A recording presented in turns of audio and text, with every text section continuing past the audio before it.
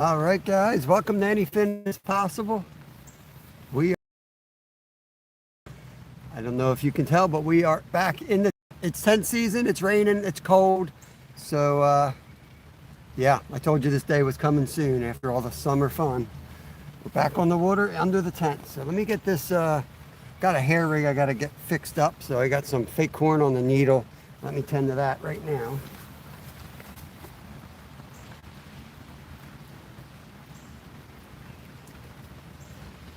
We have pre-baited a bit out there, so it might take a minute or two for them to find our baits. And I plan to throw some more corn out. I actually tried pre-baiting with chicken food. While my corn is setting up, I figured the chicken feed is fast, so I threw some of that out.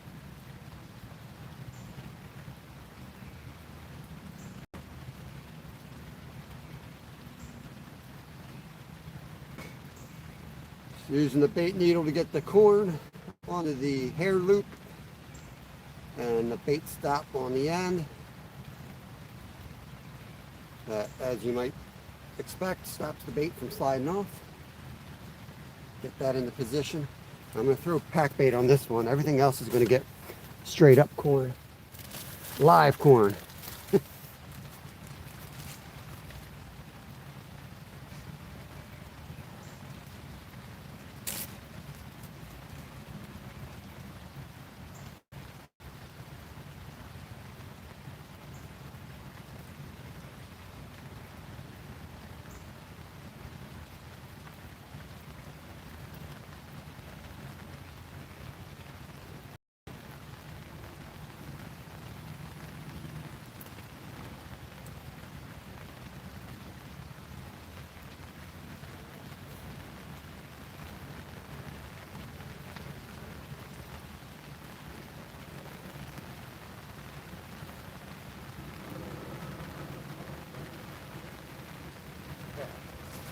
I will fix this one under the tent, stay dry for 2 seconds. It's coming down pretty good right now. There we are, Georgia Times going on. Skater. We got the rain here. Coming down, pouring down. How's everybody doing? Everybody, what do we got? Wednesday, Thursday, Friday? I think it's Wednesday. Maryland, what's going on? Good morning to you. Rise and shine. Alright, what the hell am I doing here? Get this rigged up. Hey Ron, I think you came in from, did I see you over on Len's? Is that where I saw you? Is Len still live? I think Len's down on the river trying to get a flathead before. It'd be a good day for it actually. I know he had one takedown that he missed, but it's a good day for it with this rain coming down. No rain here. It's coming, Skater. Nah, it actually looks like it's going to stay away from you.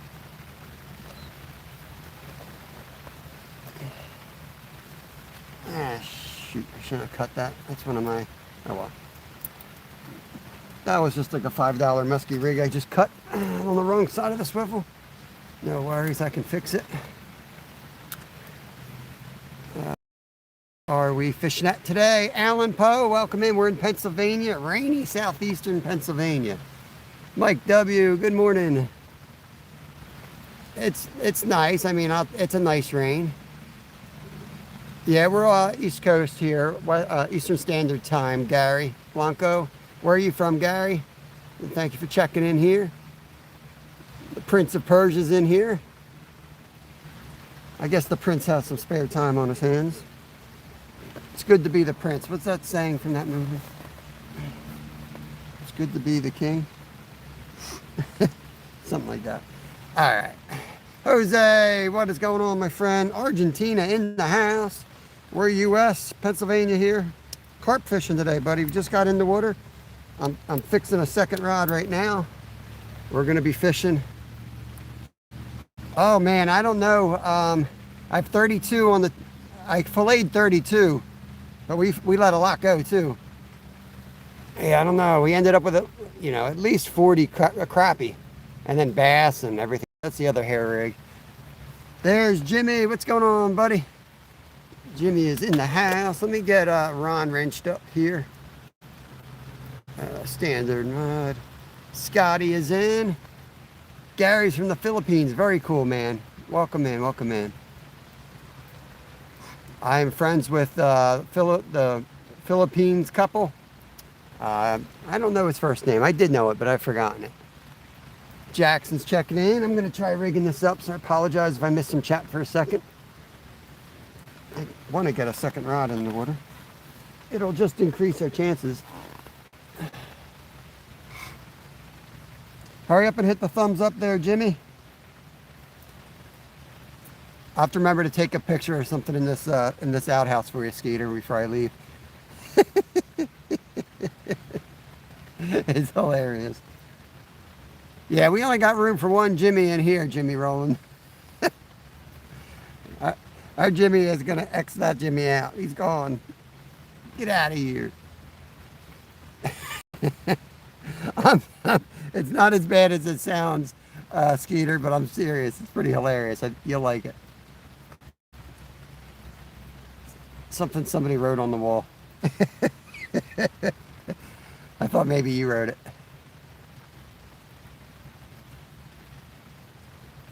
Yeah, yesterday was like a classic day of fishing for me. I loved it. 2.5 hours of nothing but one bluegill. And then we still ended up with 50 fish because that's how fishing is. You got the whole time I'm trying to figure them out, but I kind of a lot of ground, but it was a lot simpler than it looked. I literally was just going down the bank in about 10 foot of water looking for every little piece of wood that I could see and casting at it. Just took time because I was paddling my butt off to get to everywhere. And then we found the one that was loaded with fish. Karen, what's going on? Yeah, we did put a short out. Actually, it's dropping this morning for the public. Members have access already. But we cooked the skate last night. Came out pretty good. It came out pretty good. That recipe's out there. I definitely would make alterations to it next time around, which I actually note in the video. There's Subi. What's going on? I appreciate my W. I'm going to get this other rod out now. I'm going to put this one, I think, in closer.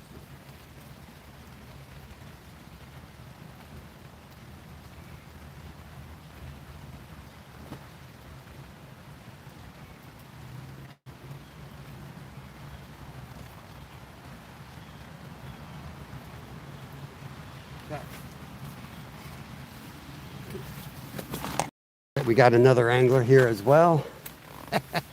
I told you guys, doesn't take long. Another angler has found their spot. Yep, we're in the tent. We are in the tent today. It is raining and not too cold. It's actually really comfortable, but you get wet on a day like today, it's going to be uncomfortable after. Yeah, the skate was awesome. I would just do the zucchini a little different. It was like too wet. I need to maybe even pre-cook it. I don't know. Or add like cornstarch. I'm going to talk to one of the cooks where I work, see what they suggest. Just good them boats didn't move in on it. It was crazy, Ron. that boat, there was 3 boats just hovering around us yesterday. And the one was being like really overly aggressive. Like I literally, every time I'd catch a fish because of the drift, I'd have to like throw my fish down in the boat just to row out of the way, or I'd be banging into his boat. It just parked right under me. It is comfortable. It is comfortable as long as you stay dry because the temps are not real warm. You know, they're in the 50s, I think.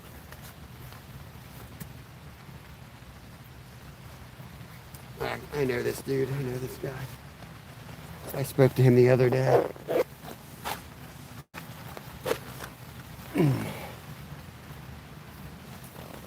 Alright, I did bring a little ultralight for later. If we're struggling.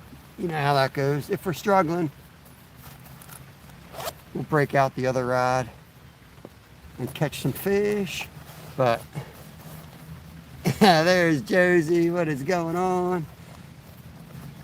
Yeah, that angle at the very end of your live, Josie, when it was dark, it was so cool watching the topwater. Go back and watch that. I know that you said the fish were on the other side. That's always the way they are. They never cooperate with the live. Kendrick's in. It looked so cool though. Like, oh, you could just barely like see, but the water, the top of the water was like capturing all the light. So the top water was just spraying. You could see it. So cool. It would have been an insane short if you would have hooked up on top water on that angle. Scotty's in. I thought Scotty was on the boat with you last night. I didn't know who was on the boat with you. I said, it doesn't sound like Scotty though. If I was there, I would have caught it. Of course, Kieran, I'm sure you would have. Nobody would have seen it because you wouldn't have done it live. You would have just talked about it. Funny, I saw a big fish last night, but I don't know, it was a bass, minnow or something. We're having fun, Kieran. Yeah, I figured it out after a while. I figured it out. I was waiting to hear Scotty's voice, but oh yeah. All right, we're out 11 minutes in, and we're going to take our time with it today. The left rod's going to stay out for like the straight hour with the pack bait. The other rod we'll play around with a little bit. I'll pack open another can of what I like to call live corn, like real canned corn, and we'll mess around with that a little bit. But we fed them pretty heavy out here, so hopefully they're in.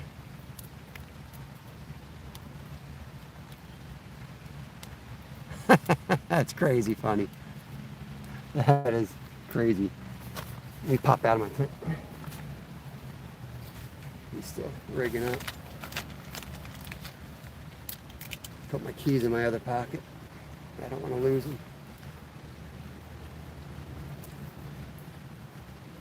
How's the picture look, guys? Picture okay? Audio okay? Audio is usually really good when I'm in the tent. At least I can make somebody's day. That's how it goes. I don't know. Cool. All right. Appreciate it, Ryan.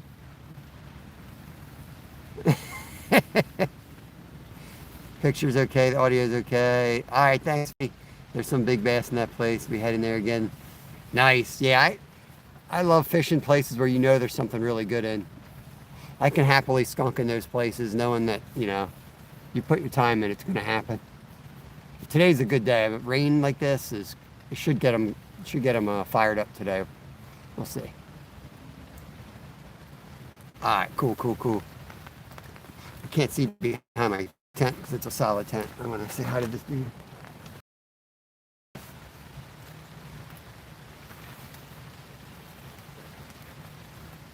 He's just going up. He already passed me. He's up going to the top hole already. All right.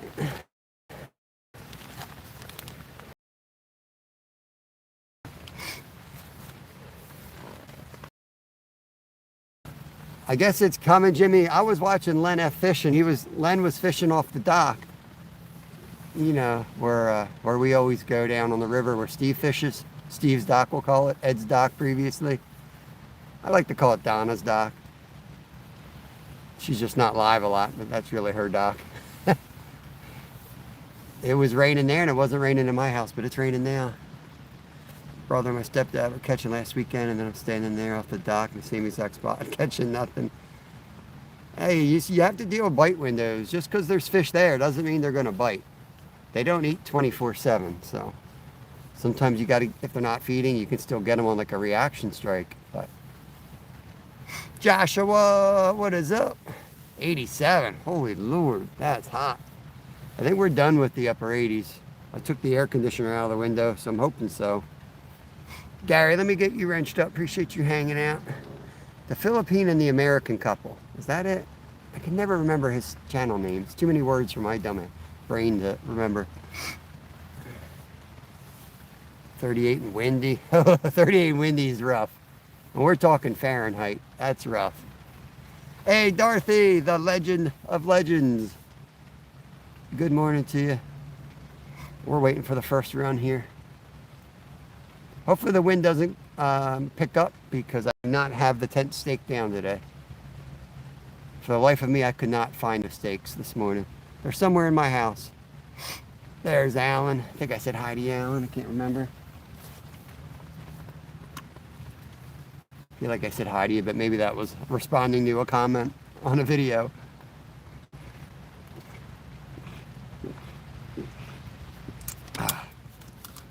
Yesterday was a long day. That's why we're sitting behind rods today. I did not realize I was live for over 5 hours. And it's an hour drive there. It's an hour drive home. You know, I had about an hour of filleting at the table with all the fish. It was a long freaking day. I had to make up bait for today. I had to go. It was a long day. It was a good day, but a long day. And I had to cook. I had to cook the skate and shoot that video. So it was a long day. So today in the tent, it's gonna be peaceful, low energy vibes. I don't know what to tell you. I might get some energy to run around when the rain cuts down, but right now we're gonna sit and relax and chat and hope for a big old carp. I have caught nothing so far, Ethan. We're 16 minutes in, and we're fishing for common carp. So it takes a little bit of time to get them fired up. I just pre-baited the area. So right now there's a lot of food out there.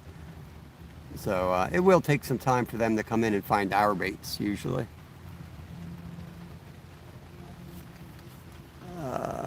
Yeah, I'm probably gonna around like 7 start my work day.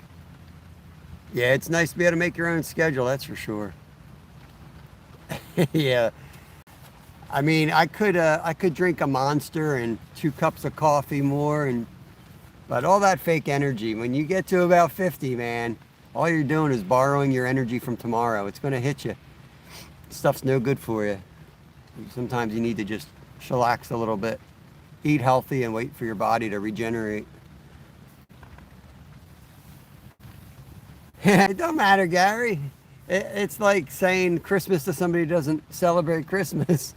You can still say, you know, Merry Christmas or Happy Hanukkah, good evening, good morning. I don't know if it means like, you know, hope you have a good morning. It's just a greeting. It's all good. I might sleep after this, so for all practical purposes, this could be my night. And I'm dead serious. I'll get all this done. I'm gonna take a nap. I gotta work tonight. Appreciate it, Ethan. Thank you for the sub. We do a little bit of everything on this channel. Yesterday we were slaying crappie from the kayak, and my arms were about to fall off. We paddled all over the place. You guys were awesome. You guys stuck it out. I said not a lot of audiences would have sat there and watched somebody not catch a thing for 2.5 hours. But we found them and we freaking slayed them. After that, it was like an hour and a half of nonstop, every cast. And we left them biting. I could have caught another 50, 60 of them. But, you know, when you start getting on them real good, you actually get to the point where you're like, all right. For me, it's finding the fish, figuring them out, and catching them. Once you're slaying them, it's like, all right, I got enough to eat. What else am I going to do here? Everybody's saying hi to each other. Ashley B, what's up? What's up? Good morning to you.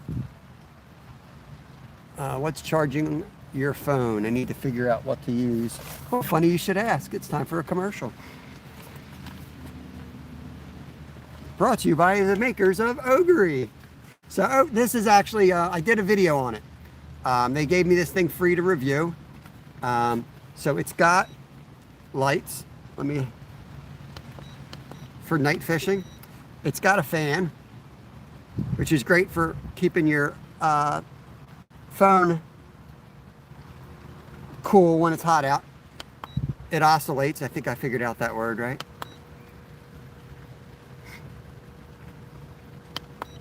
There it goes. And you can adjust this.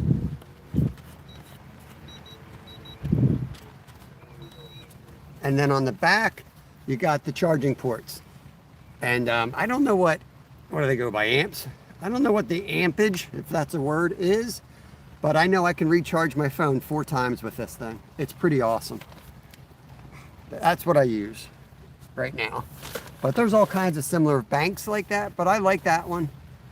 It also hangs from the tent. You can hang it, so you have a ceiling fan if you're camping. So yeah, that's it. You're at a bridge. What are you fishing for, Ethan? What kind of fish are in there?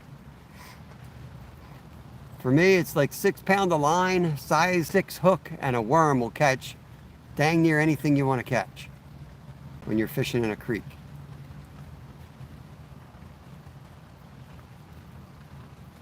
Yeah, funny, you're not wrong about that. I'm gonna head into the shop. All right, Subi, have a good day. Yeah, crappie are weird, man. Crappie are weird. Like, you gotta find them. If you find one, you found all of them usually. That's why I was like not trying. It sounded bad when I was fishing. I'm like, I'm not gonna try too hard. Because if you try too hard, you might get like one freak lone crappie. But when you find them, I mean, you find them. You'll see them flash at the water. So you're better off covering water, skip to the spots you think are likely, and just keep running and gunning until you hit them. And then once you find them, they're one of the easiest fish to catch. Like, they just slam it. Just about anything, 2 inches or smaller, they're going to slam. We're in Pennsylvania, Philip. Welcome in. Southeast Pennsylvania, United States. There you go. I'm trying to catch up. You guys are flying. More chub hunting? Yeah, man. Find yourself a catfisherman. They'll buy them off you. For sure. You want to catch giant flatheads around here, first you got to catch some creek chubs. Sunny's work too, but creek chubs are awesome. Yeah, Scotty knows. He's got one. It's so far so good. I beat the crap out of it. I think we started our channel about 4 years ago, Gary. I'm not sure. We didn't really know we had a channel at first. It was just me recording. And I had my boy was like 4 at the time, just playing around, shooting videos for basically my parents. Headlight that was used, fishing night off the dock. Yeah. You got to watch the lights and the bugs. You want to put the lights between you and the rods, the big lights. But you also want to make sure the lights flathead fishing, because lights will spook flatheads. You want to use green light, ideally. Anything but white light. 20K, 20,000 mile per hour battery. Is that a real statistic?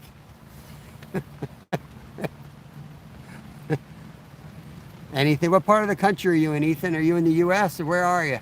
I got to know what kind of fish are in your water to begin with. But like I said, size 6 hook, 6-pound line, and an earthworm will catch dang near anything. A little bit of split shot, a little bit of weight, not too much though. Ideally, what you want to do is cast that worm out and let it bounce with the current a little bit. You want it to move naturally in the water. It'll get hit. Something will hit it. I mean, chatting. I missed that. Crappie like staying together for sure. I do, Ron. I do have an ultralight down here. I don't like casting that too early because sometimes that spooks the fish out of here. And since now I'm not using bait alarms. I'm behind the rods. I want to buy some new equipment. I do have some bite alarms. Then you got to lay them down horizontal, and it doesn't work good with the pack bait. Need a bait runner. I don't have a bait runner reel. There's a lot of things I need, but I got 2 kayaks though. Next, that I still owe money on. That's the next thing I'm buying is buying the kayaks that I already have. Then I can start getting other equipment again. Always need something. Good morning, Randy. What is going on? Not yet, Dan. Welcome in.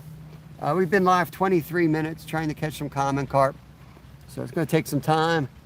There's Back Nab. Welcome in.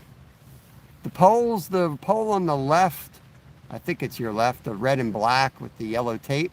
That's that old Silver Star rod. That is 40 years old. The one on the right is a Penn, and they're both Penn Pursuit reels, and they're both pretty much shot. I need all new rods. I like the rod on the left, but I need to get some bait runners to step up my game. That's what I'm saving for. Let's see, Iowa. All right.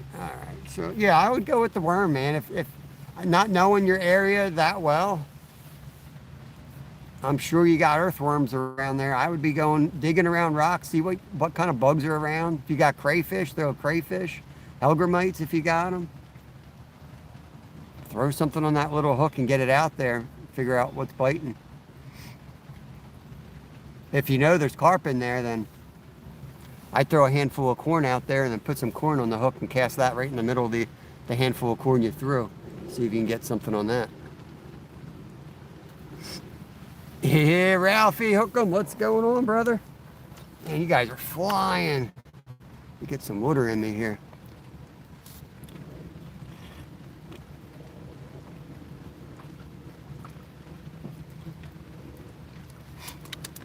Yeah, creek chubs are a fun fish to catch for sure. One of my favorite fish.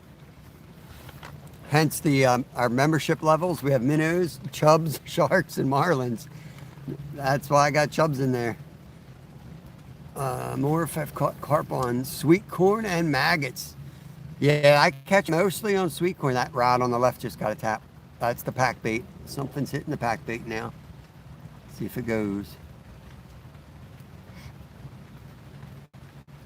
Yeah, I haven't really tried maggots. I do try mealworms, and I've caught a couple on regular worms before, just while, by accident, creek fishing for trout or something. We try, Gary. We do not like drama in here, so we shut down the drama very quickly. I think the first have already been awake. Not sure what that is. You're so right, Gary. We don't like drama.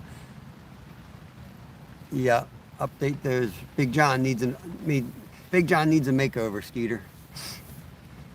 A fish for cats. I throw out a hot dog. And hot dog works, man. You just got to be careful. If you throw a hot dog out there, you might catch Skeeter. Go out and recast. No, not yet, buddy. No. It takes a while, man. You got to know the fish that you're fishing for. I've watched these carp for many years, and they come in, they can be extremely skittish. The only thing you're going to do by recasting is scare any carp out of the area. You want to take your time. You want to leave them for the minimum 30 minutes, all the way up to about an hour. And in the wintertime, I'll leave them out there 2 hours sometimes. Because if they're not hungry and you're casting pack bait, all you're doing is putting more and more food out there and lessening the chances that you're actually going to catch anything, because now there's so much bait in the water and only one hook. So you have to read the fish. If they're feeding actively, like spring and fall, and they're feeding, you see the bubbles, then you can go 30 minutes and load them up knowing that you're going to catch. But no, today I haven't seen any signs of it moving yet. And we threw a lot of bait out there already. The last thing we need to do is put more bait in the water. So we're going to just kind of go out and take her easy. Bred and really extremely mature cheddar work well for chubs too. Interesting. I usually catch chubs on trout magnets with Berkeley power worms. That's what I tend to target them. That's like my creek setup, little 1/64 ounce jig, and either live worm, mealworm, or a Berkeley fake power worm. Usually gets the job done. Sometimes I'll put a little bobber on there as well, depending if it's current and snaggy. All right, Gary, get some rest.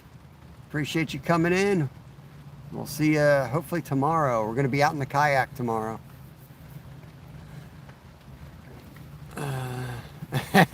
Awesome. That's awesome music. This isn't a lake though, but I'm looking forward to seeing the crocodile. I like crocodile, tastes like chicken. He's more than welcome to come hang out here, but it's a little too cold for him, so he's probably going to be sleeping in the mud. We're in the 50s with wet rain. I don't think this is croc weather. There he is, 365 on the hunt. What is going on?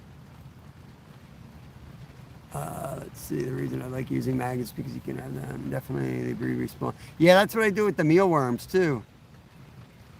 I've got a mix of 50-50 oats and chicken feed in a 80-gallon aquarium in the basement.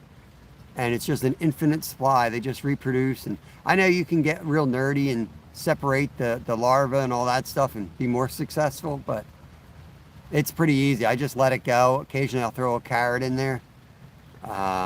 Or a potato, and they tear it up and they get all the water they need from the carrots, and they reproduce, and you got beetles, you got the larvae. It's like an infinite supply of bait. I only fished this spot twice. We've caught 4 carp. The biggest I think was 17 pounds. Chubs eat anything. Yeah, pretty much, pretty much. I don't know what you mean by extremely mature cheddar, but if that sounds good, I think I'll eat that. You might be breaking one of our rules here. Don't use bait that tastes better than what you're trying to catch. Super Fork 70, what is going on? No, Ethan, we're fishing off the bottom. So a hair rig. Let's see if I got one. Pack bait, method feeder. All right, so we got this on basically. That's the weight, and you put the pack bait, right? Here's the pack bait. You take that handful of that and you pack it onto here. And then I'll show you all the hook basically using here if I can get it untangled. Just give me a second.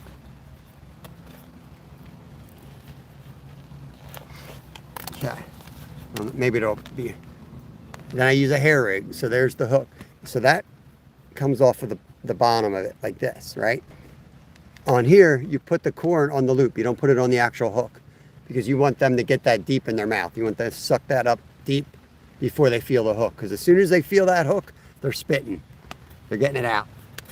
And you have a higher chance of hooking a carp with that setup rather than putting corn on the actual hook. That's kind of the idea. So yeah, you're coming off the bottom. The corn floats, the fake corn floats, so you're up just a couple inches from the bottom. With the current, because this is a creek and you got wind, we typically fish off the bottom for carp here. Frog tastes like chicken, absolutely.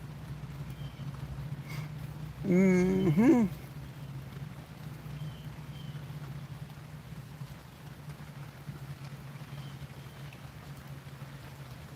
Infinite mealworm glitch.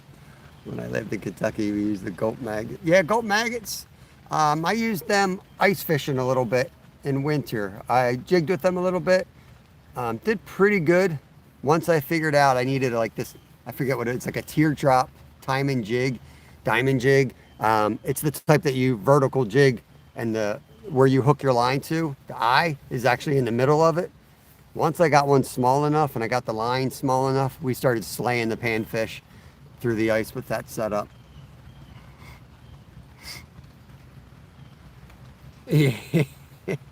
Oh my God, I'm so far behind. There's Mandy's Candy. Good morning, good morning.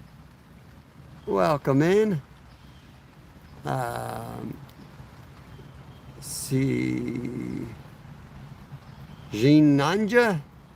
Jinanja. I'm not sure how to pronounce that. I'm sorry if I'm butchering it. Welcome into the channel. It's cooking. That's a cool looking weight. We just use metal eggs and tiny hot cross buns. Interesting. World record skeeter fish. I used the infinite glitch of cricket for bait. Yeah, crickets are great bait. That's one of the most underrated baits. Crickets, tough to keep on the hook, but man, those like spastic actions that they make in the water will trigger just any fish. We got 32 awesome people in here. Appreciate it, guys. Don't forget to hit the thumbs up. There we go, right on the left, guys. Another hit, another hit.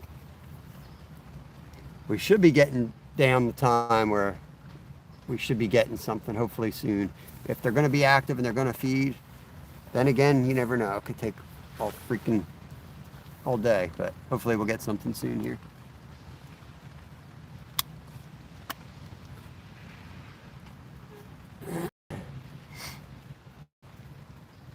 I caught some nice bass on crickets before. Yep. That's some of my favorite fishing to do. Go walk around. You have no politics in here. No politics or religion. We don't discuss that stuff in here. And don't even bother talking about the news because you know I didn't watch it. You're welcome to hang out. We just don't. I don't even know. I think that dude's a boxer. I don't even know.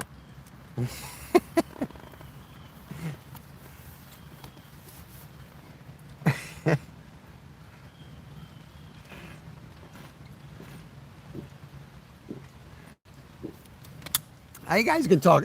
It's not. I just want to skip politics. and religion, because that's going to start getting into stuff real quick. You guys are, you can talk social media and all that stuff. I don't care. That stuff's fine.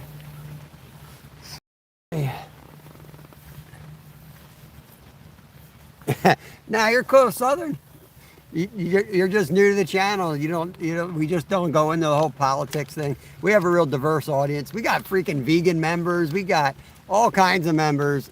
And all we do here is we hang out, get along, and fish. So we don't need to be getting in on things that we all disagree on. That's all. If they had a problem, they would have blocked you or whatever. They just removed it. Whoa, whoa, whoa. There was a carp right there on our left. One just rolled in here, guys. Here we go. Here we go. Yo, Steve-O, man. What's going on, buddy? That was a nice carp. It just rolled 10 feet off the bank. All right, pond in front. Grasshopper, crickets. Heck yeah. We're in southeast Pennsylvania there, Chase. I don't give out the actual locations to the spots, except to our members. Yeah, we got the tent up. We got the tent up today, Steve. It's a little chilly to be getting wet, so figured we'd just put the tent up. Why not? Better to set it up now than when it's 0 degrees out here. Set it up, make sure it's working. Which I'm glad I did, because I forgot the stakes. I need to get the stakes and put it in with the bag. Yeah, let me get more Frenched up. Yeah, the rain is, it's needed here too. The last rain didn't do anything, just soaked into the soil. We're a few feet low, so I'm hoping that this gets them fired up, gets them out of their hiding spots. Catch and cook carp. I would not be opposed to that, Jimmy. I would not be opposed to a little catch and cook carp. We've eaten them before, and we'd eat them again. I think there's actually grills in this little park here. I would not be opposed if we caught a small one of cooking them up sometime. Oh man, what's the schedule for you today, Steve? What are you up to? You gonna head out on the river? I think Len's down there. Flathead fishing. He missed one. He got distracted by chat and his rod went and he missed it. Took him into the, well, he got it, but took him into the trees. Took him into Larry's tree, couldn't get him out.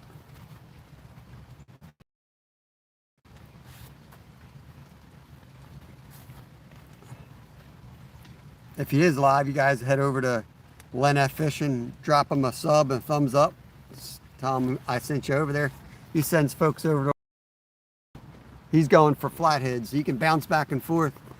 There's no flatheads in here.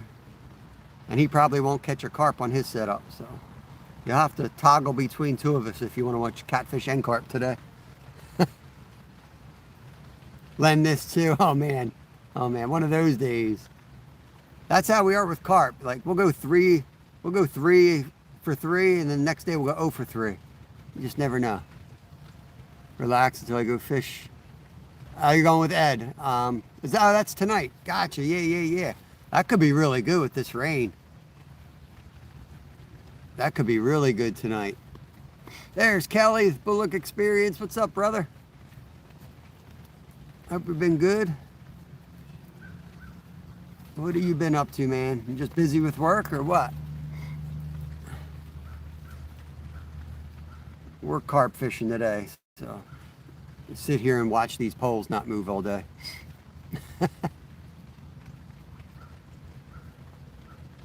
Skeeter's going live around 1 p.m. He's got the hot dogs marinating. Busy with work and life. Oh, right on the left. I hear you, buddy. I hear you.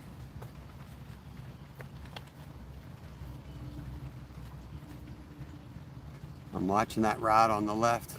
It's been tapped a couple times now. We may have thrown too much food out here, so. But with a day like today and the rain coming down, it'll get eaten. Something will be out and about. Dave Garcher, Dam's Fish On. What's up, brother? Good to see you. Just waking up? You've been up. It's early out there, ain't it? You're an hour behind us, I think. Yeah, thanks, Dan. I'm gonna try not to fall asleep in my tent today.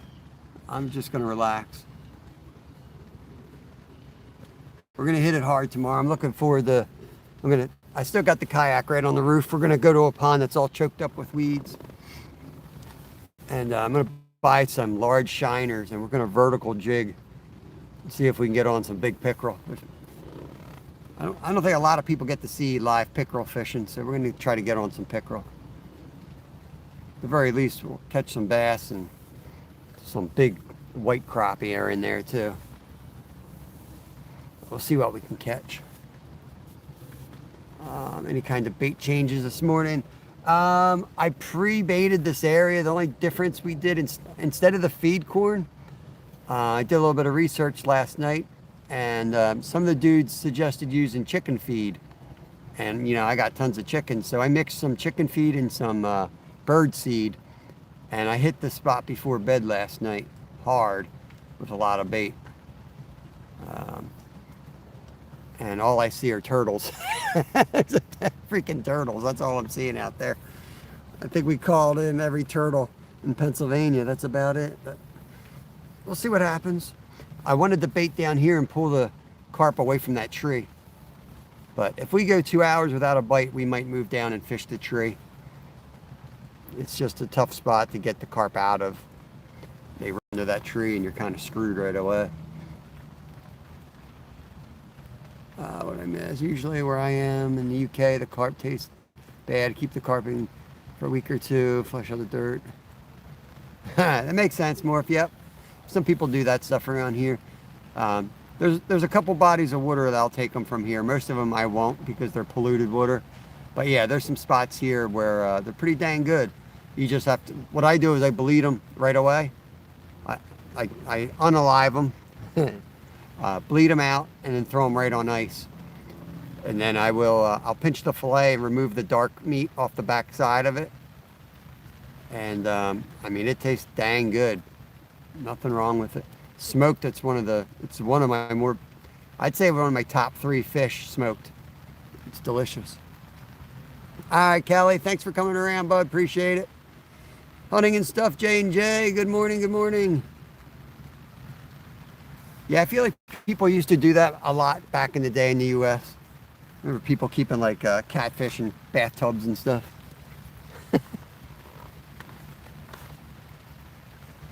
You just have to remember though that like doing that stuff and soaking them in salt water, it doesn't remove chemicals. I hear a lot of people saying, oh, you're worried about pollution. No, just put them in salt water. No, it'll improve the taste, but it does not remove mercury. It does not remove any chemical or, pollution that has worked itself into that fish. The only thing you can do there is not eat the belly meat because those chemicals, especially mercury, largely go down into the belly meat of fish. That's where it is. That's why I don't, even with salmon, I just skip the belly meat usually, even though it's delicious. Yo, North Storm, what's going on? We got the rain coming. Ain't raining in here, Dan. No rain in here. It's kind of nice. It's still shorts weather in the, might have to fire the heater up, but it's still shorts weather. I'm not giving up on my shorts yet. I'll have my Mr. Buddy heater out here before I go to long pants. It's only supposed to be a quick shower, but I'll tell you what, this is looking like a steady rain here. We'll see what happens. We've been fishing 44 minutes. We'll give it another 15 and then we're going to recast here.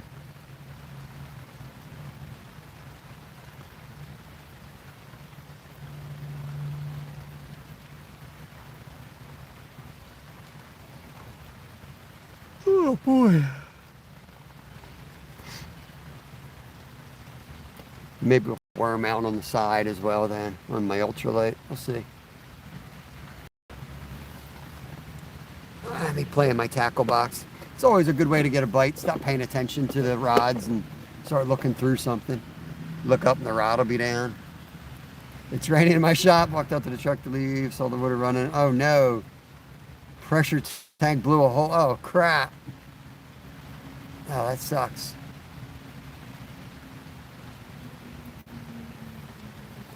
Yeah, for sure. Like the cover bait, you know, gets them into an area if they're not in that area already. But mostly, you know, in my research, it kind of holds them to the area. So when you start casting around, they've got a reason to come back because they're definitely going to be scared away. When you know, you set up and you start throwing a bunch of crap out there, they're skittish. And I think it increases your chance of catching multiple fish. Plus, it kind of keeps the guard down because there's a lot of food around. And they're more likely to hook up when they got peer pressure. Ginger Perrin, welcome in. Yo! Let me go in here, see what we got going on. Some big old circle hooks. Some flies. Some crap that I've been looking for. Couldn't find. There it is.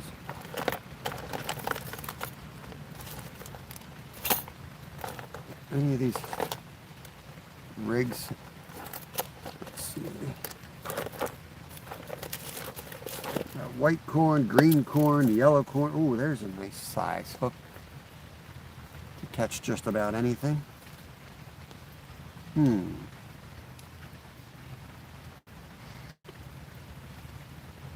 There, nice little hook there. That might work for just about anything on the ultralight. Or something else down. Maybe I'll throw that out. We fish for carp differently in the UK. Yeah, we do that style as well. Depends on the spot. If we're using like a little pond or something, I'll do the horizontal with the bite alarms. But when we're fishing in creeks and running water for wild carp with structure, this setup just works a lot better. It stops them. You can't let them take it. You gotta horse them in, or they'll just run you around a tree and the fight's over. And catching like, you know, 40 pounders out here that you can't stop them. And we usually only catch, you know, 15 to 25 pounders, but there's big ones out here, and if you hook one, you want to land it. So, but I do want to get a nice bait runner set up where I can, I want to get one of the stands that hold the rod, so when the rod vibrates, it goes off. I've got the bite alarms that fix to the actual rods.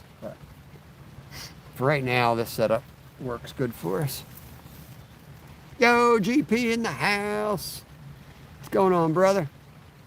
F4 season. Good morning, bro. You had me thinking about pizza all night. Talking about pizza last night on your chat. Now you got me hungry for pizza. Nice thick Sicilian slice. Oh yeah. Especially a rainy day like this. Nice hot slice of crispy pizza. Sounds good. Ed, what's going on, brother? Good morning to you. I'm gonna recast in about 12 minutes. I know what you mean though, man. There's nothing better than a good slice. I don't know what it is. It's just people that have never had really good pizza have no idea what we're talking about. There's a lot of crappy things about living around here, but the pizza ain't one of them. Ken Big, what's up? What's up?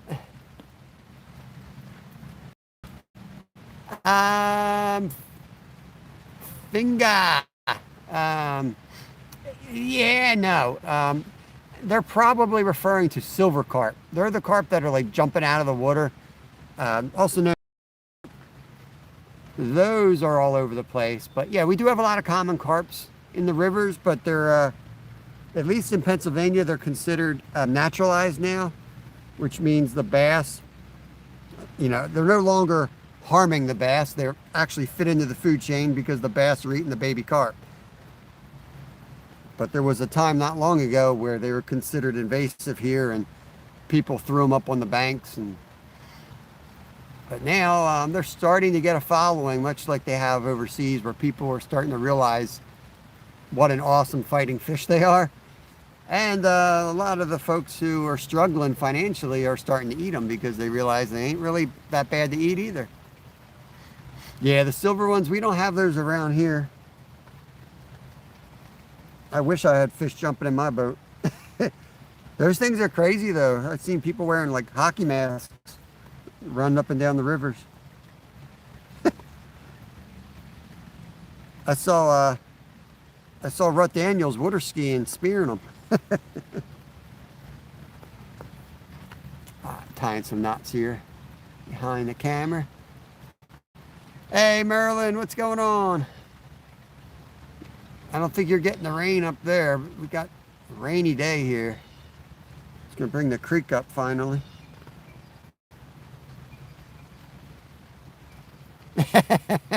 Yeah, I just reminded me. I still haven't fished.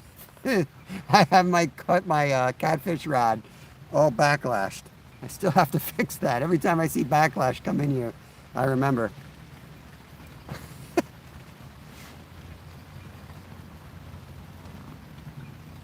Raining here, but going to be stronger later on. I think it's supposed to clear here.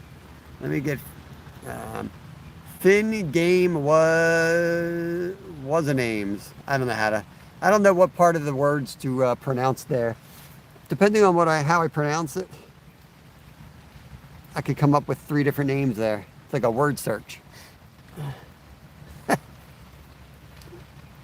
Noticed the water was jumping when I came in. Yeah, we're in a tent. We are set up in the tent today to try to stay dry. It's like 50, so it's, you know, a little uncomfortably if you're getting soaked. And, you know, with the camera, it gets all sensitive when you're recharging it in the rain. So it's better to keep the phone dry at least. I got a raincoat I could put on and manage all right. We might get out on the water and move around a little bit. Yeah, you're very useful like that, Backlash. JB, what's going on, brother? Fingy, all right, Fingy it is. I can remember that. There's a woodpecker right down the creek. No rain here, 87. I got that weather report already. You must be near Josie. Missouri. That sounds like Missouri weather. I think that is where you are. I already got Missouri's forecast, but thank you.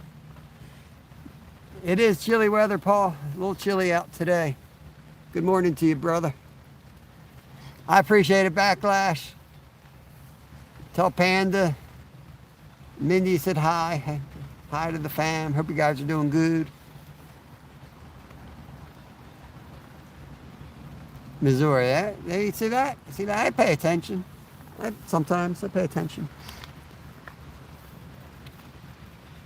That's where Scotty lives, and that's where Josie lives. Two people that hang out in my chat. I don't know if you know either one of them. Maybe you bump into them. I don't know how far apart you guys are.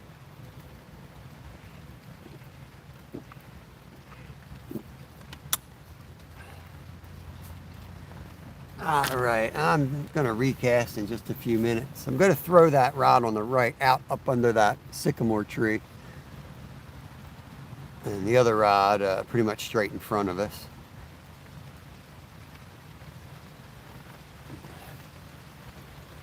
Tomorrow's Mindy's birthday. I have to drop in car confessions. Let me take a screenshot of this so I remember.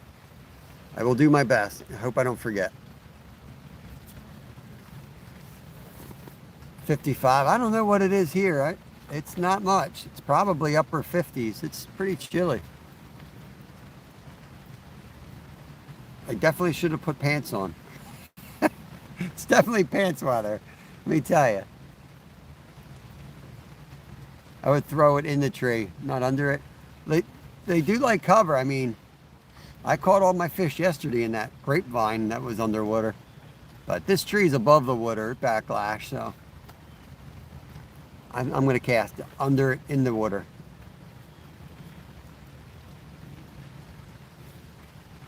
Did I miss Wildress?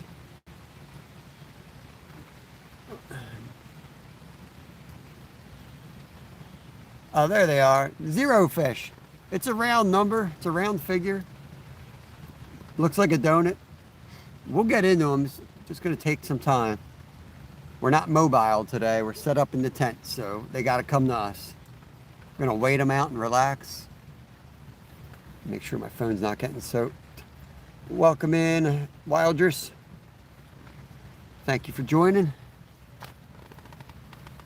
Stuck on hair rigs or bait. Hair rigs.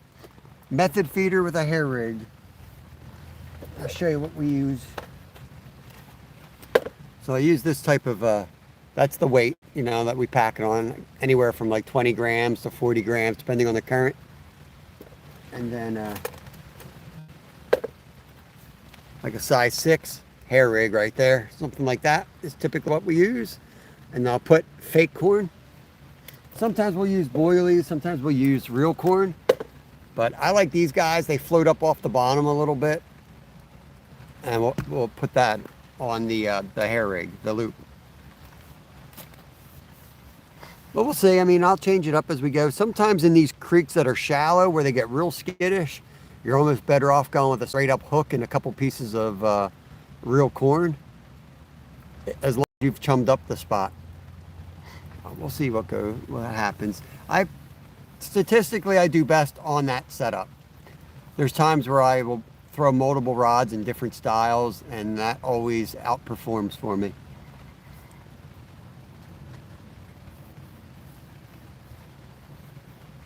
Backlash, I'm right there with you, man. I've only had 6 hours of sleep in the last 10 hours. No, I'm just messing with you. Paul, what's going on, brother? You need to sleep. You can't go fishing with that lack of sleep there. You better rest up. Mindy's birthday, you can't be all zombie-ish tomorrow. You better get some sleep. Let's see, we got Ken Big. Yeah, I don't know why you stuck at 420. Have you been going live? Maybe they're doing that sweep thing. I know once in a while the channels just go backwards. It seems like a monthly update that they do. My channel always slows down like when we're ready to hit like a milestone. Like if we're gonna hit 2,000 subs or 3,000 subs, we'll be gaining 30, 40 subs a day, and then all of a sudden we won't get anywhere for like a week. I don't know. Do you test the rig in a tank? The corn would be floating too much. It doesn't float. Yeah, I have videos on it. I even have time lapse on there to see how long it takes different baits to break up. This one takes 15 minutes to break up. Why I like this is the jello immediately clouds and they're set in the water immediately. The breadcrumb lays down next, and then the corn drops right around it. I mean, it looks absolutely perfect on a pond. Now in the river, you got that, you know, jello heading down river right away. But still, you know, I even use it sometimes catfishing. I'll cast that above my other lines, and I'll use it like a chum slick out there. But the other baits, just like they don't break down. Like the Wheaties doesn't break down enough, in my personal opinion. It just sits out there like a block. It's, you know, sometimes, for the most part, I like this setup. It's the easiest to make too. Everything is shelf stable. I can have a box of jello and a can of corn and panko breadcrumbs sitting there for 5 years and pull it off my shelf, throw it in a bucket, mix it up, and be fishing in 15 minutes.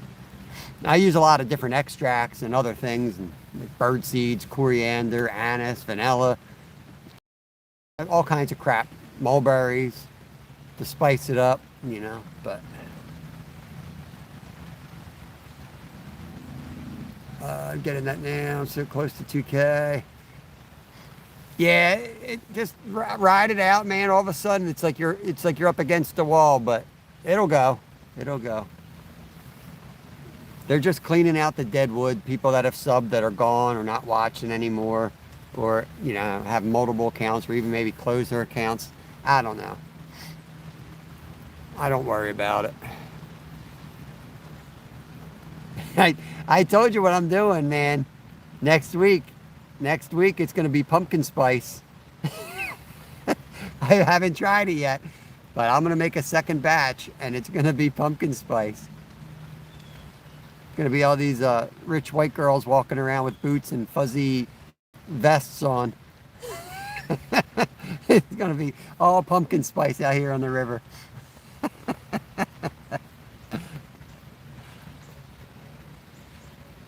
Yeah, it looks good, man. I like the rain coming down, Paul. I'm hoping to get some fired up today. We'll see what happens.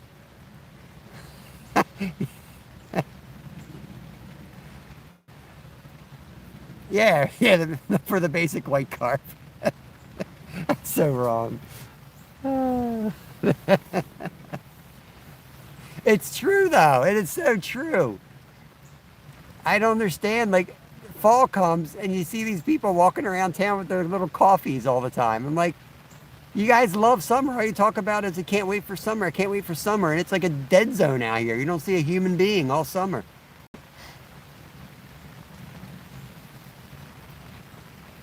Uh, Lulagi. Gosh, man, you guys are making me work for these pronunciations. Welcome in, welcome in. Hope you're having a good day. Everybody comes in and knows Dorothy. She's like, I think she might be the most famous person on YouTube. I think we got a carp right here.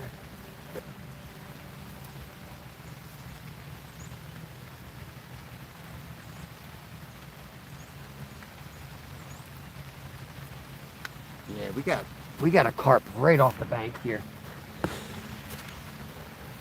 Right off the bank. I don't know what else would be turned up the dirt that much. The line of dirt coming down. So something's in here feeding. Big mama carp. Nice 365. I appreciate you, brother. Bells on the lines. Nice. There's times like if I wasn't live, man, I'll tell you, we do have a hand line. And when I'm out with little fins, a lot of times I'll rig that thing up on the kayak and just drag that out the back with like a sunfish on it. Just, for a muskie or something huge. But then I got like gloves back there. Like, I don't know how it's gonna work if I ever hook up. I've hand lined a couple fish, but I haven't hand lined anything over 20 pounds before. Probably get all torn up. Lose a finger. Hey, Alice Adams. Hope you're having a great day. Welcome in. Thanks for joining. We're due to recast. Every time it's like time to recast, then I see action that makes me hesitate. But let's stick to the schedule. Let's get out there.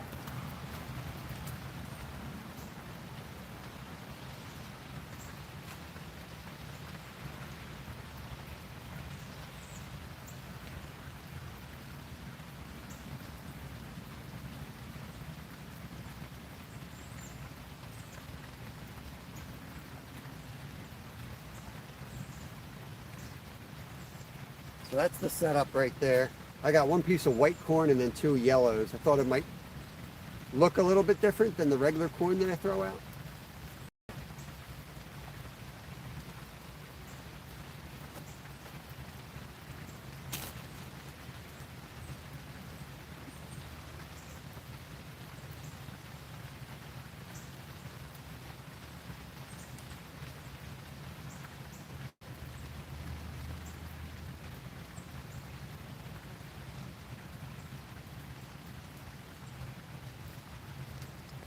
So that's the pack basically, just like that. I stick the hook back into the pack and that fake corn will float and hover just above this.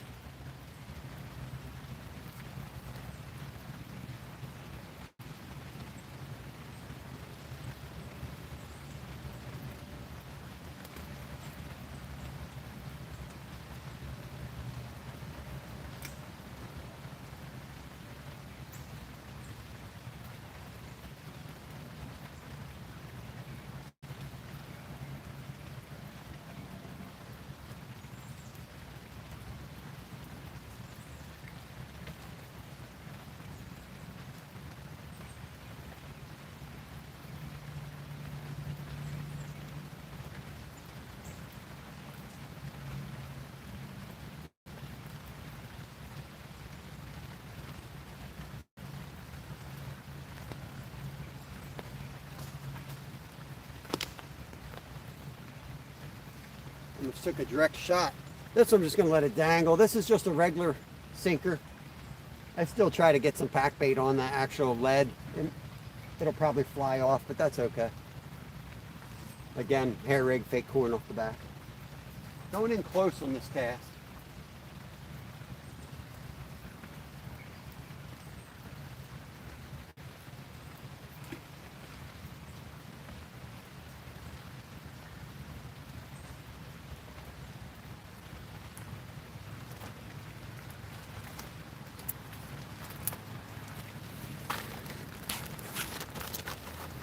Yeah, I definitely see some carp out there now. I can see some like trails of dirt in the water, so they're eating too. So hopefully we will be getting something soon.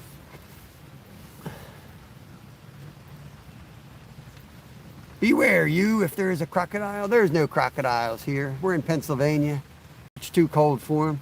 There was one alligator, but somebody caught him, and he was just somebody's pet that they turned loose.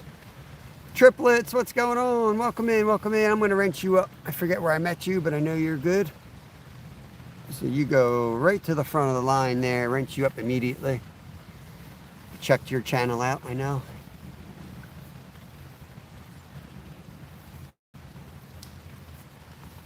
Oh, boy. Trying, Lee, we're trying. Like I said, we're just going to sit back and relax today and let them come to us and be a nice ASMR stream, but without this annoying guy talking all the time.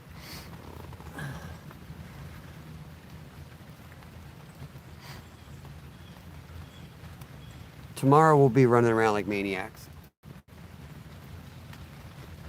I hope the fish are biting. The lake we're going to is not real big. I don't know if I can kill 4 hours in that spot. Probably can though, because there's a creek and you know how I am. We'll drag that kayak up the creek, so. 4 hours goes fast when you're out in a kayak. Half the time we'll be stuck in a tree somewhere. Yo, Randy Jones, what is up? Fishing, not catching. Yeah, fishing in the rain is pretty much my favorite thing to do, except for maybe fishing in the snow. I love fishing in the snow.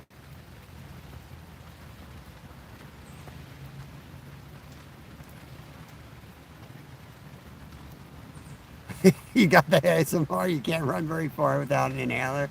I think that's asthma. I don't know.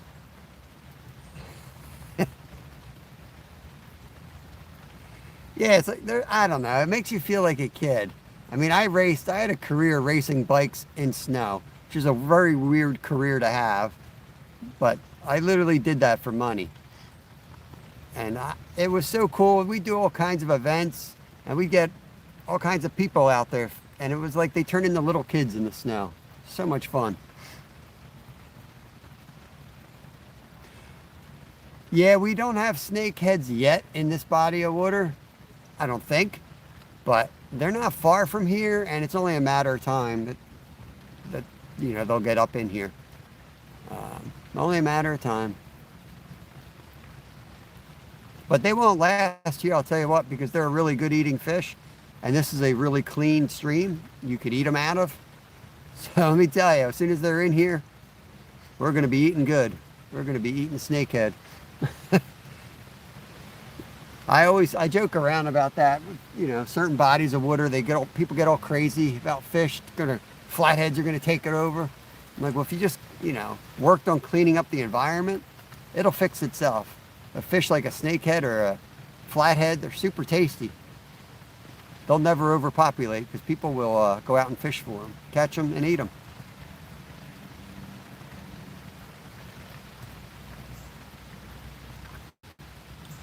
Corso Blanco, welcome in. Good to see you. Good to see you. Oh, I might have to go to the car and get a blanket. I should have put pants on. I don't know why I wore shorts. Oh, yeah. You are welcome, Triplets Fishing. I want to check out your channel a little bit more. I watched a couple videos and watched a couple clips that looked pretty cool. My kind of fishing. Really catching and cooking. Let's get geeked up, twin. What did I can't even read that font? Uh, um, Mexican something. Welcome in, welcome in. It's hard enough to see. It's so small. Elfish. What's going on, brother? Welcome in, welcome in. Oh, let me stand out. I don't like having my back in a tent. I feel like somebody's sneaking up on me. About to get whacked. We're gonna get whacked out here. Put my raincoat back on. Need another layer. Get my dampness out. Don't want to spook the fish though. I'm gonna stay back here.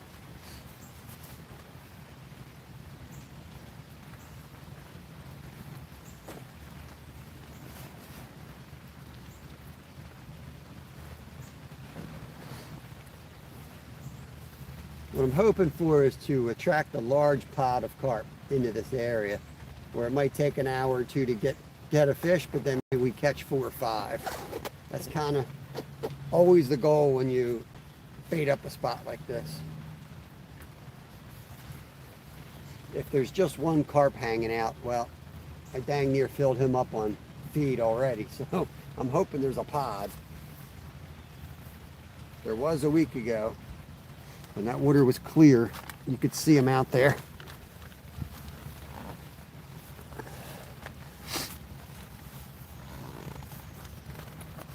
Hey, Legendary Princess, good morning. Hope you have a wonderful day. Thanks for stopping in. Hope you guys are doing good. Back to school and all that fun stuff. My boys are both in school today. My older son was already sick. Missed the first day yesterday already. Everybody's sick in his school again. Ridiculous. Short guys, what's up? What's up? I almost missed you. Slipped in when I was seeing if anybody was sneaking up on me. It's a paranoia I have. I'm in a tent. I need to make a window. I don't have the skills, but I need to put a window back here. I always think somebody's sneaking up on me. Hate it. Probably put my back to the water somehow. I don't know.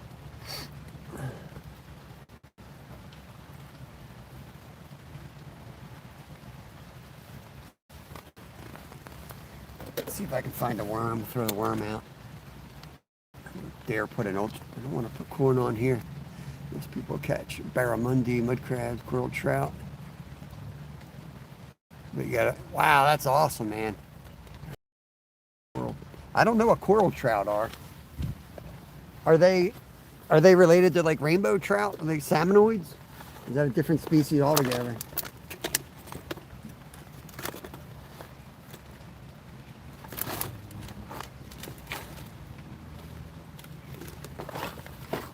Do I have any more? I don't know if I have any worms.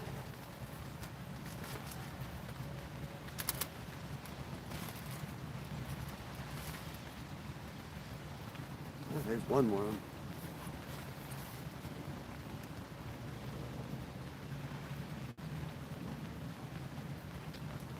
See if I can find a couple worms.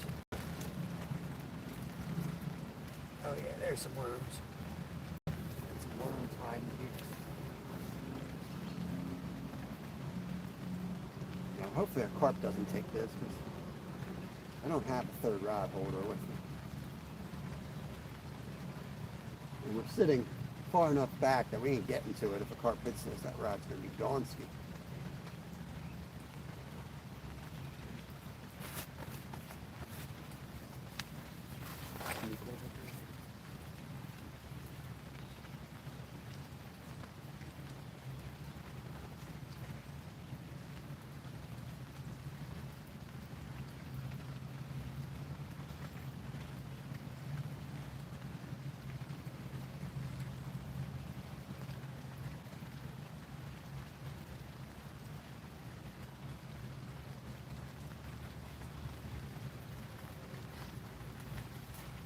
Keep in mind, it's an $18. It's an $18.88 combo from Walmart. So that's the one we play around with. If that thing gets yeeted into the water, so be it. Technically a leopard coral grouper but they're locally called coral trout. I got you. Yeah, I know. Fish are crazy, man. Everyone calls them 50 different things. I don't know what it is about fish. I don't think they do that with other animals. But everybody calls fish something else. Nobody uses the scientific names. Hey, Betty, welcome in. Hope you're doing good. Let me get trolley wrenched up here. Welcome to the channel.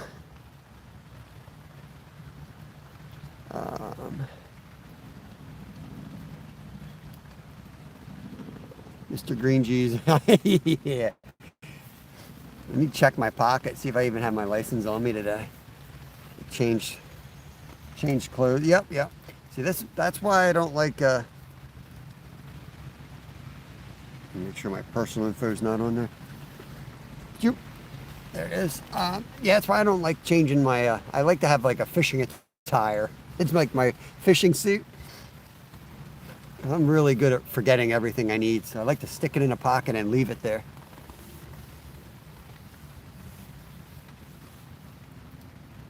Well, if I could legally back my car up, that would be pretty cool here. I could do it physically. It's a great spot to back up to, but I don't think the park would appreciate that. It's a little local park. It's a big creek, but local park, and a lot of times there are fish in those areas because they build it up for the public, so they put boulders in, make it look nice, and that actually creates a nice spot for fish to congregate. In this case, there's a dam not far from here, so that's the attraction. Yeah, mountain lions, leopards, Nittany lion. Yeah, you're right.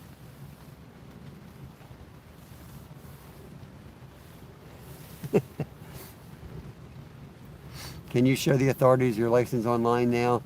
I don't know, Stevie. Some you can. But I got in trouble one time. I didn't have it with me, and I was live, so it's not like I can show them a picture. They can look it up, but this officer was cranky and said that it's my obligation to be able to show it to them, and if they don't have internet access, then that's on me. And we did not have internet access up there, so I had to shut down my live and show them the picture of it, and they still said that I physically have to have it on me, but I've read otherwise, so I don't know. I mean, they should be able to take your date of birth and social. I've had that happen many times, and they're totally fine with it. That was just a cantankerous officer. Right, yeah, a lot of states, like I know South Carolina and Florida, I never had a physical license. It was just on their website. And it's awesome. You actually have an app. The app shows you all the legal sizes. Yeah, it was really useful. I used it when I fished South Carolina and Florida.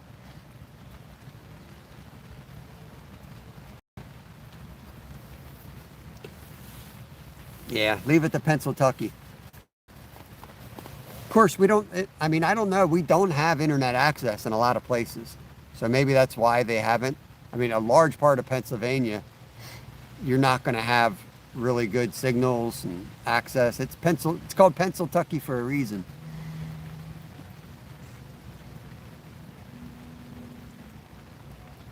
Yeah, that's nice, Stevie.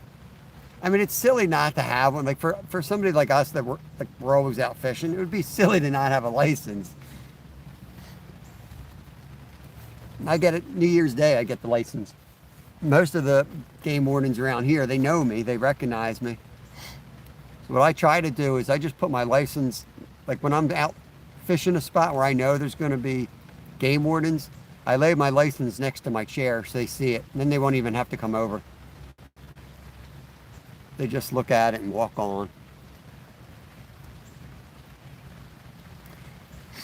I don't display it, Paul. A while back there was issues with that because your information's on that.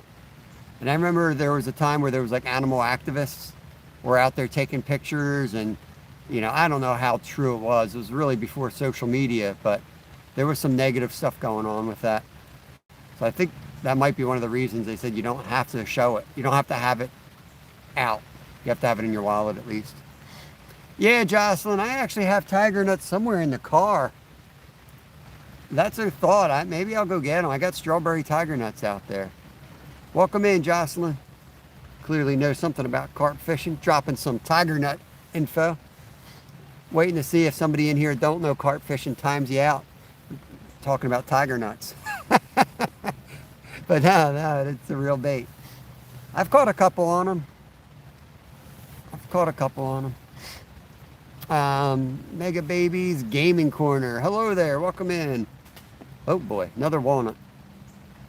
I've made things interesting. I set up under a walnut tree, so if the fish aren't biting, just know there's a chance I'll get knocked out midstream here, just to make it fun.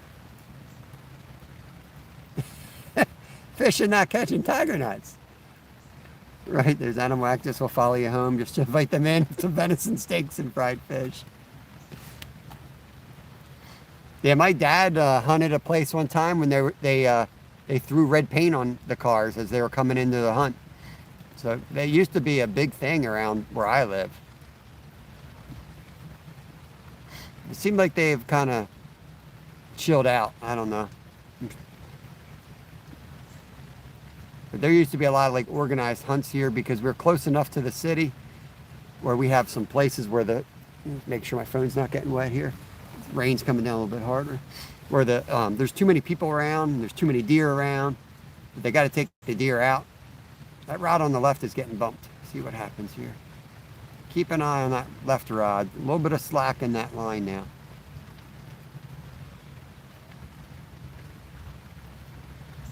Really hard when you see them live. Not to troll them, most of them look like skeletons.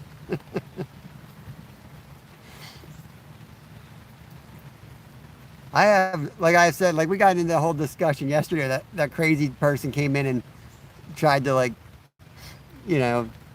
talk trash on vegans, and try to. It was like such a silly conversation. Their left rod just got pulled again. And it was like, I respect vegetarians. Anyone that walks the walk, I respect that a lot. Just don't go preaching it to everybody else. I'm not up for that. But the worst thing I can't stand, somebody's against hunting, against fishing, but they go and buy meat. That's like, that drives me up a wall. That's like my pet peeve, man. Hypocrisy in general. Nice pull right there. That rod might go, guys. Left rod. Sean joining us right in the nick of time here. We're getting our first taps of the day here. Hopefully it's not Cecil the turtle. You talk trash on everyone, equality. Pretty much. Especially the white girls with the pumpkin spice lattes.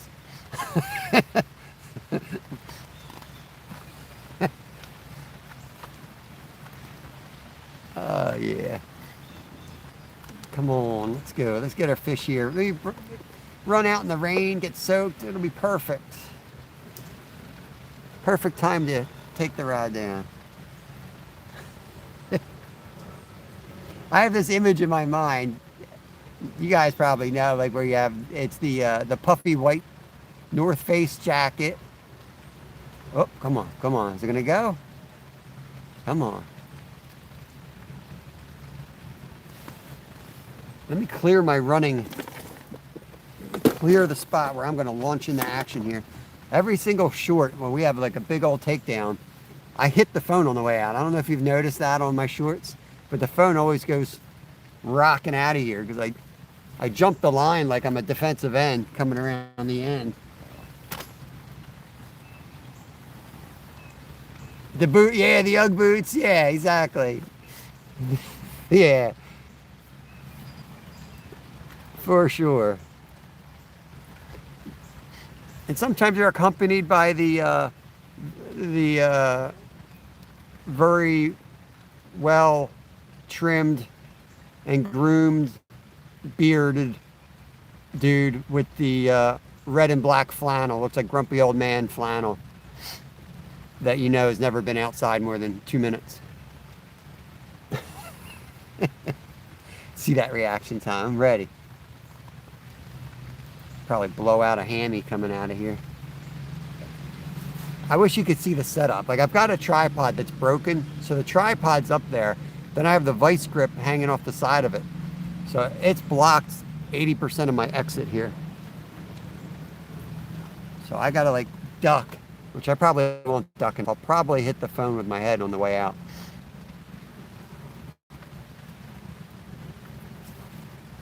I literally have to go into a 3-point stance to get out of here.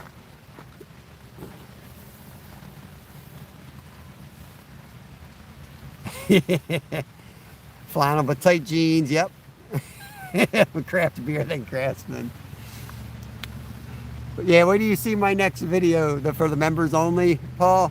When we were up at Cherry Springs, I had the, you'd be proud, I had the Pennsylvania tuxedo on the entire trip. And I kept thinking of you. I kept thinking of you and I was wearing it and I was cracking myself up.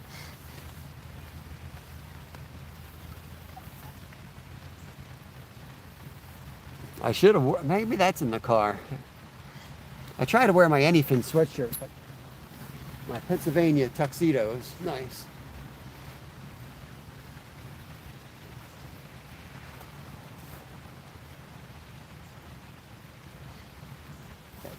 Two other guys out there now. Two more fishermen here on a rainy day. That's weird.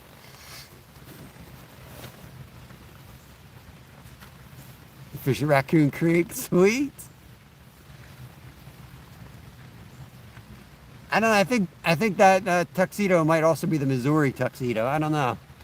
When they finally do get cooler weather, I could see GP in a flannel coat.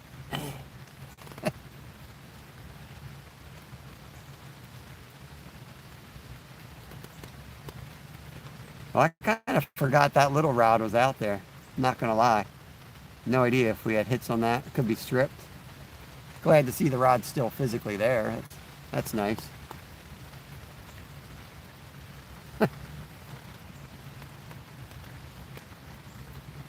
Awesome, Dorothy. Enjoy. Hopefully it's a little bit nicer there than it is here.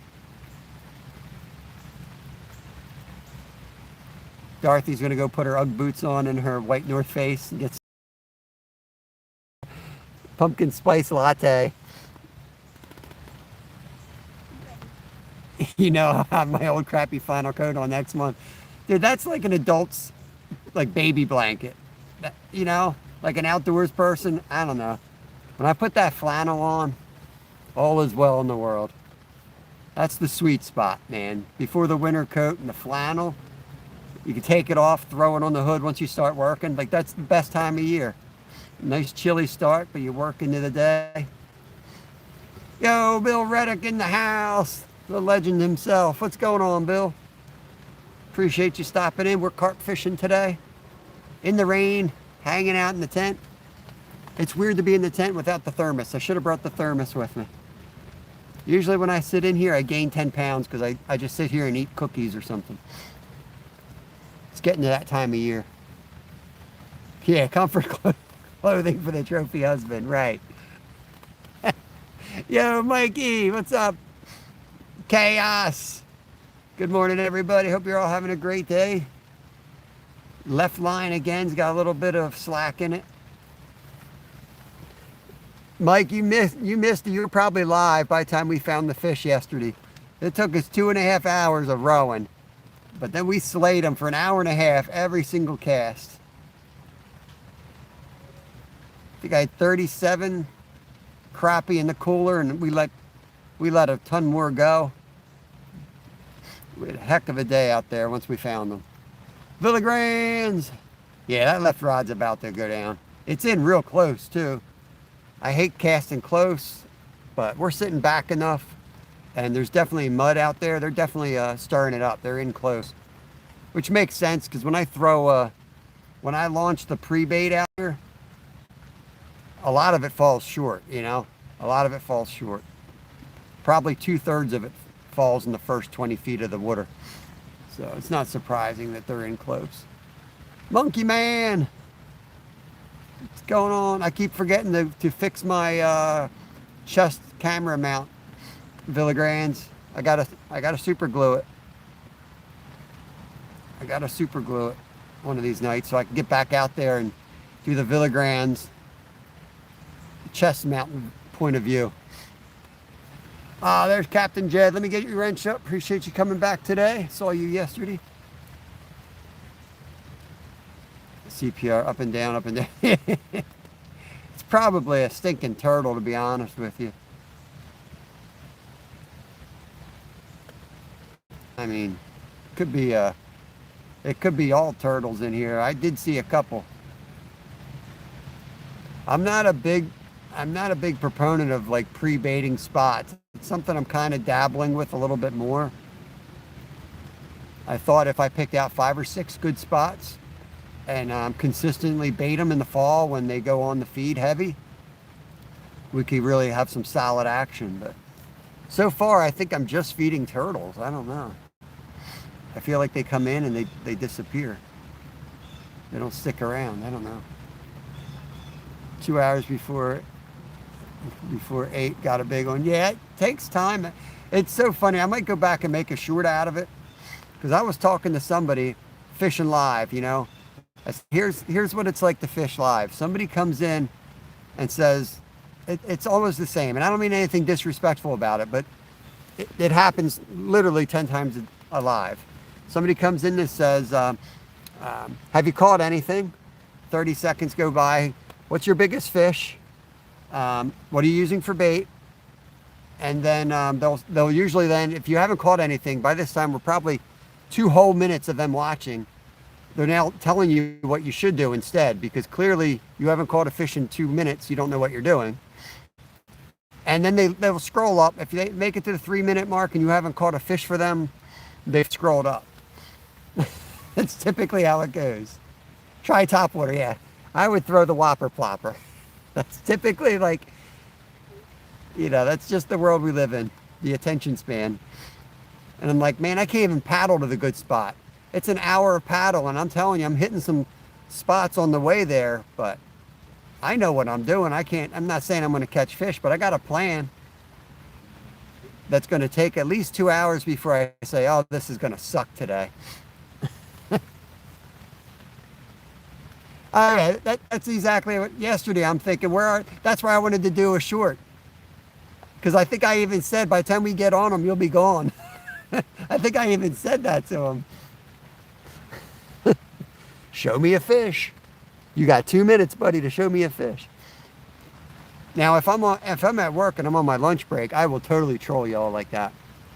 I'll come into Mike's live and I'll be like, Mike, you got 8 minutes to catch a fish. I'm on my lunch. Hurry up. But you know, we're just messing around with y'all. Yeah, then they'll tell you that bass ain't even a pound too. Put bubble gum on the hook. That will catch them. Yeah. Yeah. Have you tried bubble gum? That's what I use.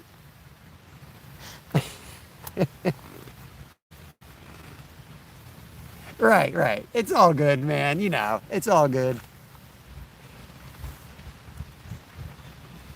Hey, Cyprian, appreciate that. Hey, hopefully we'll be able to put a fish in this view for you soon. We're trying. Mixed vlog. Good to see you this morning. Hope you're doing good. I'll tell you what, man, I almost didn't bring the tent because I thought it was just going to be a real quick passing shower. I'm pretty tough, but I think I would have cracked out there in this. It's pretty cool. I think the temps are dropping. There we go. Left rod. Come on. Come on. Don't do that to me now. Take that sucker down. Laura is lurking. Good morning to you, Laura. Hope you're having a fantastic morning.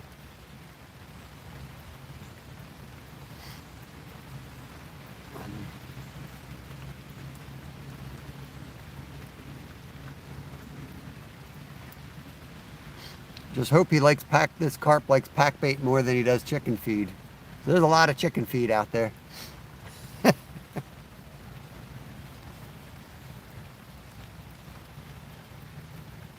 It's so weird.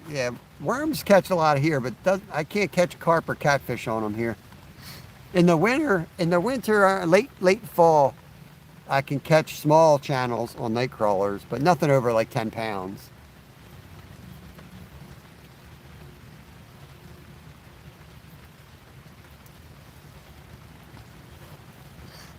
Hurry up and hit the thumbs up, whatever your channel name is. Hurry up, hit the thumbs up. Yeah, it's a little wet out here, Will. Hope you're having a good day. Not in this creek, Jocelyn, but in a creek that this goes into, I caught a 50-incher out of. So there are some around, just not into this branch of the creek. Let me get you wrenched up. We actually had 2 muskie encounters yesterday, though, where we were fishing. We had a muskie come up and eat the yellow perch that I was reeling in on my ultralight and then spit it out. And then it came up like freaking jaws and bit one of my crappie off my stringer. I hear this, like, the crappie, I had 2 on the stringer at the time, I think, and I know they were dead. They were both dead. And this thing came up, and I heard the splash next to the boat. I look over, and it was like snowing scales, so I know he bit into the crappie. I never had that happen. It was crazy. Tammy, what's going on? Hope you and Kenneth and Ray are doing awesome. Rainy day here in Pennsylvania. Yeah, there are no alligators, but basically that was my reaction, man. Like an alligator just hit the side of our boat. Oh, GP, I got some stuff for you to take to the post office. That is my my least favorite, one of my least favorite places in the world. I can't stand the post office. Right after the dentist. Dentist is big, number 1. Bigfoot? An aquatic Bigfoot? I don't think so. We were in a boat yesterday.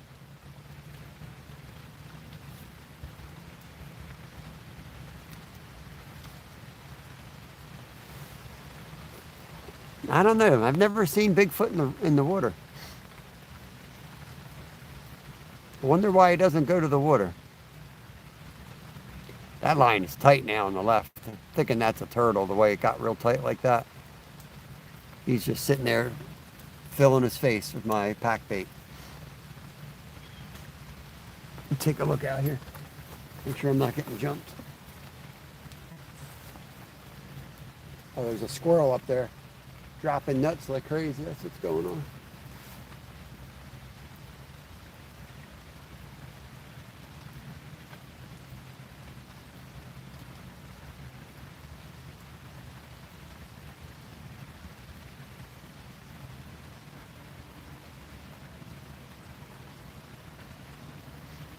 I'm going to open up this can of corn and just throw a handful out there.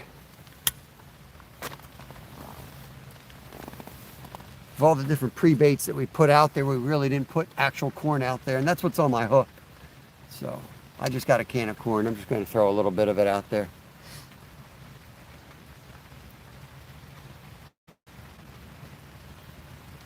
Yes, coral trout is actually a grouper family. I just learned that today. Somebody was telling me about that. Loch Ness Monster?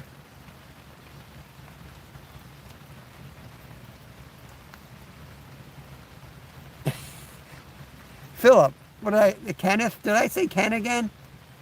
Thank God. Why do I want him to be I don't know.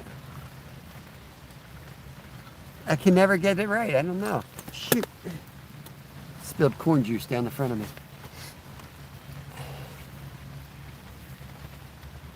Mr. J. Hank Shrill. Appreciate that. Yeah, it's like ASMR with an annoying guy talking. I just shut up and probably get more views.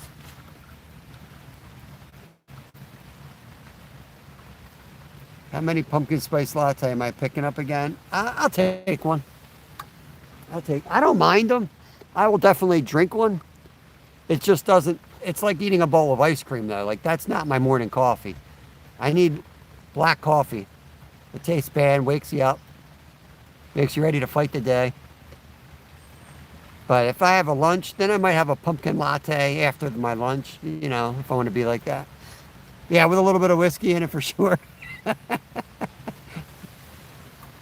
We're going to sit here for 4 hours, I care. If we don't get too cold. It's Crocs with socks weather. I had to put the socks on, but I still got the Crocs.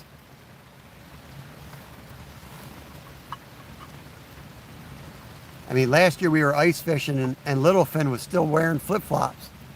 The crazy kid was walking across the ice in flip-flops. I'm like, what's wrong with you? Yeah, we got a tent. Recovering. Yeah, I got it. If anyone wants to see it, I can take a walk around later. But I have it in other videos. It's a little Atlas tent. It's like 30 bucks on Amazon, something like that. This is its second season. We used it hard last year. It got snowed on. It's pretty darn good. No complaints.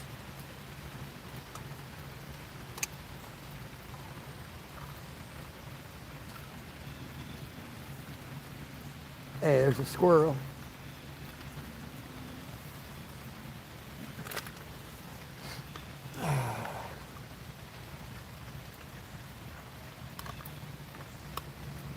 Get this corn. Squeeze this can like Popeye the Sailor Man here. All right, let me throw some corn out.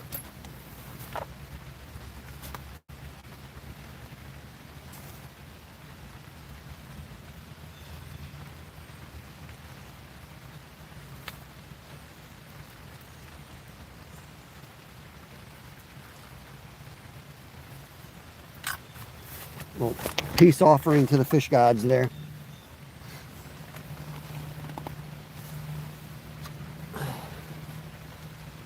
Yeah, it's definitely raining now, Mike. Definitely raining. I think that's rain. Yeah, it's raining. For sure. 30% chance of rain today. Passing shower.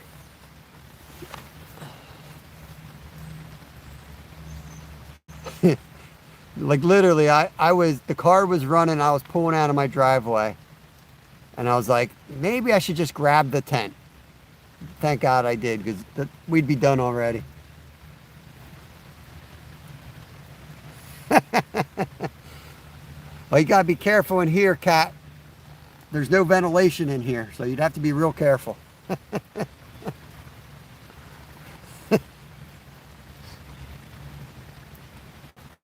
Next thing you know, there'd be a skeeter in your tent. Gotta head to work. All right, Bill. Appreciate you stopping in. Have a great day.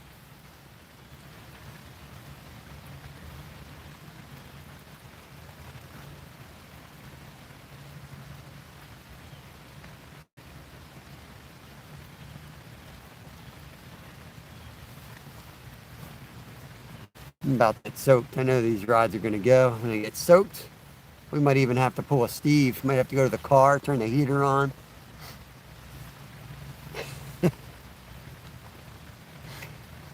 Nope. I've smoked exactly one cigarette in my life. That's it. Didn't like it, never smoked again. Thank God. Got 99 problems, that ain't one.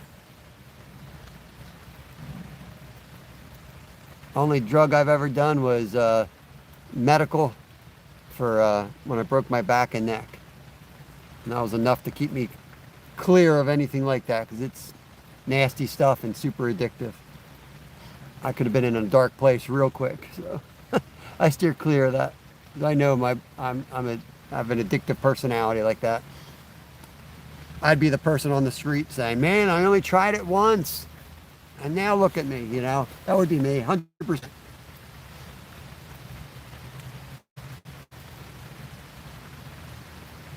Gotten way better at this. So few of the typos anymore.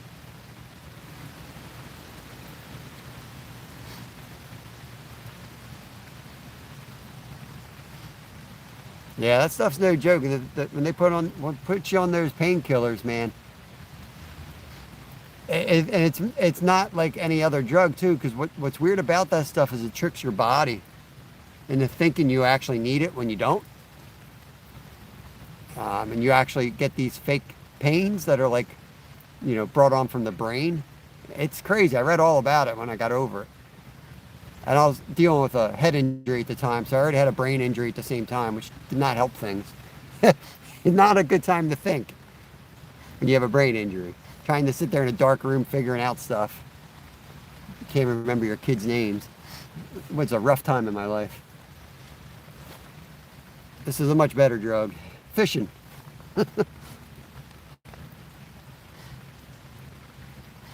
Gotcha. Yeah, I'm not familiar with the names of it. I steer clear of it. I don't even talk about it. You guys see the squirrel up there? He's right about there. Hey, get away from my nuts. Make me nervous. He's going in. Oh, I thought he was going to go in that hole right there. He'll fall in the water, and if he falls in that water and there is a muskie, you know he's going to get eaten.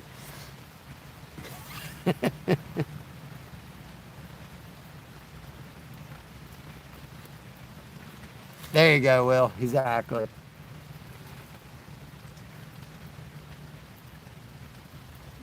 You got to be careful even with the prescriptions, though. Only issue I ever had with stuff like that was the prescription, so.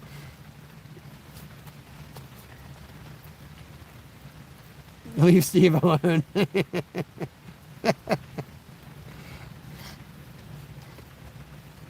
Hey, I've been in that car a time or two.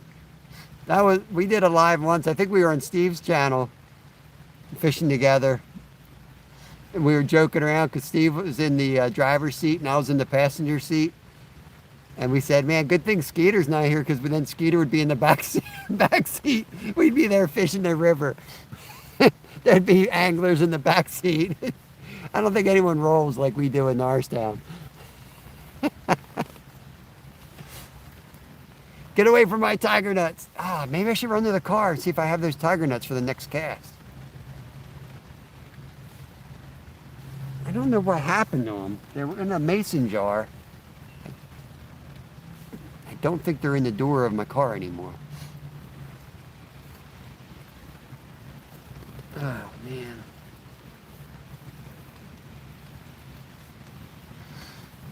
Yeah, I need to go on like a UK website and buy some other baits. I get tired of using the fake corn. I want to change that up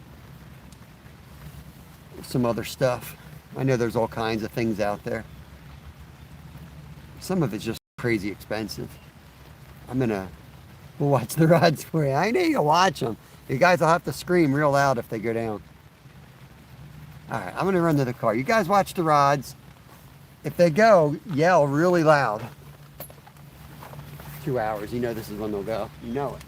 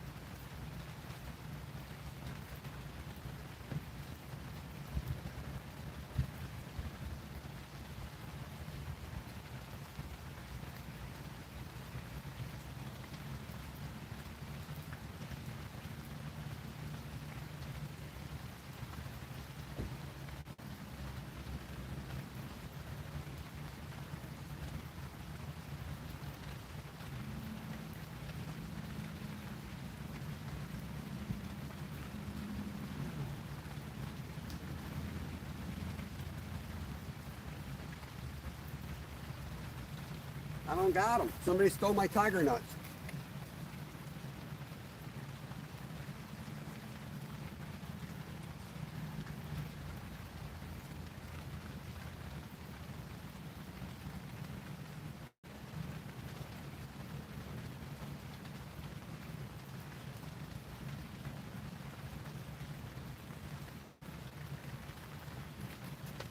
Worm's still on. That's weird. Nothing's eating the worm.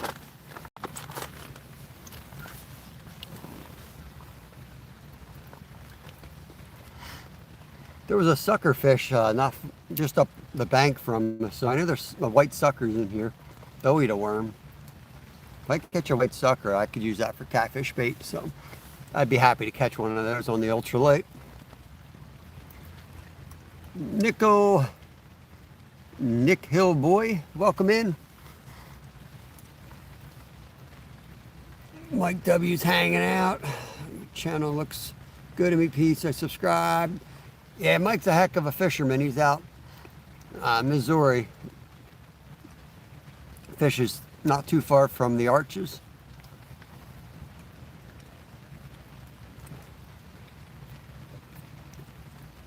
Yeah, I gotta find the tiger nuts. I don't know where they are.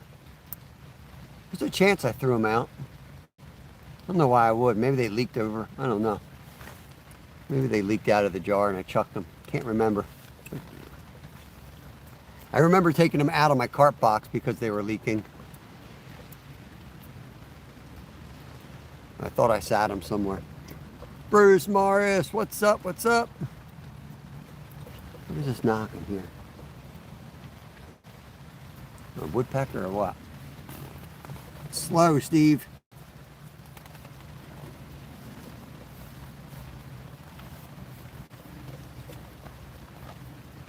I have to start recording when I pre-bait areas. I really have not had much luck pre-baiting, to tell you the truth.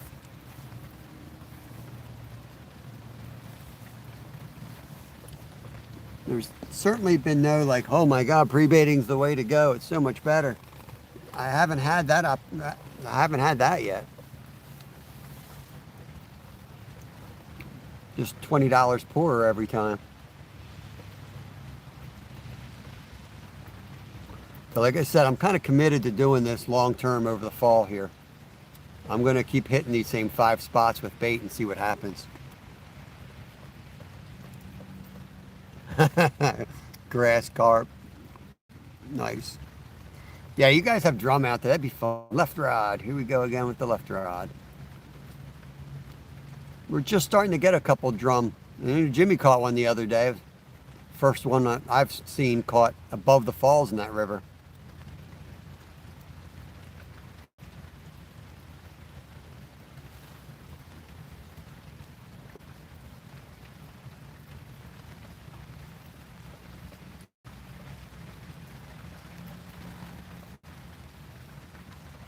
Steve will be fishing tonight on Ed Evans from midnight to 4 a.m. I believe it is. After midnight with Fish on Ed Evans. It's going to be awesome to see Steve out on the boat. That's going to be one, if I don't watch it live, I'm definitely going to rewatch it.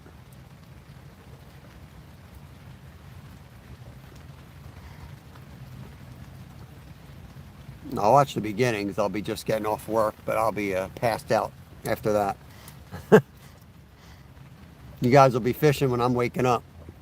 I might see the beginning and the end. I don't know how long you're going to be live. But I'm thinking this rain might have them moving around. Could be good, really good. It's cold though, but the water's still plenty warm, so they'll be active. They got to eat. They got to be like, they got to be feeding.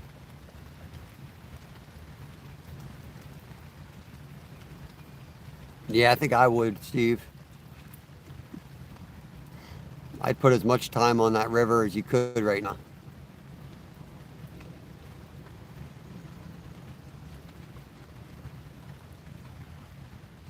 All right, Will, have a good day, buddy. Appreciate you. What's going on up here? 113 thumbs up. Appreciate that, everybody. Gotta put my hand there because you guys are up in the sun. I can't see those numbers. YouTube ought to make that optional, like what color the font or shows up. When you're doing outdoor lives, half the time the top of your screen is going to be up in the sky. You can't see white. It's not a great color option, right? Why don't they put different color up there? Help us people out that go outside and do lives. Toy Pups, good morning to you. Hope you're doing good. You getting rain up there too, or you? No, I think you probably aren't. I think it's hitting us and going straight east. It's not going north at all. I did find a piece of gum in the car. Didn't find my tiger nuts, but I found some gum. So I got that going for me. It's not really going at all, Paul. It's just kind of slow. I had a couple pulls on the rod that could have been a turtle. I don't know. But the mud's definitely kicked up, so there's definitely something here. But like I said, that could be a turtle too. We'll see what happens. It's new, man. It was in packaging and everything. I think Littlefin slipped up and left his food there. I should have checked the glove compartment. Probably left some burgers in there. He's always leaving food in there. It's raining in Jersey now. Gotcha. Randy Ward, what is up? Welcome to the channel. Welcome in. Hope you're having a great day. We're fishing in southeastern Pennsylvania, trying to catch common carp in the rain.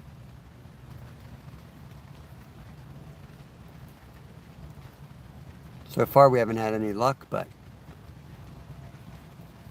it can change violently quick. These rods will be slammed when it happens. We haven't skunked here yet, so just have to be patient, I guess. If it stops raining, we'll move to the tree at some point, fish the structure. There are 2 other people out here fishing today, though.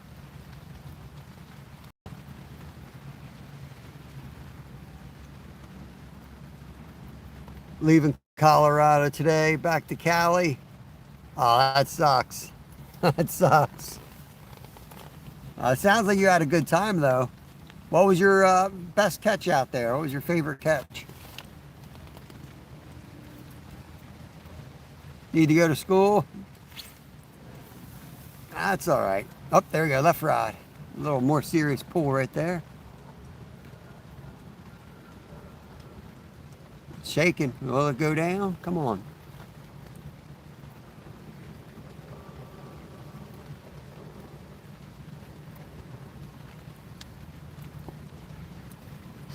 Yeah, it's pretty enjoyable. Sit out here in the rain. The tent keeps you dry. It's not hot.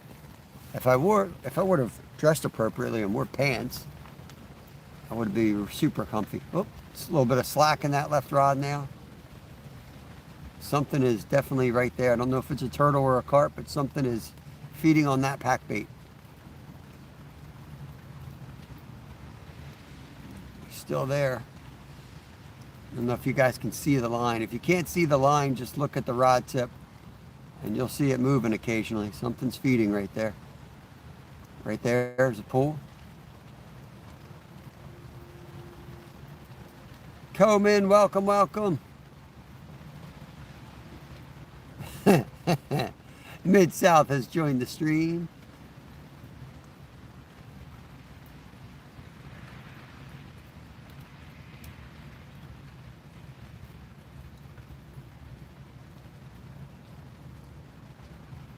Still there. That line is still shaking. With a pack bait, you know, it disperses the food all around your hook. You got to be patient. There's no nothing I can do over there. That rod's either going to go down and there'll be a fish on it, or it won't. Me going over there messing around will only decrease the chances of a hookup with this rig.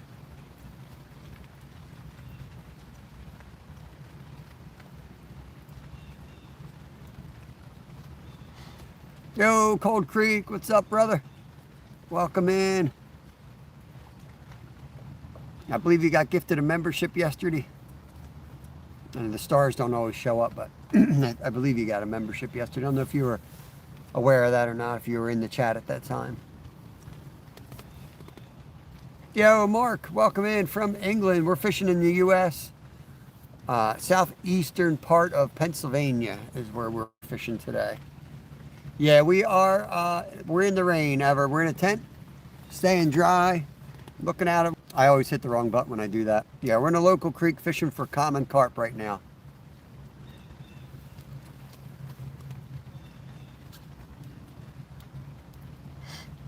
Carp fishing's been tough this season.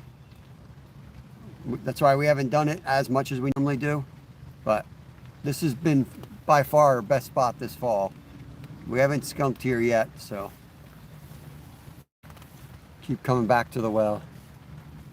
Gotcha. Yeah, it's like in the 50s. I'm in the tent, Laura. Yep, I'm in the tent. It's hard to be in the tent without the thermos, to be honest with you. Like I'm like a trained dog. I'm usually in here with like mincemeat pie and hot coffee. My first tent session of the year. It's cold here, Ever.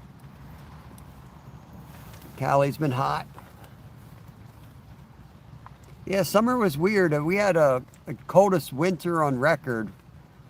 And then we had a normal, what felt like a cold spring, and then a really hot but short summer. And then by like the second week in August, it kind of broke and was like in the 80s and 70s. Sure feels like we're going to have a bad weather. You know, Linda from Butterflies and Sunshine said that, I don't know, all the talking heads are saying that this is going to be another cold winter. She might be right. Brown trout, nice, but it got away. That's awesome, Ever. Brown trout is out here in Pennsylvania. We have wild browns. They also stock some, but there's also wilds. It's time to recast. I'm going to do something a little bit different this cast.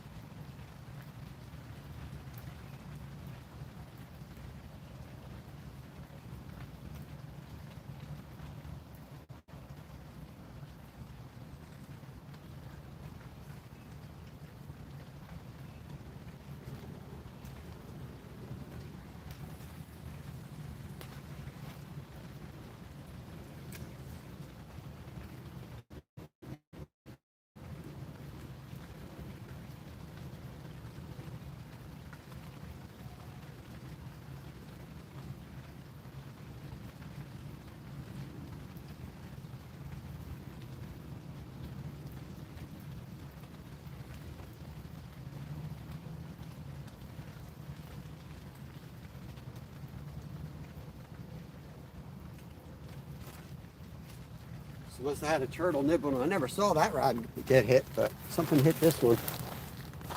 One of my pieces of fake corn are missing. What I'm going to do is actually put some real corn on the hair rig.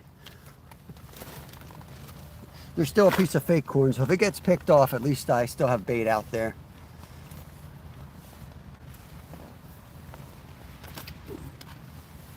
The fake corn, I mean the real corn will definitely get hit. It's just problem is it might get hit right away by a sunfish, and then you sit out there with no bait on your line.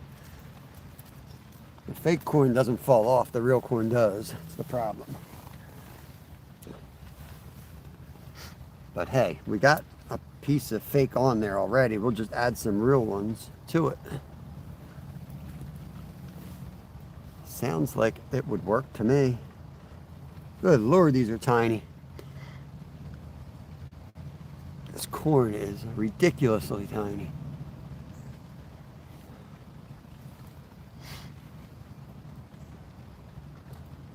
I've got the feed corn soaking, so we'll be switching to that for the rest of the fall. Kernels are much bigger than the canned crap they sell us. These are ridiculous.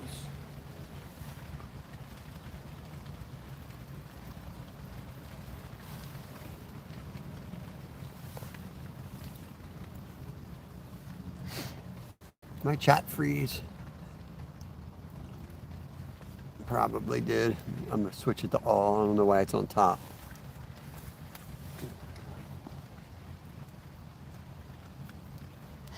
Or the rain on the tent put you all to sleep.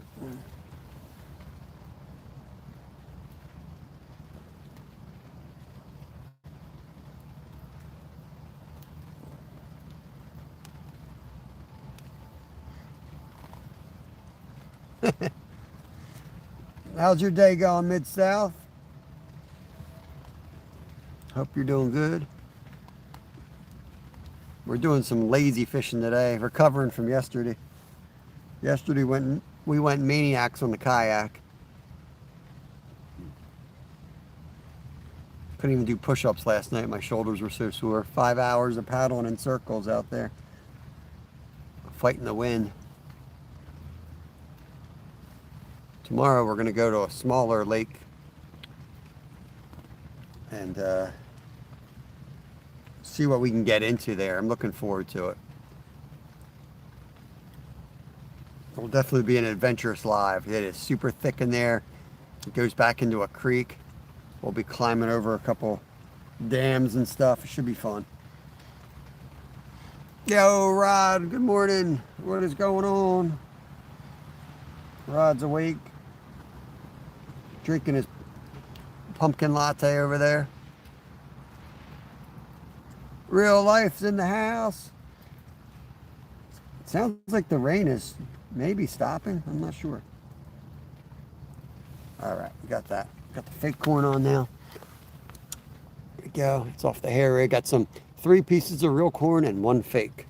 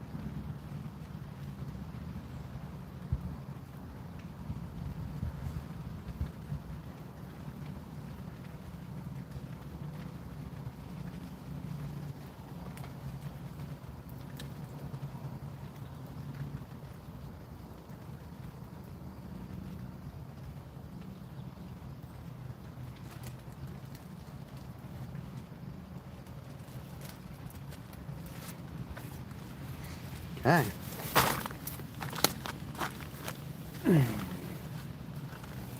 See what happens. You're fasting. Uh-oh. That don't sound good. You got one of those appointments.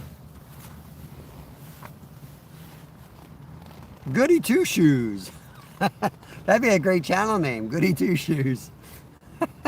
Welcome in, Goody Gillespie. Hope you're having a great day. We're here in Southeast PA trying to catch some carp in the rain. Though I think the rain is letting up and maybe on its way out. It looked like it was going to be like just a couple drops. But man, it rained pretty good for the last 2 hours. I'm glad we brought the tent with us. Gotcha. Nuclear stress test. They're going to make you, is that one we got to run on the treadmill? I hope you're doing good. Hope it's all routine, man. Hope you passed the test with flying colors. There's Paul Outdoors TV. Welcome, welcome.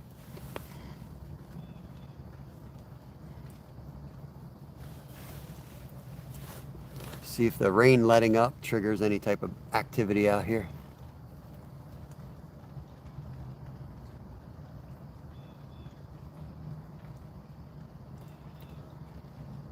I'm shocked that green rod hasn't been going. I think something would be over there. Let me go play with that little green rod. Get some positive. Catch a sunfish or something. Get the skunk off.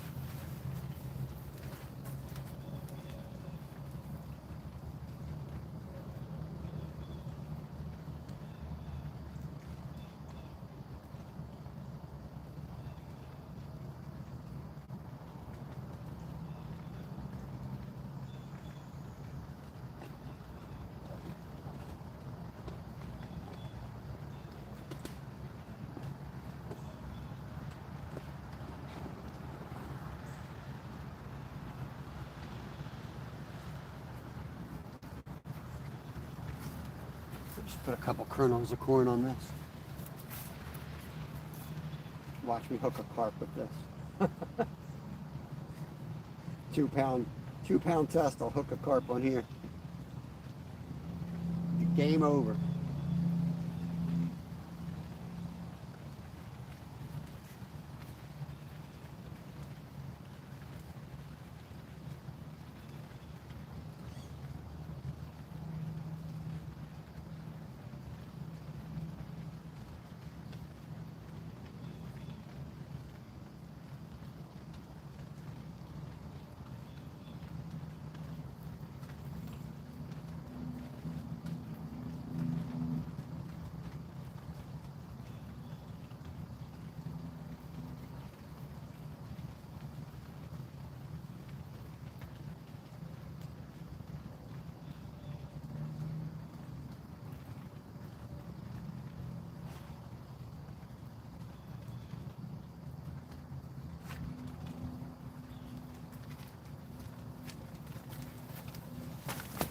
See if that line starts going. I'll get over there and jig a little bit, see if we get a strike. There's so much food in the water. Sunfish probably have plenty of food to eat out there. Though there are some nice bass out here too, so the little sunfish and the smaller fish seem to hug the banks here. They don't go out too far. Yo, Mark, what's going on, bro? You going out today? You're getting the rain too, I think, aren't you? Looks like it's letting up here. We got the tent going on today, trying to stay dry and warm. Trees stop dripping here. We might grab the ultralight and go out and do some fishing. Getting into some good smallies on this creek here.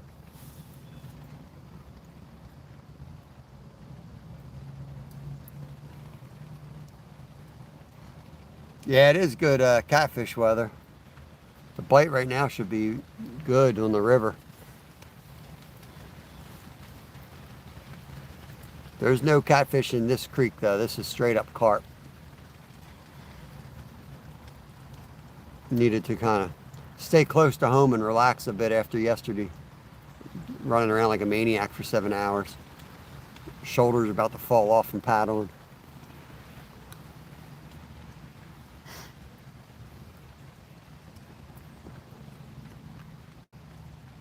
You feeling better, Mark? Over all that crap? I saw you live yesterday. Saw you were out yesterday. I don't know if you were crappie fishing or carp fishing or both. At one point my phone died on me and I had to bring up YouTube again. And I saw you, but I didn't see where you're at because I was trying to get my live stream back up. We got some action on the left rod right there.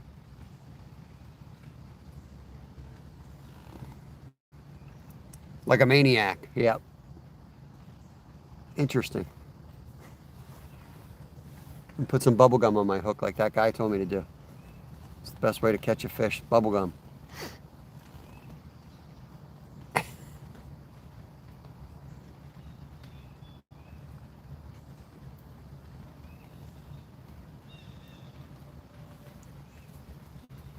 I should have brought more food. Snuck in a hard bike ride last night. Only had like an hour. I went out and rode as hard as I could for an hour. Finally getting back into half decent shape. Still fat, I gotta lose weight, but I'm getting power back in my legs for riding.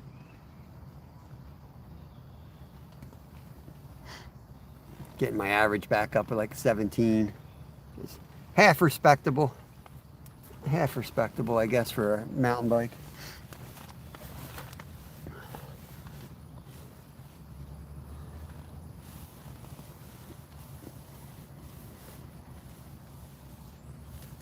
It's fun to chase down people half my age with all the fancy bikes and clothing, blow by them. They always think I got an e-bike because it's a fat bike. You guys seen it. You see me in some fishing videos with it. They always think it's an e-bike. Like, that ain't an e-bike, bro.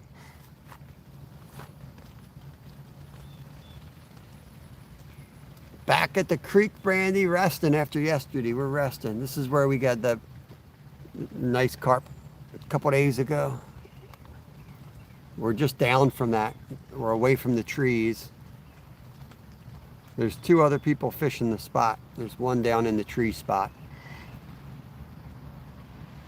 But I wanted to come here. We pre-baited all the spots here, to be honest. But I was hoping that they'd be active here away from the trees.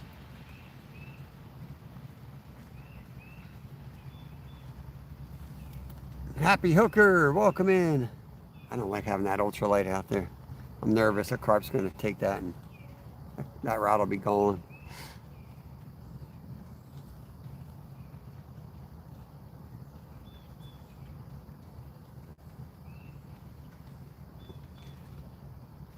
Thank you, Vic. Yeah, it's nice out here. There's Ricky Bobby. Welcome in. Even with the rain, we're set up under the tent, so we're staying dry. Not too warm, but we're staying dry at least.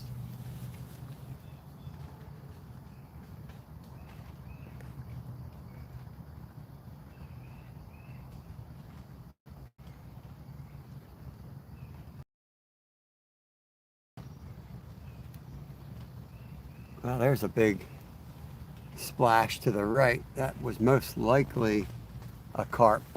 I missed the actual jump, but I'm seeing the wakes come in. You might be seeing that off to the right, upper right of the screen. I don't know if you can make that out, but there's definitely some big wakes coming across the creek here. So that's a good sign. Maybe they're moving a little bit. If they're moving, they're going to spot this. We got a lot of bait out there. We're fishing for common carp today, Vic. We're in southeastern Pennsylvania. This has been one of our better spots this fall. We haven't skunked here yet. Knock on wood. We're 2 hours in without a takedown. So we'll see. Pixie, what's going on? Happy Hooker. Yeah, spring and fall for me are my favorite times to go after them.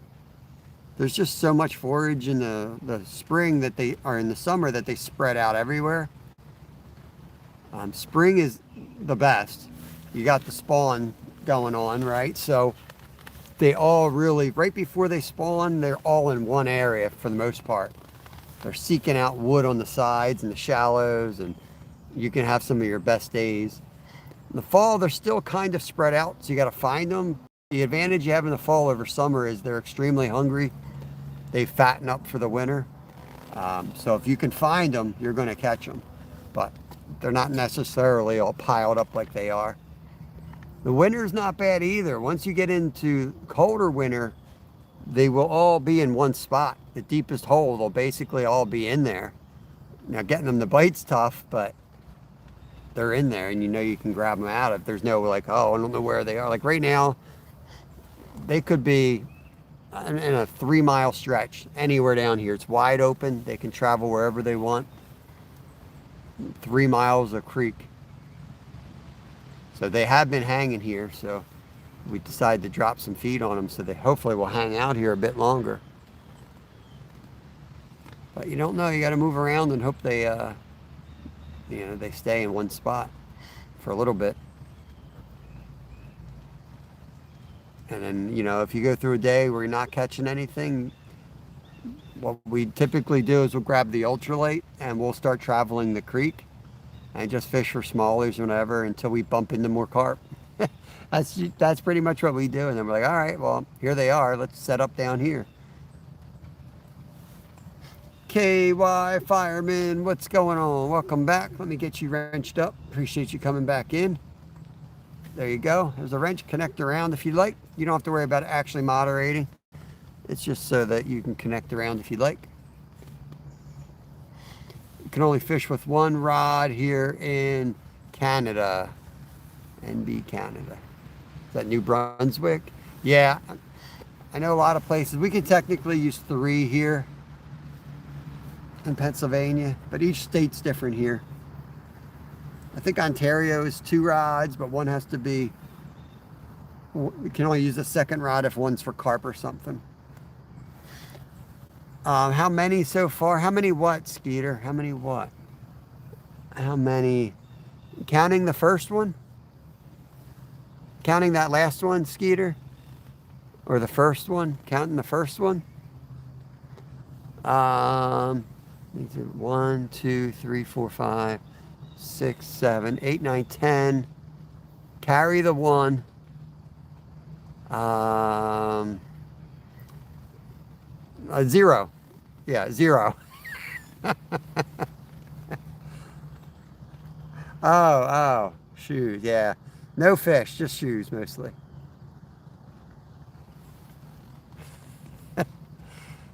Adventures and Stories with F4C. All right, bro, man. Be good. Take care of yourself. Get some rest. Catch you on the next one, bro.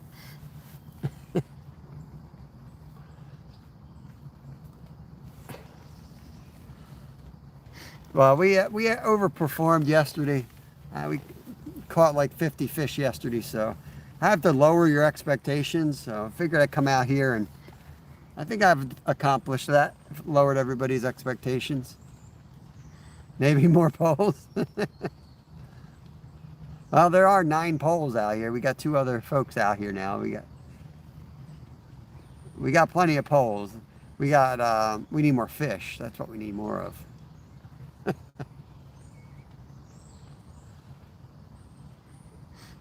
I could go for some Sicilian pizza.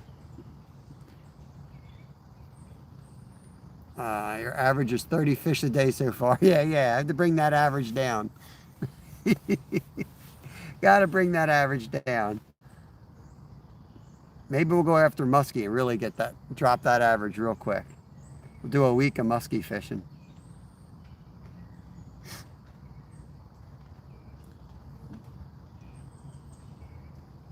Oh, it's going, GP. It's going. It's going. Is that the squirrel up there? That squirrel's just sitting up on the branch staring at us. Come down here and steal my tiger nuts. Always have 4 catfish and 2 carp poles out on the boat. Yeah, some places it's like you can use as many as you want. Yo, there he is. Fact Whiz Praveen. Let me get you wrenched up here, brother. Appreciate you coming in. Hope you're having a good day. We're having a great day. It's just a great fishless day at the moment. Hey, Johnny, appreciate that. We've caught 3 or 4 in the last week. YouTube's being weird. Wouldn't let me put the other ones out in shorts. It keeps blocking them.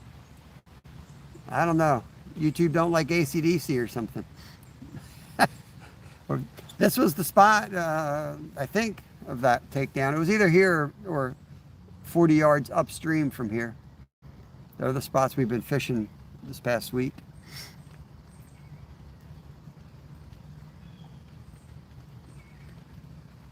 Yep, that's kind of how it goes. Sitting here watching poles, absolute nothing, and then screaming drag. It happens fast when it happens. Last week we had 3 hours of nothing and then a double takedown. Oh, rod to the right. Center rod, guy. Center rod. Just had a pull on it.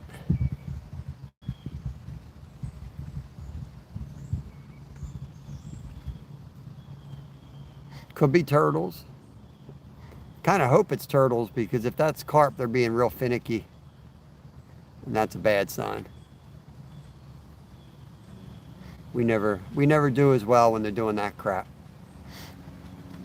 You want the screaming drag takedowns out of nowhere, because that means the carp's hungry. It's just going to grab it and go. And it usually means there's more than one too. Mikey Blazer, what's going on? I get hit if there is music in my video. Yeah, which makes no sense, because you're allowed to use them in the shorts as long as you're uploading it through YouTube, and it gives you that song. You're supposed to be able to use it as long as it's less than a minute. And it's not even like they're these are straight out blocked, not copyright. I could care less about the copyright on the shorts. I don't put shorts out for money.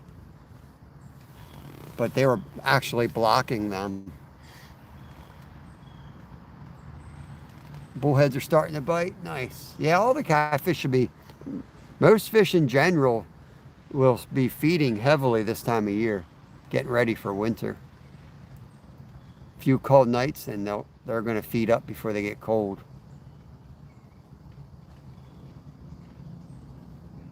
good time of year to go big too. Starts throwing some larger baits than you might throw other times of year.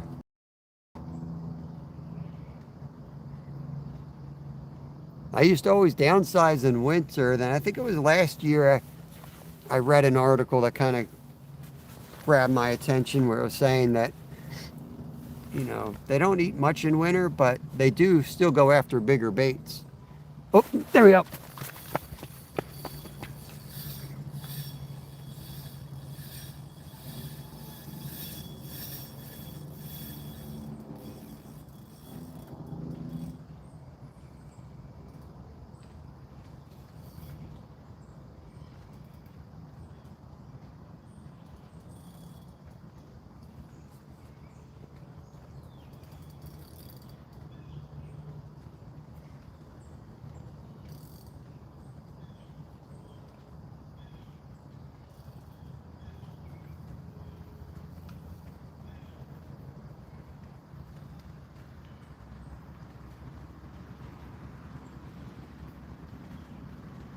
Coming right at us. There he goes again.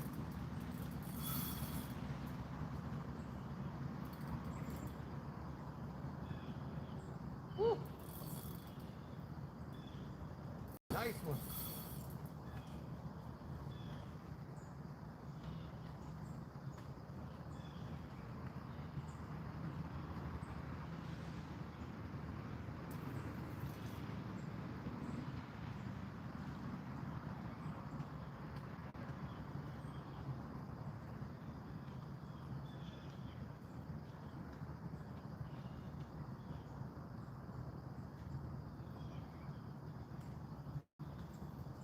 Come on.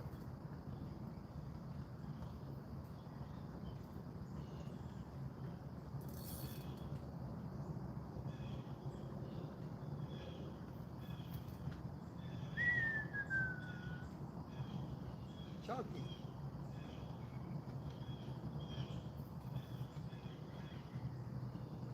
Nice common carp.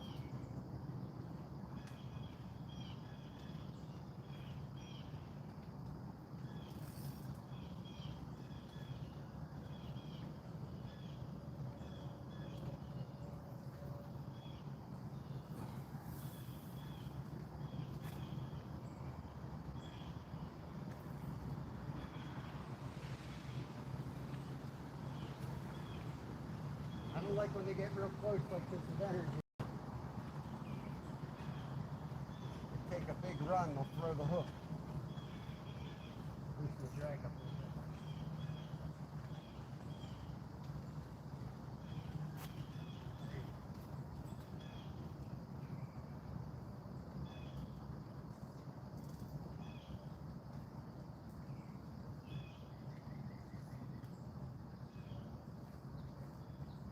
Letting him tire himself out a little bit.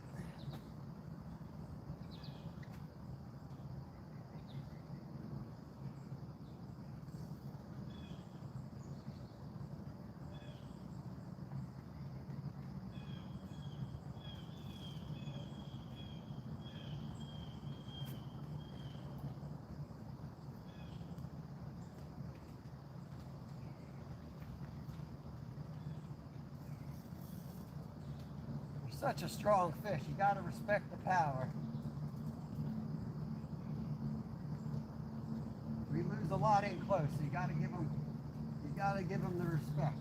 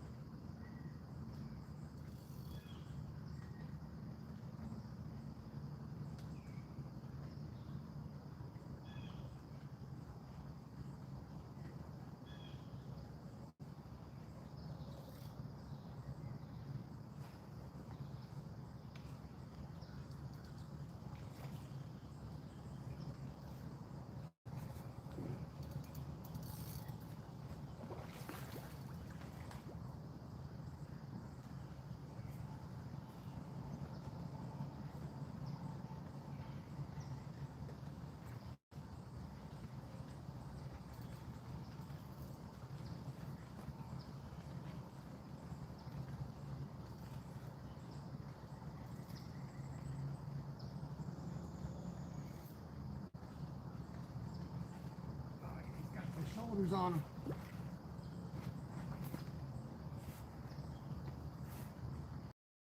Go right on this guy. It's a good carp.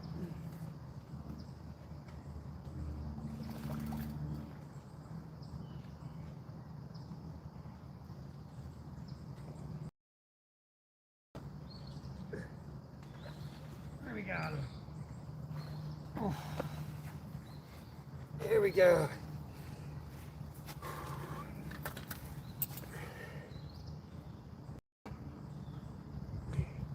Hooked right on the outside of the lip. If we can get the scale working, we're going to do a measurement. So go ahead and guess the weight of the fish. Oh, he's a good one.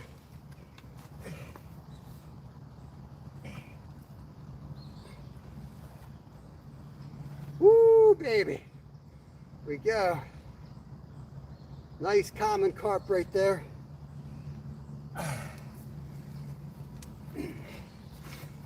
Guess the weight nearest to the actual weight without going over. You can email me. We'll get you a sticker.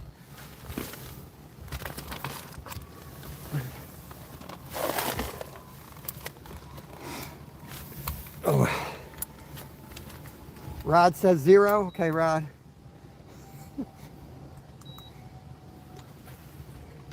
Skunk is off the board.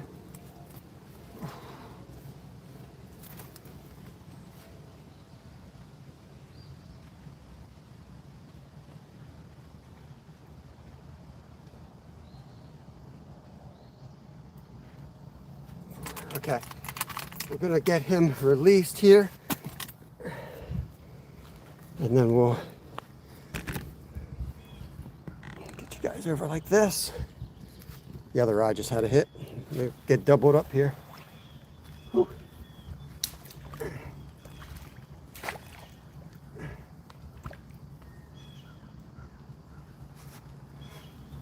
Off he goes. All right, if somebody can put stop in chat, I will tell you the actual weight, and we'll figure out if we got a winner. There he is. Thank you, Mikey.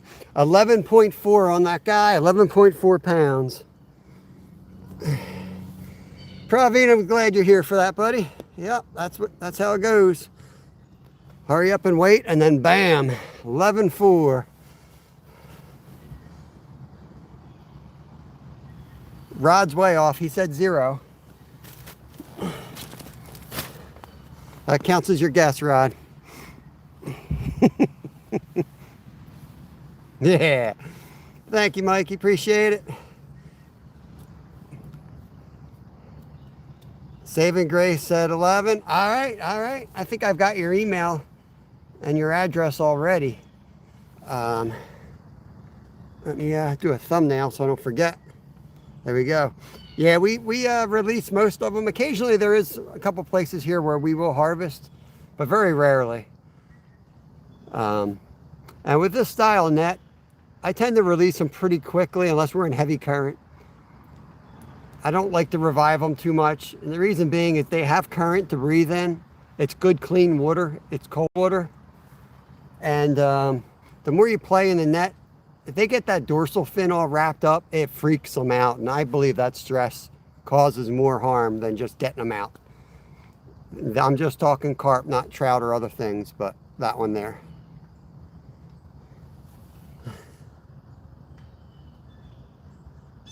Yeah, I missed a little bit of chat running around on this. But let me get this rod back out. And this is cool because this is their, this was our other setup. This was one of the setups we've been trying. Like I said, the method feeder outperforms everything we've tried. But here's one of those rare occurrences where we went without the method feeder and just went with the egg, but still the real corn on the hair rig. So I don't know if that's why, but I actually have to put more corn on this because he did strip the real corn. There's just a fake piece sitting there still. Used to spear for carp to remove them from the lakes. They make good fertilizers. Yep, just depends where you are in the world. They're revered in some parts, I hate it in others. We're somewhere in the middle here in Pennsylvania.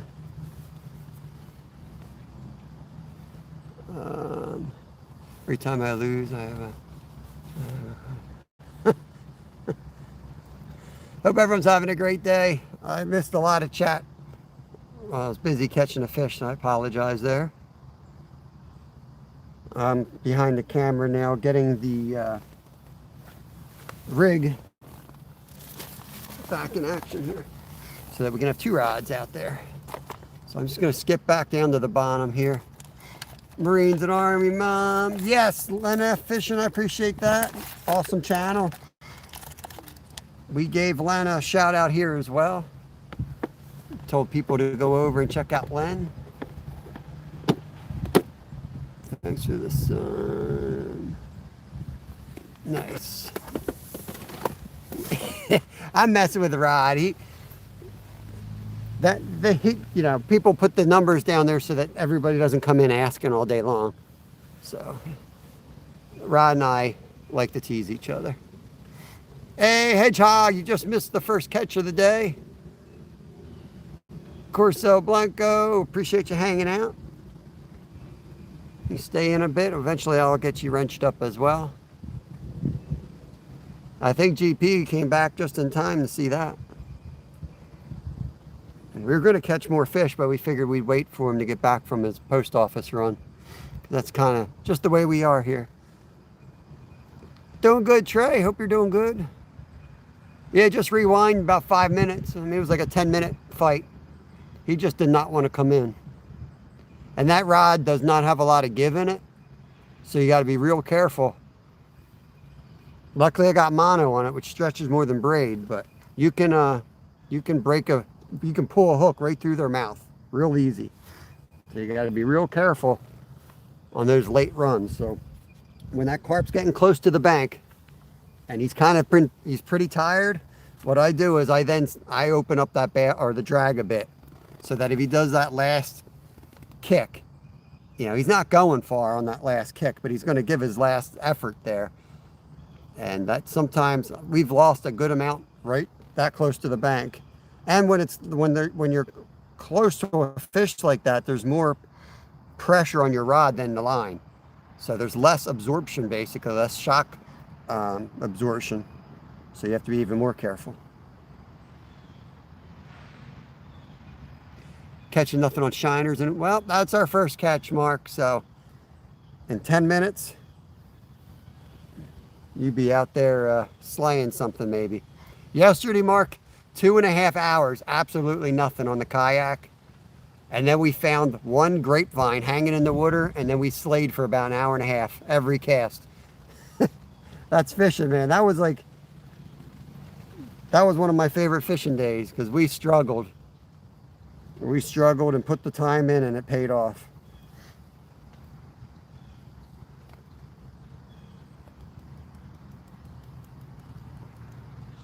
Mainly. Yeah, we're lucky to stumble onto this spot. And Travis Yoder got some good intel on us. We were able to get on a nice pod here, but yeah, it's been a tough summer for us too. The carp just of, well, what we're dealing with is my go-to spots are just kind of blown out, getting so much pressure. I can't even fish them. We never really had carp fishing here. So I really haven't been that secretive on my carp spots, because honestly, I didn't really think that many people would ever show up for carp fishing, because I never see carp fishermen. But man, there's tons of them now.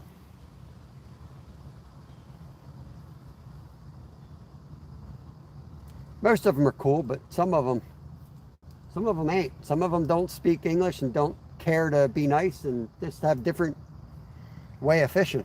So they fish right on top of you without even thinking anything's wrong with it, or without talking to you. I'll let somebody fish right here, right next to me. As long as you come over and hang out and talk to me, say hello. Shoot, I'll even rig you up and help you fish. But come up and not say anything, it's just not cool.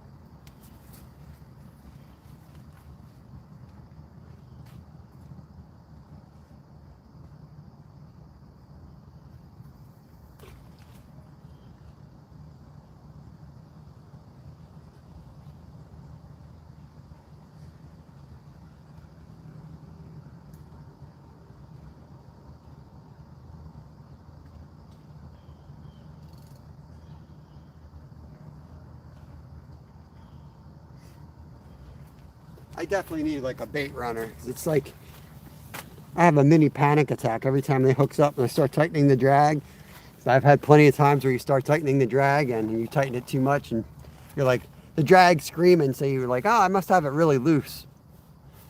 But sometimes it's just a really big fish. And you screw up and you lose that fish.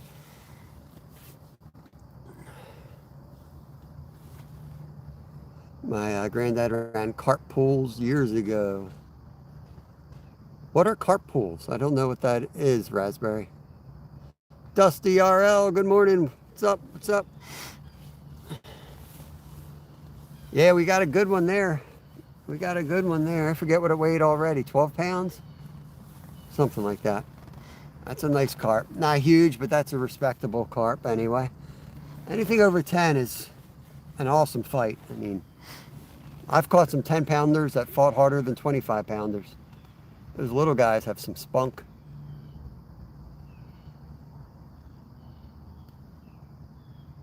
$11.3. I already got it up to 12 pounds. That fish will be 13 pounds by the time we shut the stream down.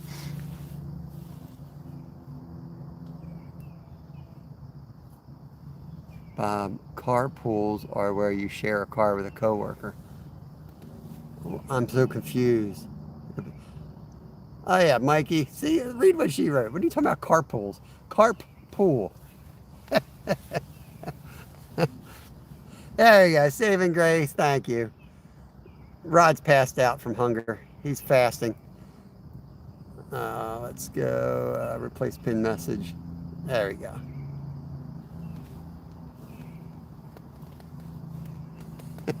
You're good, Mikey. We having fun, man. If I start picking on you, know it's because I like you. You're you're all good, man.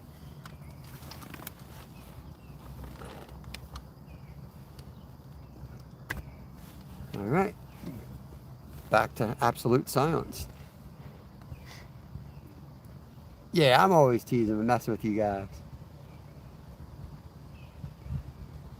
I don't take much serious because I basically assume everyone's messing with me until I realize they're not. And then it's like, then it's game on, but nah, it's all good. Good night, Rod, wherever you are.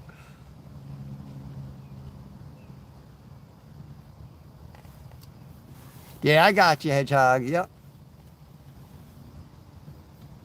Like a big pond for pool. Like a big pool pond.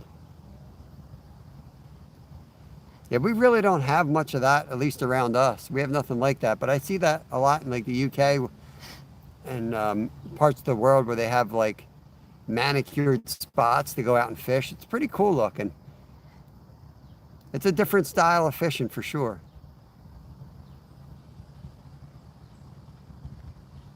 I try to keep an open mind. Everything's like different. Like, you know, I would imagine a place like that, they would be super finicky because everybody's fishing the same carp. They'd get really smart and you'd have to really have your equipment dialed in.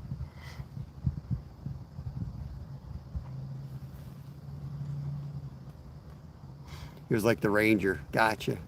Trey says, may end up starting making something for my Halloween costume tomorrow. Awesome. What are you thinking?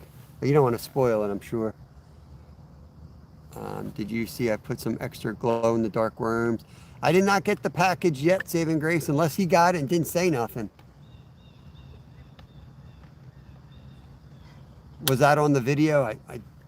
I know you said you were putting in some glow-in-the-dark stuff, but I did not see that. We had a little bit of a meltdown at home last night, so I was kind of dealing with that.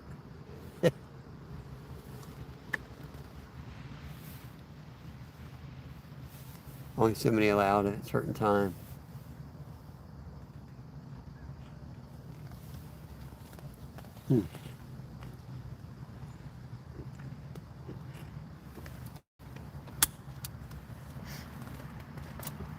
Yeah, it might be time to freshen up the old sweet corn brandy. I hit it with another handful.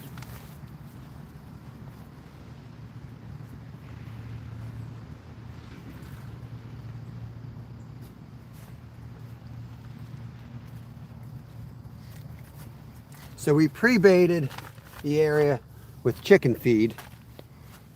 All right. We got feed corn we're working on. You got to soak that and you got to cook it. So we're working on that, but for right now we're using the chicken feed, throwing that out, and then when we show up in the morning, we're throwing just a couple handfuls of the pack bait out, and then hitting some sweet corn out there. That's basically our go-to. This ain't a pond, haystacker. We're fishing for wild carp here. No pond. This is a river.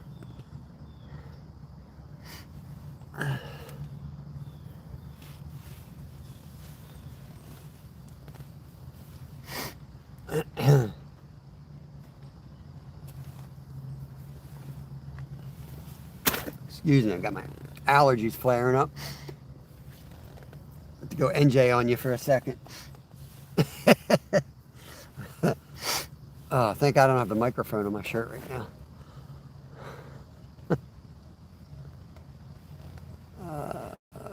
Dorothy and... How was the walk, Dorothy? Hopefully it's good weather for a walk. I'm ready for some coffee, man. I'm ready. But watch that little rod doesn't go flying out. Great sound effect, right?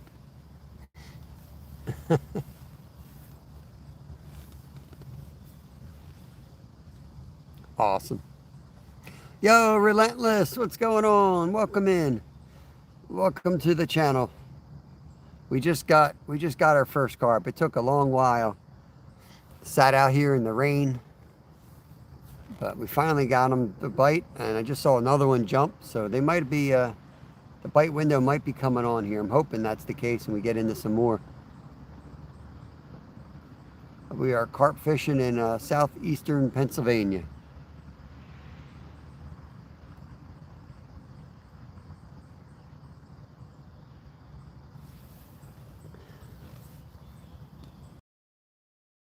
Actually going to be something way more spooky for Halloween. All right, cool, man.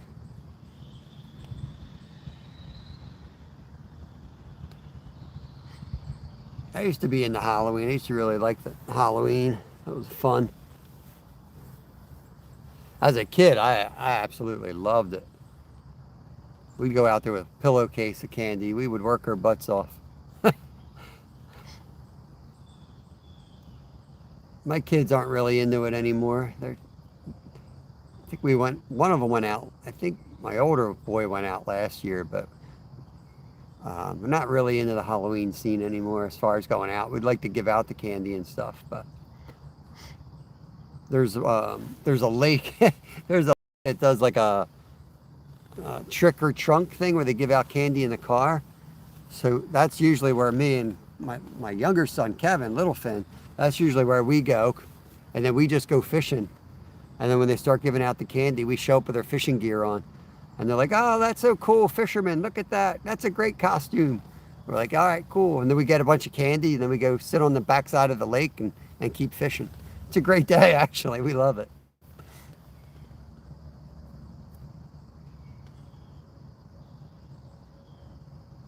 I used to take 2 masks. Yeah, I used to be really into it. And just because the neighborhood that we lived in was it was a big deal. Everybody would sit outside and have fires, and people would be drinking beer, giving out candy. It was a fun night. But there's just not a lot of people where I live. It's just all the houses are too far apart. They shut down like the hay rides that they used to take down the roads. You're not allowed to do that anymore. So it just kind of died off. Dan, what's going on, brother? I think I said hi to you. Oh, Zyro, as usual, you just missed a fish about 15 minutes ago. But I know you were watching. I know you saw it. I know you saw that monster. It was way bigger than my hand, too, so it counts. You put signs up asking you not to knock. You'd have eggs all over your windows. You did that here. Some people, what they do is if you don't want any part of it, they'll just turn all their lights off. Or some people put the bowl outside. You put a chair in front of the door with a bowl of candy and a sign saying, just take one.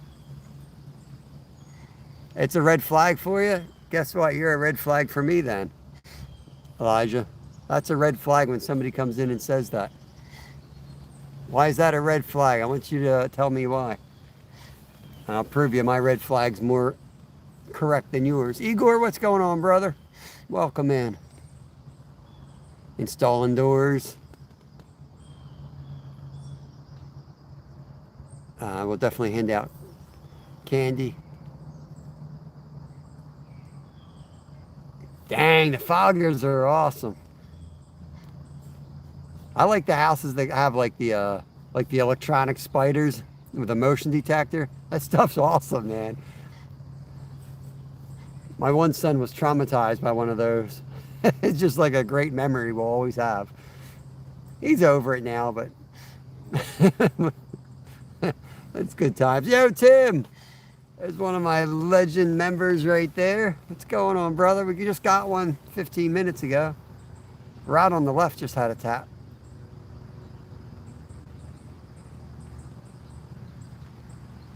I'm thinking the left rod's going to go this time because there was a carp rolled out there right near where I had casted.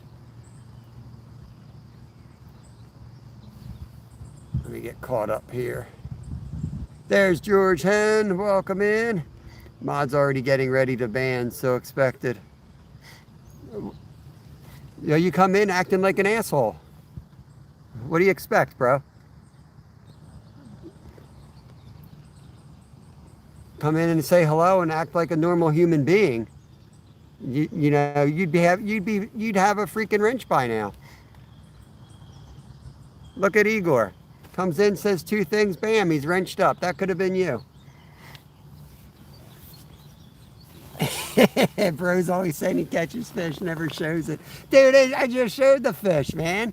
I just showed the fish. You gotta be here. Stop installing doors. When I say fish on, you gotta stop installing that door and you gotta just take a break, man. Just take a union break.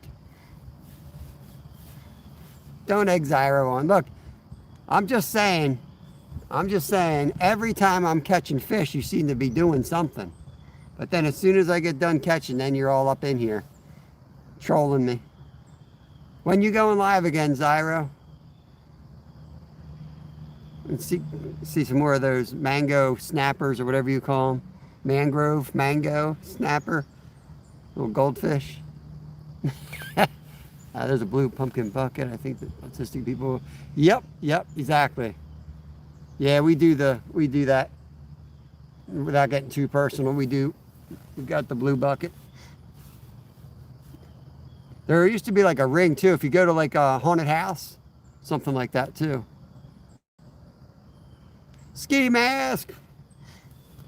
What is going on? Good morning, good morning.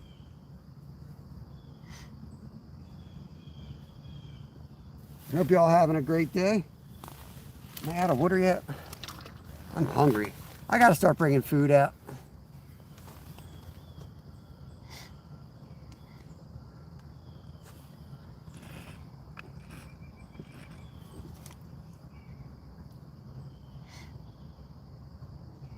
Gotcha, Hedgehog. Yep. Gotcha. Yeah, exactly, Trey. Yep. Yeah, we have it close to us too. I don't really talk about it much anymore. I used to when they were younger, but I don't talk about it anymore. They're getting to that age where, their friends are watching the channel and all that stuff, so I just steer clear of it. I'll just say, the folks who are on that spectrum, I mean, there's some total geniuses out there, and I always think about like evolution, even whatever you want to call it. If you're religious, it doesn't matter. You can call it evolution, call it God's way, whatever, same thing. We don't understand where things are going. Somebody else might for whatever reason, but I think, man, they could be the future. They could really be the future. And because they are on another level of thinking. And what we look at as a disability might really be the next step. You know, we might be the one that's disabled. Yeah, that's kind of where hedgehog. That's, you know, people are like, don't be friends with, you know, don't be friends with your kids. You know what? You might be the only friend they have. You might be the only friend they have. So, you know, you gotta, yeah, autism stuff. I'm very close to it. We have a local brewery of all places that both their kids are autistic, and man, I learned a ton from those guys. Nonverbal, both of them were like nonverbal, but they both now do a little bit of talking, and they actually work at the brewery. They've come out of their shells and learned a lot of mechanisms. Yeah, same here, Brandy. Black sheep have to stick together. Black sheep have to stick together.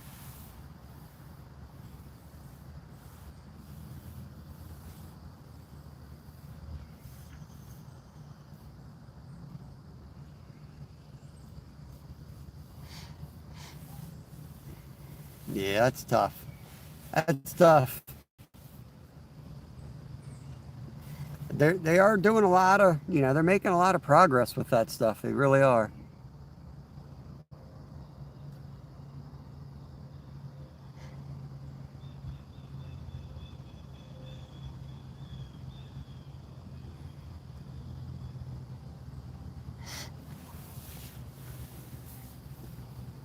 A lot of the brewery is really cool because they have, you know, they've got, like, before we even knew what was going on at an early age, you know, they've got like rooms where you can go when you're overwhelmed. They've got like the texture rooms where you want to like mess around with something that like takes your mind off of stuff. And that's like, that was like our first experiences with it. And we're like, oh wow, look how calm he is now. And then we started, as you know, they weren't babies anymore. You start learning, you're like, holy crap. But the brewery, the Perkiomen Valley Brewery, does an awesome job because they're not only like dealing with the actual children who are autistic, they take care of the parents. And they dealt with a lot of people at first saying like, well, what are you doing having a brewery with that? And they're just like real people, you know, just real people. You can go in there, they'll help with the kids. And it's one of the few places that if you have trouble with your children, you can go and have a beer and know that they're in a good place and you hang out and they can do their thing because you ain't getting a babysitter. Yep, exactly. The silent room, they have the headphones. That was the biggest thing growing up. You just forget having a babysitter, forget date night, forget all that stuff. That's not in the cards for 99% of autistic parents of autistic children. None of that happens. And then you live in a culture where family members, friends, everyone's going to criticize you like you're a bad parent. You just don't, you know, it's tough.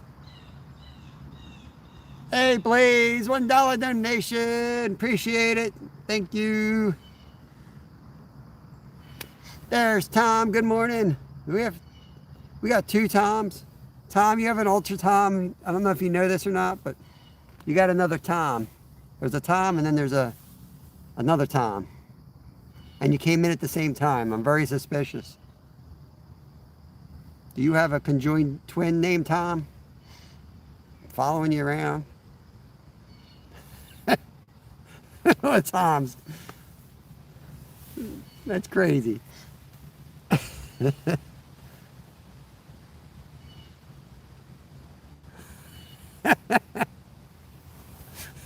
Sorry, we're all filled with Toms. That was like Larry. Larry used to come in all the time with our catfishing lives. And I'm like, we already got a Larry. So he changed his name.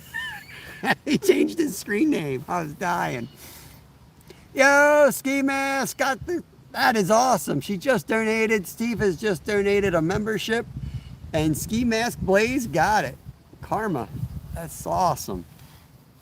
Very cool. Yeah, we're going to try some new stuff. Once we hit 100 members, we're going to do a lot of our lives will be member only, but that's going to allow us to do more long form videos for the public. And we'll do some more like behind the scenes of actually filming these videos. You'll get to see all that stuff, which I think will be fun. It's a lot different. When we're filming, it's a different atmosphere. It's a lot of goofing around before we're set up, a lot of swimming and, you know, carrying on before we actually film, because we try to get some underwater shots, and I think it'll be fun. Ed in Virginia, Ed Pickering, welcome in. I don't think there'll ever be another hedgehog. No, raspberry hedgehog. You never know, never say never.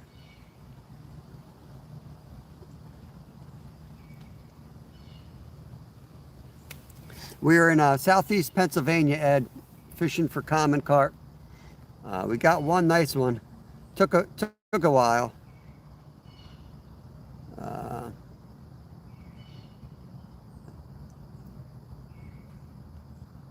Sounds like a good idea. We'll see. I mean, I didn't want to do it on a public live. Like, there's a couple rare times where I needed extra footage for something, where we were shooting a video and I was shooting some content while live, and I just feel like you're doing a disservice to the folks in there. But with the membership, I think it's like it gives you a behind the scenes look, which is a little bit different. Here comes the rain again. Montgomery County, KY. We're right where Montgomery and Bucks, we're right on the corner. I heard, Len, I got the update. I was there for the first one, just came in when that happened. And then somebody gave me the report.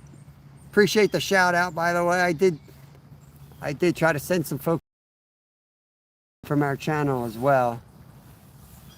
We got one common carp so far. It's been raining pretty hard. I'm glad we got the tent. Pandon, we're trying to catch common carp. Northern bucks. Gotcha. Yeah, not too far. We got the tent set up. So this thing has been awesome. It's like a little one-person shelter. It's just enough to get you out of the rain and wind. And in the winter, it's absolutely awesome. I put a Mr. Heater in front of it, propane heater, and we stay nice and cozy in here.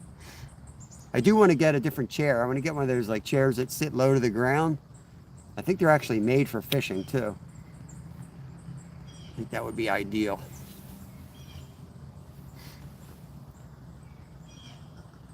Slow 14, welcome in. Hope you're doing good. Let's see, what do I got to recast? I recasted which rod? I feel like I just recast it. I think it's time to recast the red rod though. Let's do that.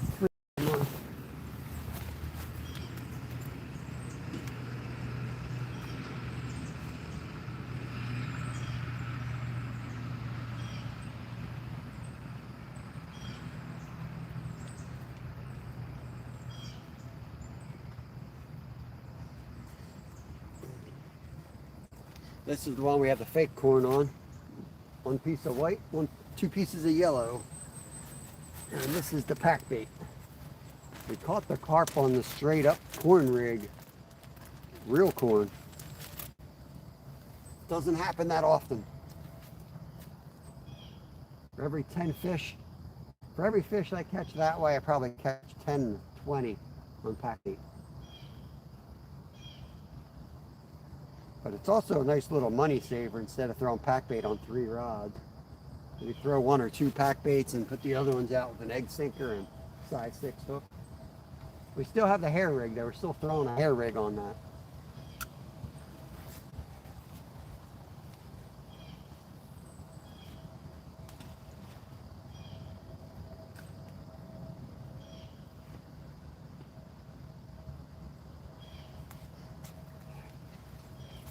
Have them almost behind each other. The other fellows have left. I didn't see them leave. Let me tighten a little bit.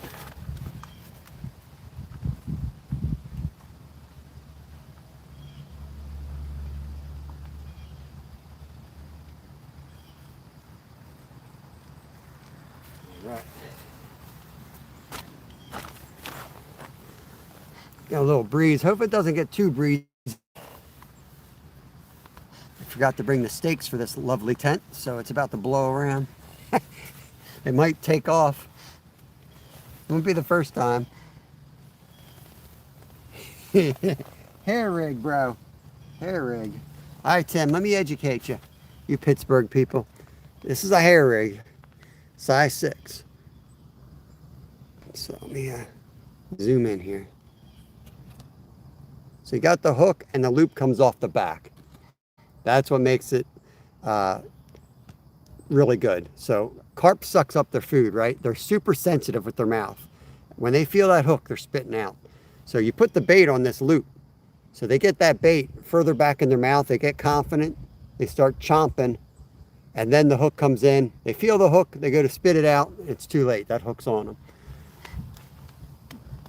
That's pretty much my justification.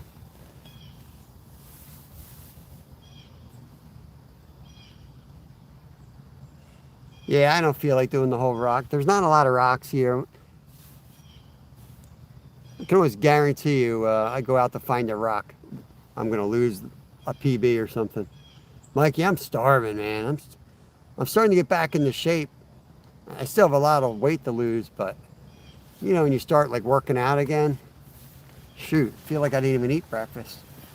I'm hungry. That's not, dude, that's like a UK thing right there. I always mess with the UK carp guys because they're the experts. They've got everything like dialed in. I'm like halfway there. I will never go full in. You won't see me out there with the boat dropping. Well, maybe. It is kind of cool. I'm not going to have the drone. I don't know if they all do that over there, but when you watch like the famous YouTubers from like England and UK, they got like the boats and the drones, and you start looking at the setups, it's like thousands of dollars into the setups. Like, man, around here we throw them in the woods when you catch them. Hey, Lizzie, welcome in. Doctor told me I need to get in shape, so I changed around. How long you been saving that joke for, Zyro? Oh, we got the breeze starting. I might have to get some rocks. I've been using a lot heavier hooks. I've had 2 carp straighten out a standard 6. Oh yeah, they will. These hooks are definitely thicker. They're definitely thicker than like a eagle claw hook.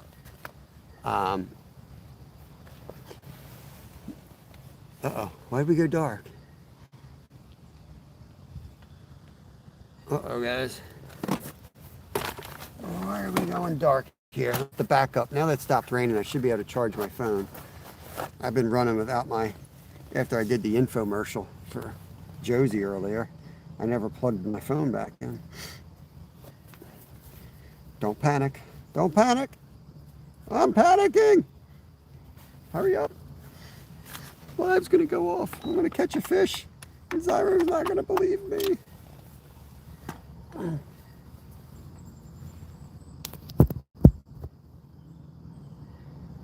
There we go. We're back. We're back. You guys never left, but you left me. The screen went black there for a minute. All right. Moss was a great guy, master carpenter. John Joe, what is up? We got one, man. We got one. It's been a little bit of a struggle. I was hoping to really slam them today. You just never know. I mean, we baited it heavy. I put it out. We used chicken feed. Tried something new. I always got chicken feed in my house, so I'm like, you know what? I'm still soaking the feed corn.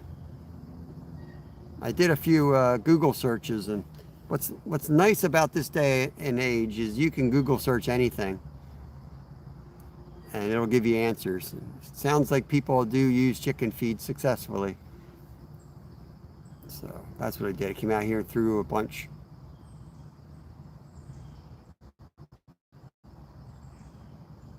You see a black screen? Yeah. So I always had a beard up till when I retired from I took early retirement from my job. And then when I got this new part-time gig cutting fish, because it's in the food industry, you have to wear a beard net. And I said, hell no, I ain't wearing a beard net. Can't do it. No, I didn't repost it. So YouTube sends you stuff that's not necessarily new. That video is probably 2 years old. Like once you comment on a couple of videos, YouTube will start sending you stuff. It doesn't mean it's new. It's like a recommended or whatever. Okay, I got you, Blake. I wasn't sure. It went black on my end, which means I have a very short amount of time to fix it before it dies completely. Yeah, I've got a bunch of videos like that. I got a bunch of playlists set up if you guys are ever looking for anything. I don't just go live. I shoot a lot of videos and then I try to organize my channel just like you go research anything. There's playlists, there's how-to playlists, there's fish and game recipes, there's catch and cooks. So I try to organize it so that you guys can go find answers if you have answers on things. Wait, who was that came in? Hippie Fishing, what's going on? I saw you come in, but I wanted to complete my thought before I couldn't find my thought again.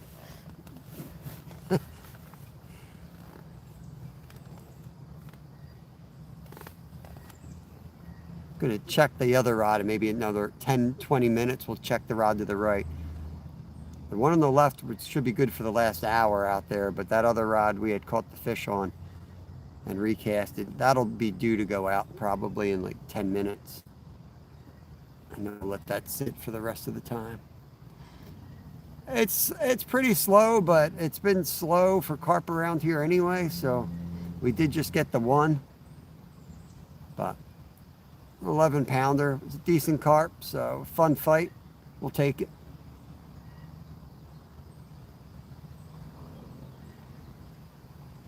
On a spoon, that's crazy. They will occasionally go after stuff out of aggression like any other fish. Nice, yeah, 15 pounders, man. They get to a certain size, they have huge mouths. Battered cod or haddock. That's good stuff.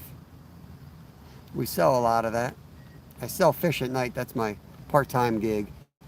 Slow 14, all right.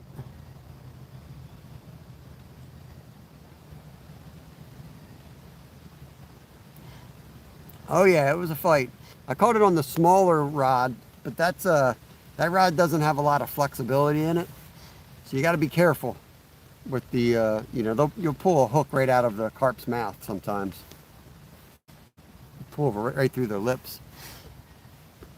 So it took a while. It took a while to get it in.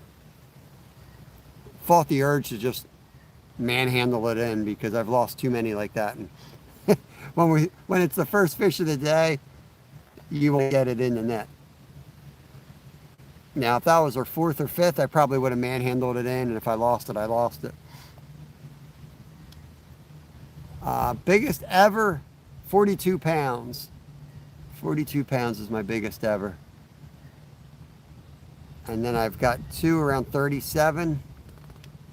And then next down would be upper 20s. I had a handful in the upper 20s.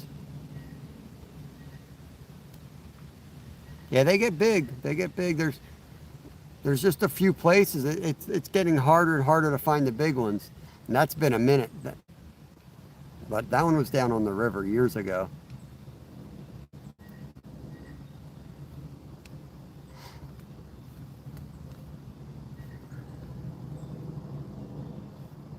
It's funny, this year I kind of made the decision to go heavier line. I backed some of the reels with heavier braid because I've been watching some guys catch some monsters, like close to 50 pounders with braid. And man, I don't know. I never caught less carp in my life.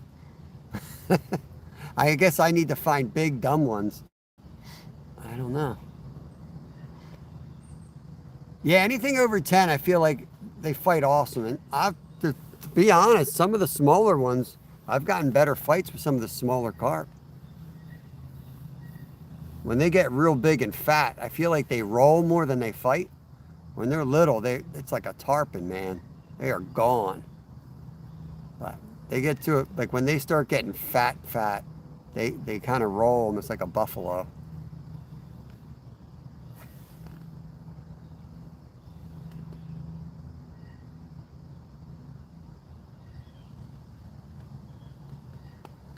It's been a minute. We say a lot of dumb things here, like water. I never use braid to it not stretch. Yeah, so the one I backed with braid, I learned a thing from shark fishing. They use like a shock leader. So I actually put a mono shock leader on it. Maybe you just call it a leader, I don't know. But I was like, you know what, I'm gonna put a shock leader on this. So I got the braid, then the shock leader, I'll call it, down to the hair rig.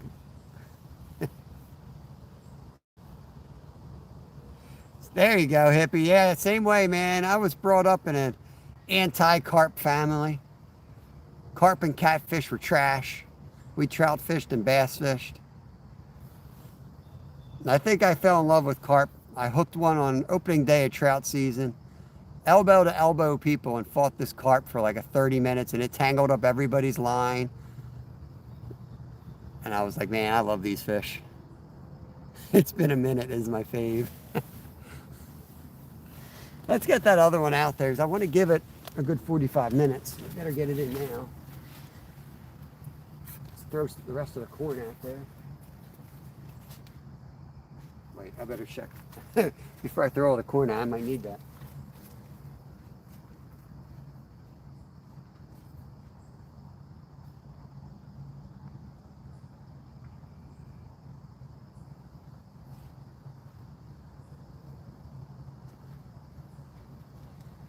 I don't need it.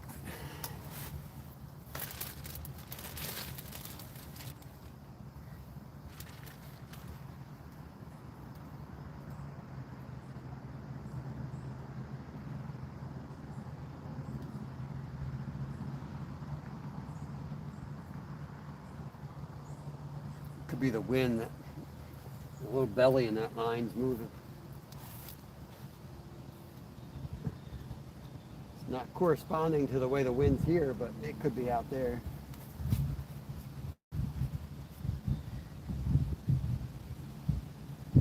That's no good.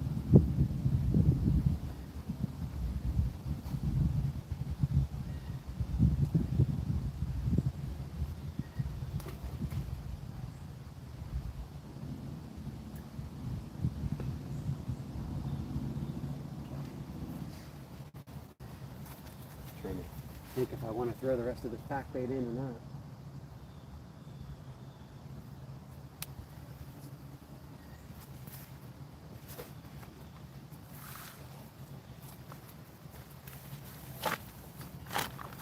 I reserved a little bit of the corn just in case we go on a binge of catching right here. That would suck to not have any extra. I got just enough for like maybe 2 more packs. And usually I just throw that in, but I should probably just keep it in the car, because you never know when you're going to drive by a spot and have an opportunity to catch. So. I missed Prahar's entrance here. Let me go back up. Prahar and the Pain. Welcome in. Yes, welcome to the channel. We're fishing in Pennsylvania, United States. We caught 1 carp so far. 11-pound common carp. We do a little bit of everything on this channel. If you don't like carp fishing, just wait a day. We'll be doing something else. Tomorrow will be, hopefully I want to try to catch a pickerel. I'm sure we'll bump into some good bass too. A little bit easier to catch, but I'm really going to try to catch I'm going to go out and buy shiners, spend the money, buy some shiners to try to make sure I can get on a pickerel for you. This spot's so overgrown that you have to basically kayak in and vertical jig for them. That's what we're going to try to do.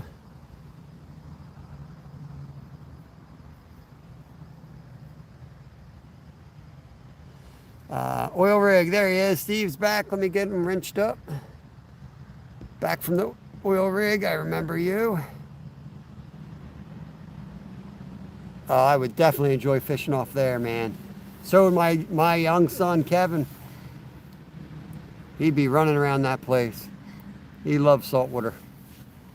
He'd have crab traps off the side. He'd be fishing for sharks. He'd be fishing for everything. Grouper. Yeah, Poles are always in. I've always got a pole in the car. I never take them out. I don't hippie fishing. I don't. Best friend John, I got to take a picture of that toilet for you before I leave.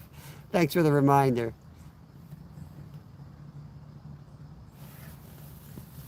I think tomorrow we're going to go there. I don't know what we're going to do Friday. Yeah, I'll just throw it in here. Yeah, I'm just going to throw it in here.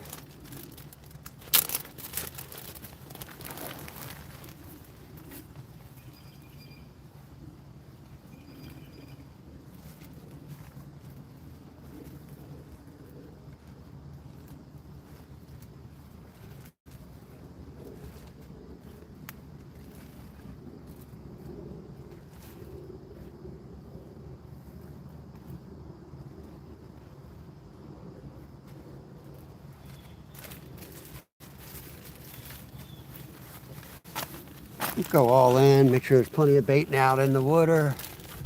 Sounds like a good idea. What's up, Slow 14?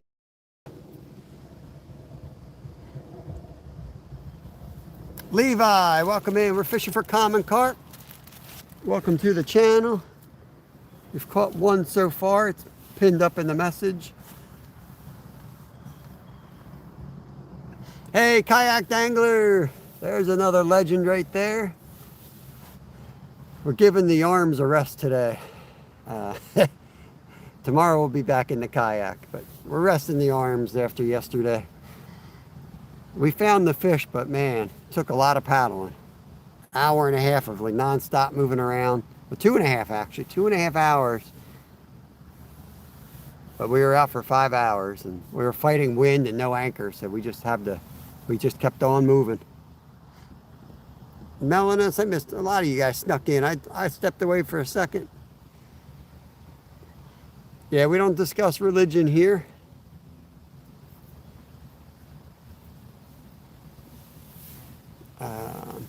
You ask me about religion, I'm going to ask you about Miracle Whip every time. You ate the Muffin Man. Brandy Clark ate the Muffin Man. Muffin Man. We've made our last cast. We're going to give it 40 minutes and we're going to see what happens. Threw some fresh bait out there. You guys don't have Miracle Whip over there, do you, kayak angler?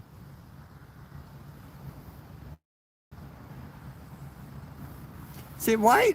Look, Levi's message got blocked by YouTube. We didn't block this message. So I have the ability to go in and see what he wrote. Levi says, got any big ones in there? YouTube's mind is in the gutter. I don't get it.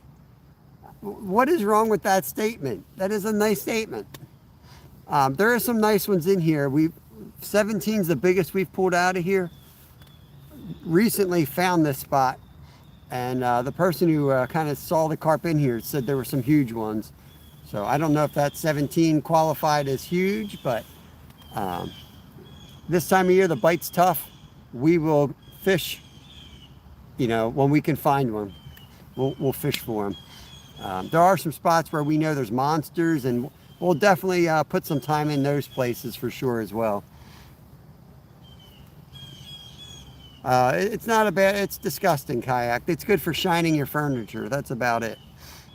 It's like a molecule away from plastic. But if you ever get Duke's mayonnaise, then that's something worth trying. Duke's is really good.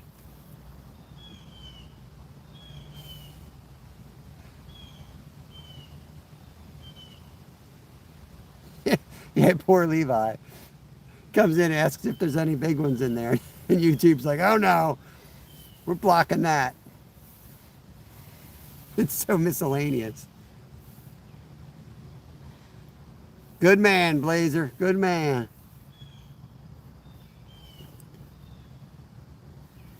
Yeah, Miracle Whip somehow comes up a lot. I don't know why. It's one of the most discussed things on our channel. I guess when you don't fight over religion and you don't fight over politics, there's not much left to fight about except for salad spreads. It's very divisive. I mean, it's very divisive. Lost a lot of friendships over Miracle Whip. Red So you might see 6 accounts that love Miracle Whip, but they're probably all the same person. Do you know JavaScript? I have no idea what that is. I'll take a cup of Java. You got some Java for me? Sounds great. Pineapple on pizza. Pineapple on pizza is just like pumpkin spice lattes. Nothing wrong with it, but pumpkin spice latte is not coffee. It's a little dessert thing you might have after a meal, not coffee. Pineapple pizza is fine, you know, as a snack, but that's not pizza. It's not really pizza. You're still going to go out for pizza. You're not going to have pineapples on it.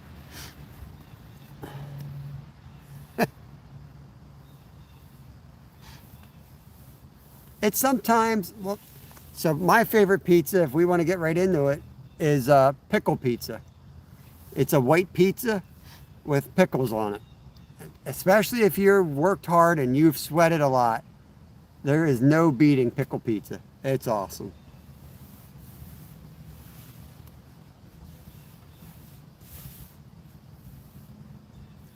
Hot dog pizza. Hot dog man probably uses hot dog pizza to catch catfish. Oh, that's awesome, the kayak angler. That's one of the things I may buy soon. I might get a pizza oven. I might just build one. I don't know. I think I just saw Cecil the turtle swim by. White garlic pizza sounds good. Annie Ann's. Man, those things are too sweet. The only place I've ever seen those is a mall, and I haven't been to a mall in probably 20 years. You have the audacity to say pineapple pizza isn't pizza and then talk about pickle pizza.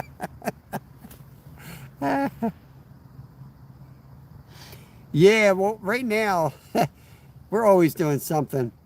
I am Cheese. Welcome in, Cheese. Right now, the next build that we're doing is for, I don't even know what you talk, smithing, metal smithing. So my son wants to mess around with metals where you like stick them in the fire and you knock them into different shapes. So that's what we're building next. That's where we're at, building that. So I was thinking, man, if I'm gonna be buying bricks, maybe I can put an oven on the back side of this thing. I don't know. Yeah, that's the word, blacksmithing. That's it. Kayak angler, I am not going to lie. The best salmon I ever had out was from this little tiny hole-in-the-wall Italian place. And they cooked their salmon in their pizza ovens. It was so dang good. And it was like $8. It wasn't even expensive. And I was like, how did you cook that? And they're like, oh, we cook it in the pizza oven, so it gets real crispy real fast.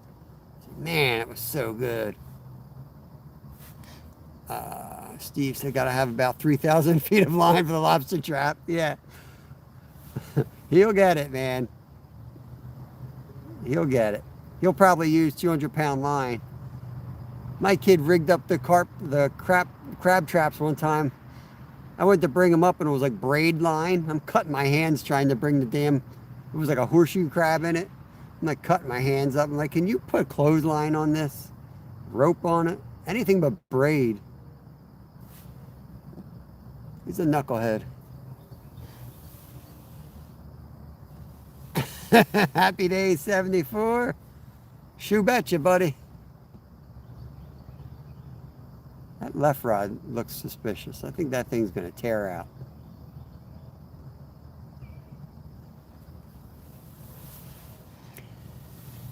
Dolly Daigle, welcome in. Daigle. Welcome to the show, Dolly. We're in southeastern Pennsylvania, fishing for common carp. Hanging out in the tent. I think the rain has stopped. I could probably take the tent down. Yogi, what's going on, bro? There's our favorite vegan right there. He's gonna say I'm not a vegan.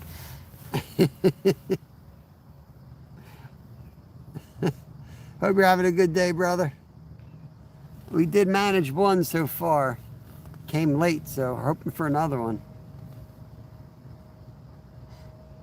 I had hopes on a better day, but we'll take it. SC Elevate. Welcome in. Time to start your day. All right, Brandy. Hope you have a great day.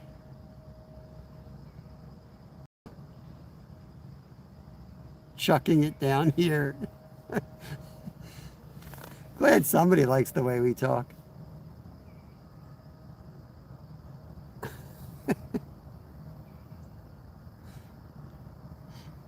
I like listening to Aussies talk. They make everything sound badass.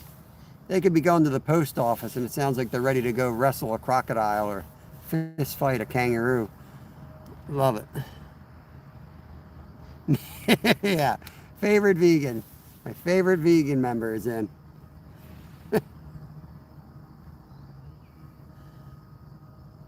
Yeah, no worries, Trey.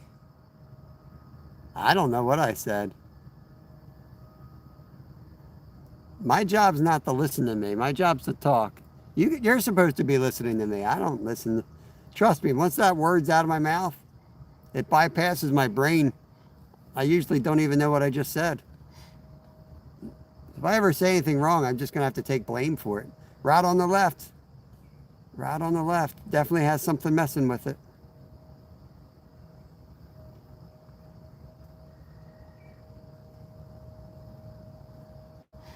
Corey, what's going on?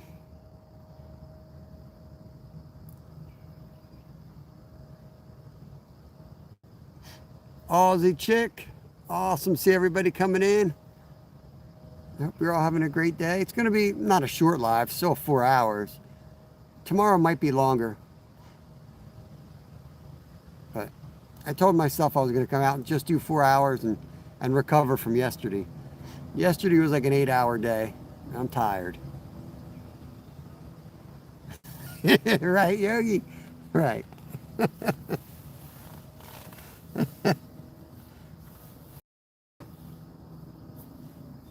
You can only put so much information in your brain, and you're sitting there trying to think of something to say while you're reading. Chats fly by.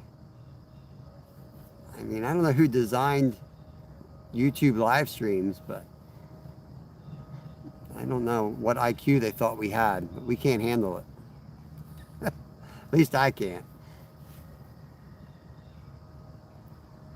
Howdy, Corey. Welcome, welcome. Question, do you know if Skeeter's going live? No, I think Skeeter got explosive diarrhea, he said. Can't go live today. I think that's what I heard.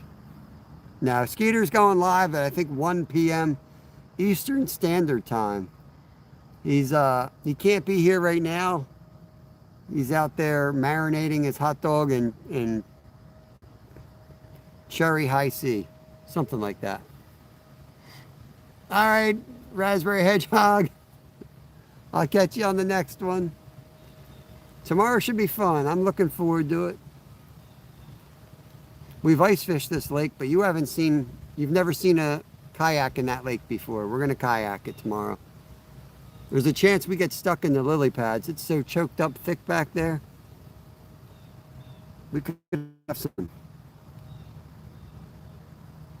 Kool-Aid, yeah. Hey, my Linda. How's it going? It's been ages. Let me get you a wrench here. Welcome back to the channel there. Hope you've been doing all right. It's good to see you again. Yeah, it was a fun one, Dan. Nice takedown. I think it was a good takedown. 179 thumbinos. Awesome. Thank you, my Linda. My Linda and I go way back. She was probably one of our first subscribers, one of the first 100 or so. We go way back. Sure thing. All right, bye, Raspberry Hedgehog. gonna go home and eat a Crustable after this live. So hungry. Dasher's in, friend of Dasher. Welcome in, welcome in. Hope you're doing good. All right, GP, let me know when you're coming tomorrow and I'll catch a fish for you again.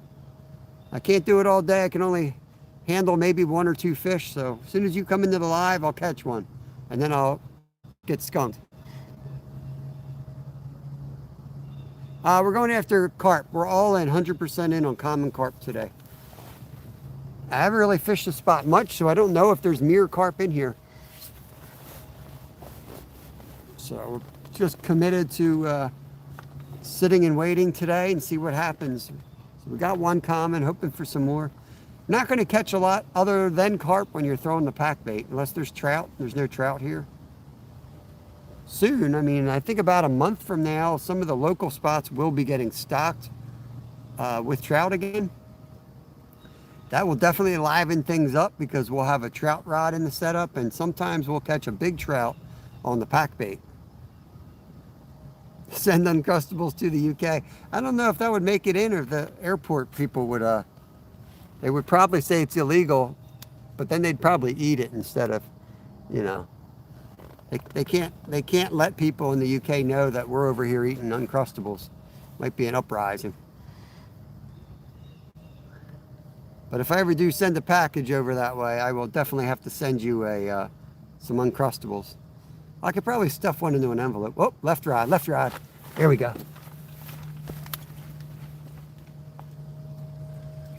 Yes, yes, sir. He's on. I knew he was on.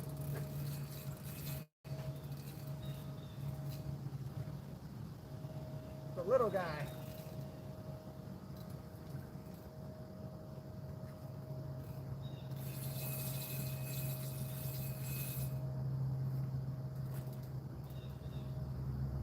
He's barely hooked. I gotta be easy with him. He's barely hooked.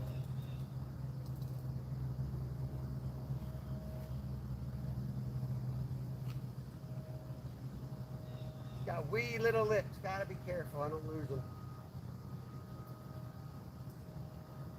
He's a pocket-sized carp.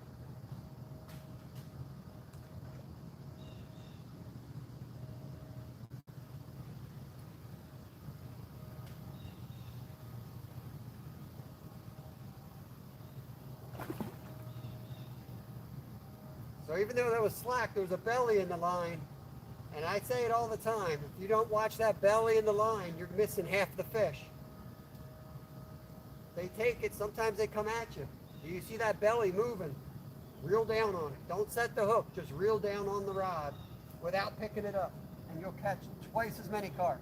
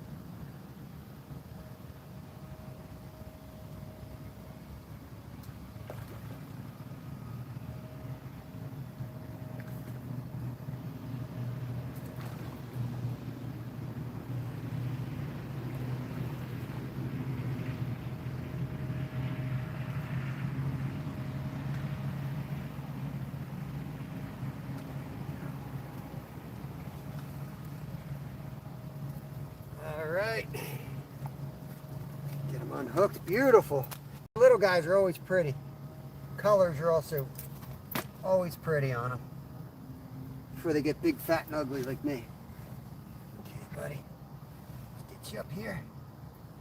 Beautiful little common carp right there. Let's get a weight on this guy. Guess your weight. Let's go. Get it in chat. Closest to the actual weight without going over. Get your guesses in. We're guessing the weight for a sticker.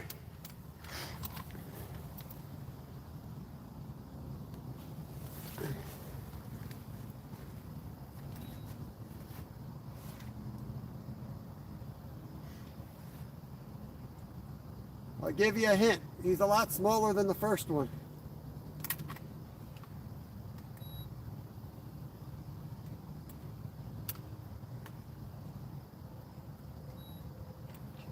share the net.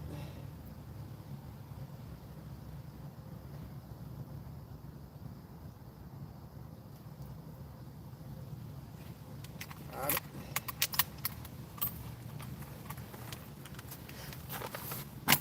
Okay, I got to bring you guys over to the creek. Get your guesses in. Hurry up. Just another moment. Just another moment. I got to get this guy back in the water meanwhile.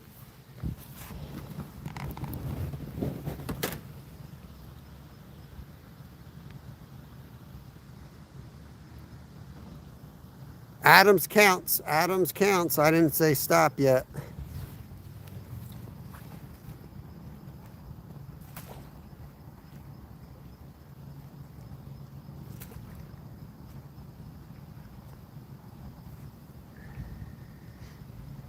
Off he goes. Be gone, water piggy. Be gone. All right, you can say stop now if you want.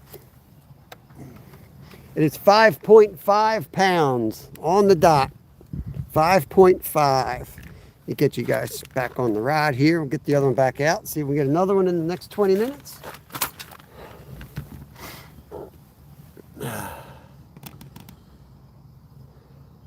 Thank you, Cindy. A small one, but you know, we'll take it. Hope you're doing good, Cindy. Welcome back in. It's the closest without going over, though. So Skeeter's over with 5.7. Casting card.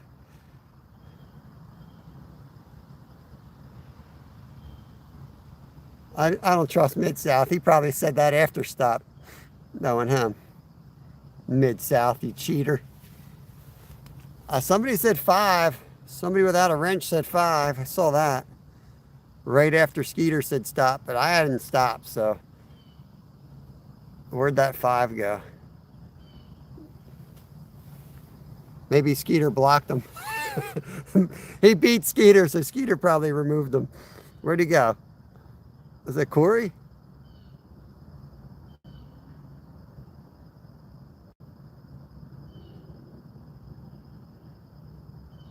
Adam. It was Adam. Is anyone closer than 5 pounds?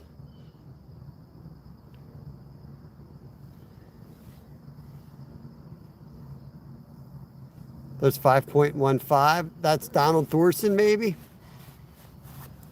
Well, if anybody wants to type up my email and you guys want the sticker, if you were close, if you were in the range, 5 pounds, I just need your legal name and address and I'll mail in any sticker out.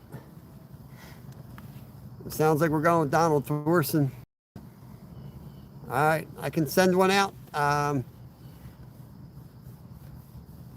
The email, you're gonna have to grab a pen. I wish I put it up in the, I repinned the message, so I don't have it in the pinned message. Let me get this out. But if anybody wants to type my email in there, if you remember it, I can pin that up there.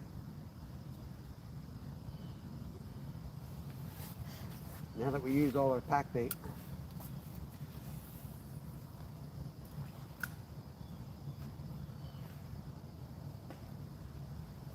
I knew that would happen if I threw all the pack bait out there. That's all right. We can catch them without the pack bait. We still got corn on the hair rig.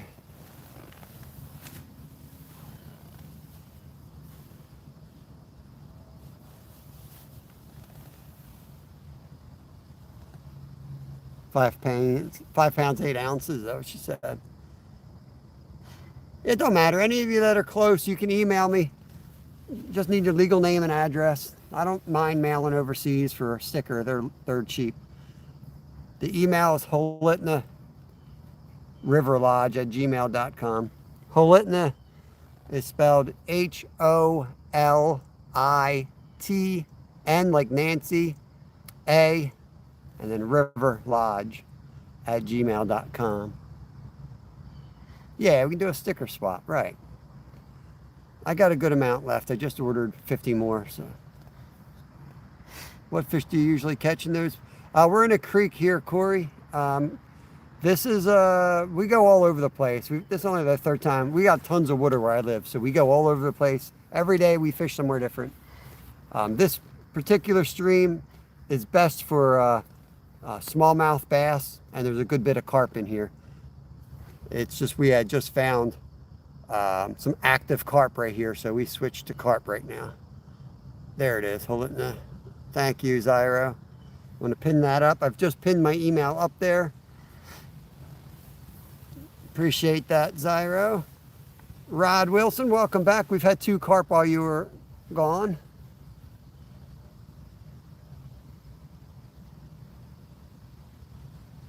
Yeah, I'm going to leave that email up there for a second, and then I'm going to go back to SC and pin that up there. Thank you, Raspberry. Yeah, any members at any time, if you're a member of the channel and you want a sticker, just email me. You guys get free stickers. I'll always send you a couple out. I forgot to say that before. You newer members don't know that, but that's the running way we operate here. Bye. Bye. Raspberries out. If I drink any more of this water, I'm going to turn into a fish, or I'm going to pee my pants. See if we get another last minute fish here.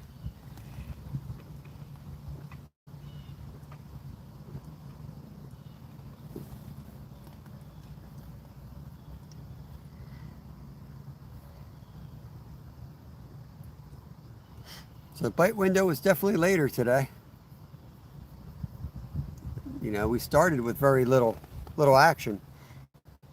What are we at? 33 awesome people, 184 thumbs up. Appreciate you guys. I fished with you and didn't even get one. What are you talking about? I'm expecting commission.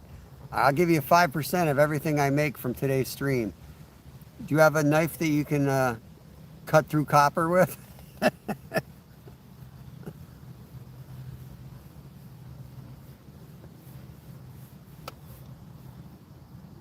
Some slack. See, so there's a belly, and I don't know if you could hear me when I was reeling that fish in. So that's a belly in the line right there. But what I'm doing is I'm watching for that to start moving up and down, not with the wind, but a fish being on it. And where that line enters the water is another way you can tell. And if you see that belly growing actively and you're at the reel, then it's worth bending down and reeling down on that. Don't pick the rod up, just reel down on it. And a lot of times you'll hook up on those. It'll literally double the amount of carp you catch. Those huge takedowns are just the carp going the other way. Sometimes they come at you. And that hook's they're barely hooked because they're coming at you. There's nothing tight. It's you reeling down is what's going to set that hook.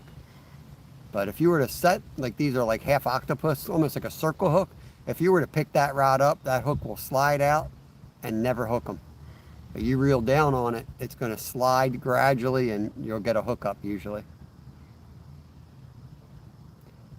Creekside, eh? Yes, Noel, we are fishing Creekside. We paddled our butts off for 5 hours yesterday. My arms are tired. I said, I'm sitting, being lazy today. And it was raining, so perfect day to sit in the tent, stay warm, and catch some carp. And tomorrow we're going to hit a lake and we're going to vertical jig live shiners and try to get on some chain pickerel and probably largemouth bass and maybe there's some big crappie, and not a lot, but there's some big crappie in this lake.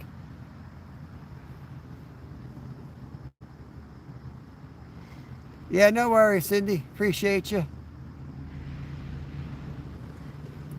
For the members, we will be fishing down the shore Sunday, maybe Saturday night into Sunday, I'm not sure. But we are definitely doing a big saltwater trip this Sunday, just me and Little Finn. Different spot, too. We're not going to be back on Stone Harbor. We're going north. Well, I guess we're going north, but it's like central Jersey. Chasing the early stripers. And maybe some stingrays. You know I can't pass up stingrays. Cat and Jack, what is going on? Good morning, good morning. You just missed Yogi. Yogi was in. I think Yogi came in for a fish. He saw a fish, I think. If he was still hanging out. He might have just missed the fish. There's an awesome member. Great channel right there. Cat and Jack.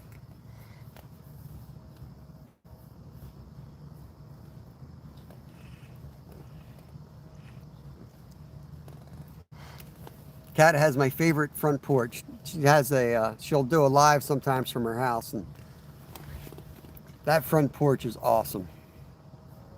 Someday I'm gonna go sit on that porch. It's an awesome view, so peaceful. And the puppy's usually asleep right on the steps. It looks like straight out of a book or a movie.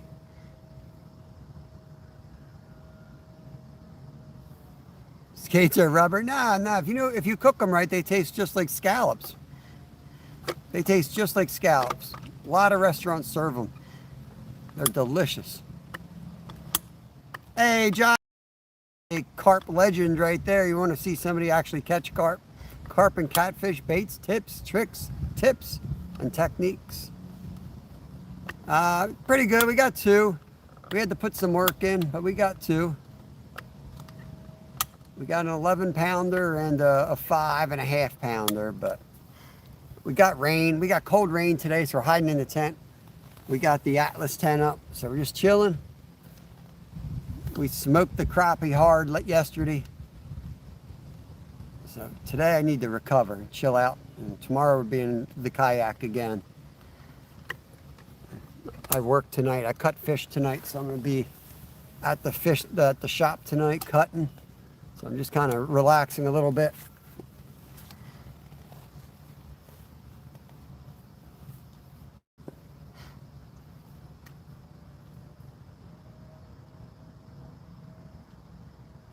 I don't know. The temps were in like the upper 50s when I started. I think they're into the 60s now, maybe. The rain just let up. It rained hard for the first 2 hours. So kind of, damp, get that chill in you. It's 70s here mostly. Today was a little colder than it's been. Yeah, weather's pretty awesome right now. Yeah, it's good stuff. It's flannel season and pumpkin lattes. What's your thoughts on pumpkin latte, Josh? Pumpkin spice. We're trying to get everybody's I am kayak angler. I'm part-time. I do like 16 to 20 hours of cutting a week. Cut and sell.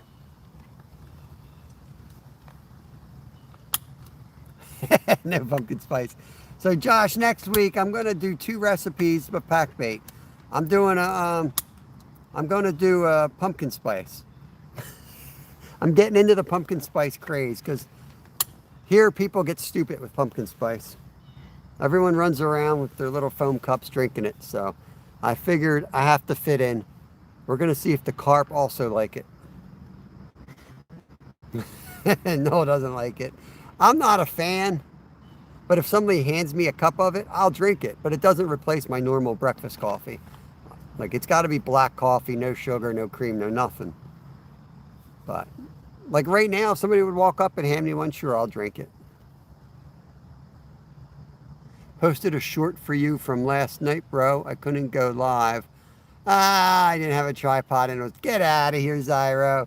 How do I know that really happened? It could have been a green screen stage. It's got to be live, Zyro. It doesn't count unless it was live. Come on. Duncan and Wawa's trash. Come on. Trash. I got to get my real coffee. I like Seattle's best.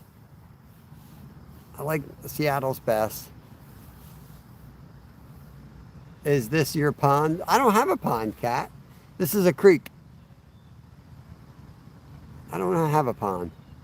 How rich do you think I am? I don't own a pond. $10,000 brewer stations. Well, it tastes like trash, though. They don't pay their staff anything, so they probably don't have anyone that knows what they're doing working there, at least around here. The coffee, like, I'm in Pennsylvania. You walk in there, good luck. Good luck.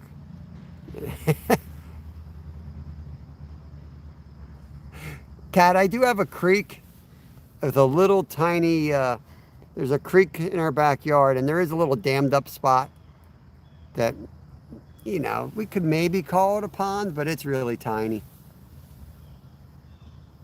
Oh no, Josh is about to discover Wawa. Forget about it, man. It's awesome. Wawas are awesome. There was a time in my life where I liked Sheetz better, but Sheetz is kind of being mismanaged. I'll take a Wawa over Sheetz right now. They never have like a good selection. They're always out of stuff. It's not managed well. Yeah, Mike, that would be cool. I do want to catch. I've caught a couple on the fly rod over the years. 2 exactly. Rod on the left, I think, just got hit. Not sure. Out of the corner of my eye, I saw something. And then where the line hits the water, there was definitely movement there.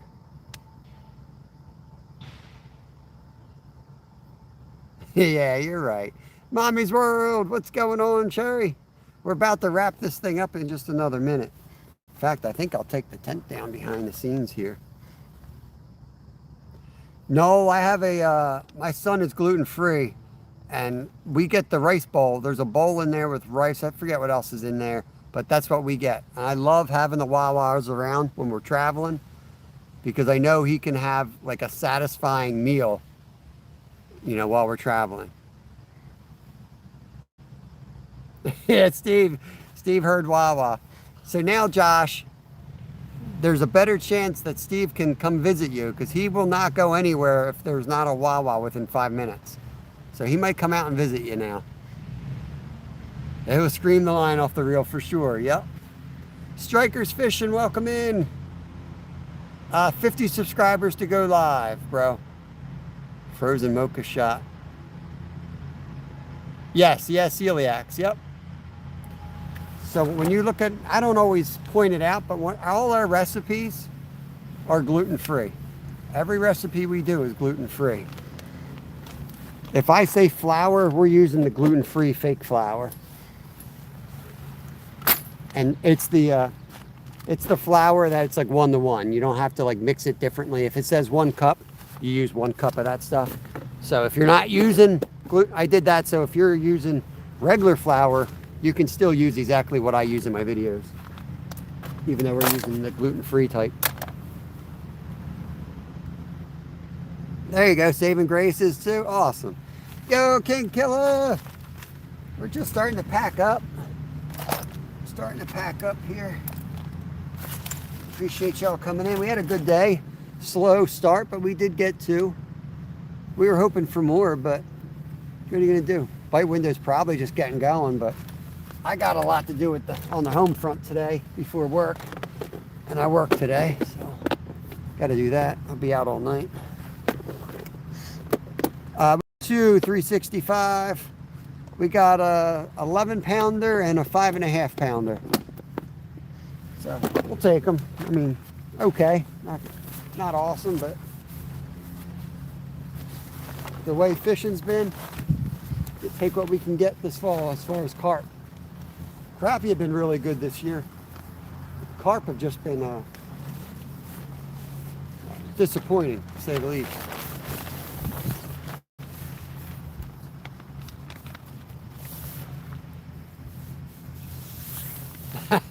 All right, Noel, be good, my friend. Be good. Taking the tent down behind the scenes here. Probably just scared every carp out of the county. Flashing this thing in the air.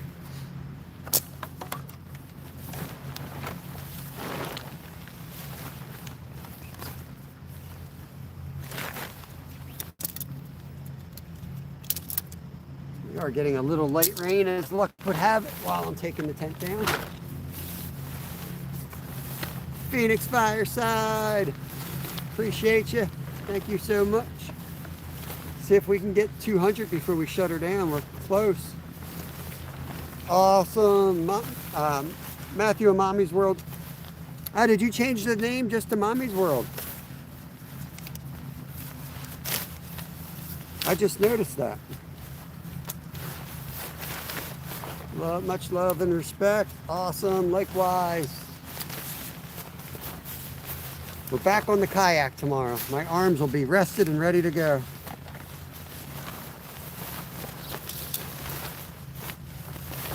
All right, Saving Grace. Have a good day, but don't work too hard. Out of solidarity with you, I'm going to work today too, just so you don't feel too bad. Occasionally, I do work. Occasionally. There you go, 6 months a member. I appreciate you.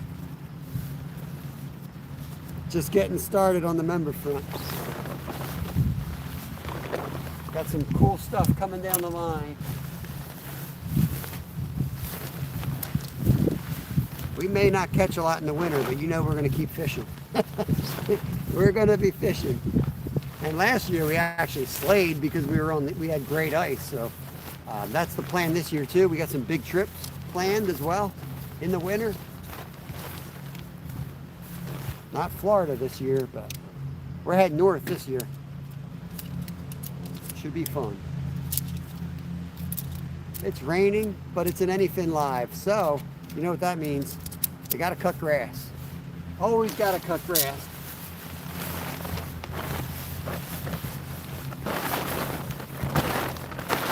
Okay, I'm gonna run a few things to the car. I'm gonna leave the poles in for y'all to watch. $10, 6 months watching you fishing. I appreciate that, Sherry. You are awesome. I appreciate that. Now, Cherry, you got to watch these rods. I'm going to the car. If they go down, you got to scream really loud so I hear you. The car is only about 30 yards from us. But you need to yell very loudly so that it comes through the screen, and then you can see anything running to the rods. Be right back.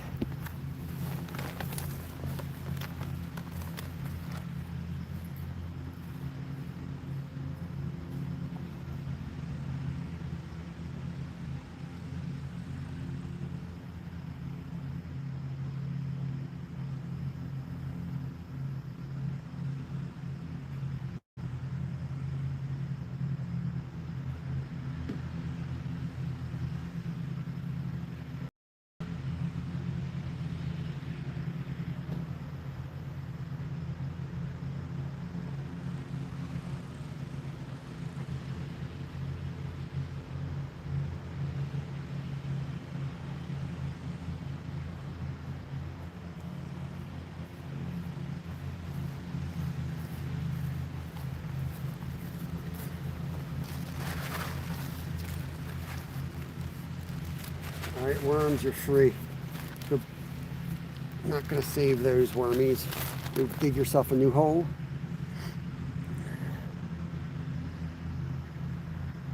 Hey, Scott, welcome in. We're just kind of taking down now, slowly. Still going to leave the carp rods out while we pack everything up. Had the tent with me, so I got the tent down and in the car. I'm going to get the ultralight out of here.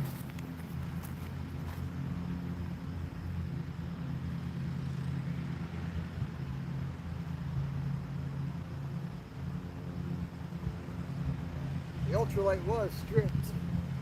I guess we missed the fish on that one. We did manage 2 carp today, though. We'll take that. Tomorrow we're going to be in the kayak fishing for chain pickerel. I know a lot of people don't even know what chain pickerel are, so I thought it would be cool to do a live. Hopefully go out and catch a pickerel or two and show y'all. We'll see. They're tough to catch this time of year. Not real tough, but best time to catch the winter.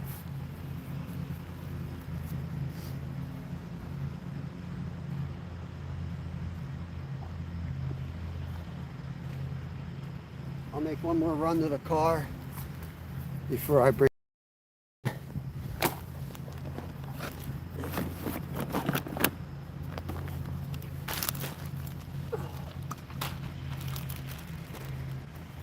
I'll be right back, guys. Give me 1 second. Who's that? That's Dan.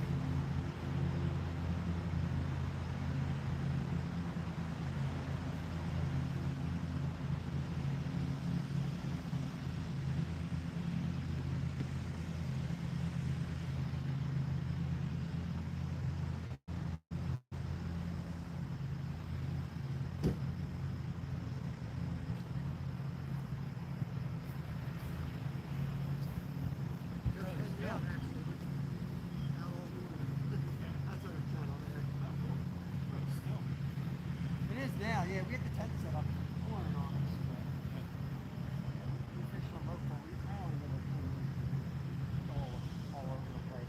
Just put down today.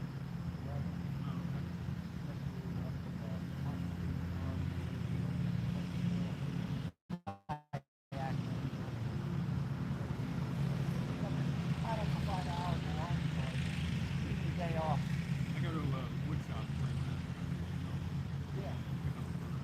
I stopped here one day the first time. I threw in, I got this huge bass, and I was pulling it in. And I didn't have a net or anything.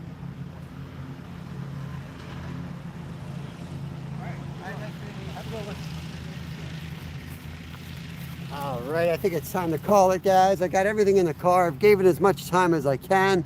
I'm going to bring in these rods. I hope you all have a great day. I always like to wait as long as possible. I always think there's going to be a miracle takedown. It's happened a couple times, but tomorrow we're going to be in the kayak, so if you want to circle that action, do it. I'm going to go home and try to get at least a short out for today. Put one out this morning, but I've got 3 or 4 carp from last week I haven't gotten out yet, so I'm going to go take care of that, make some lunch, and get ready to work. I'll catch you on the next one. Appreciate y'all. Have a great day. Peace.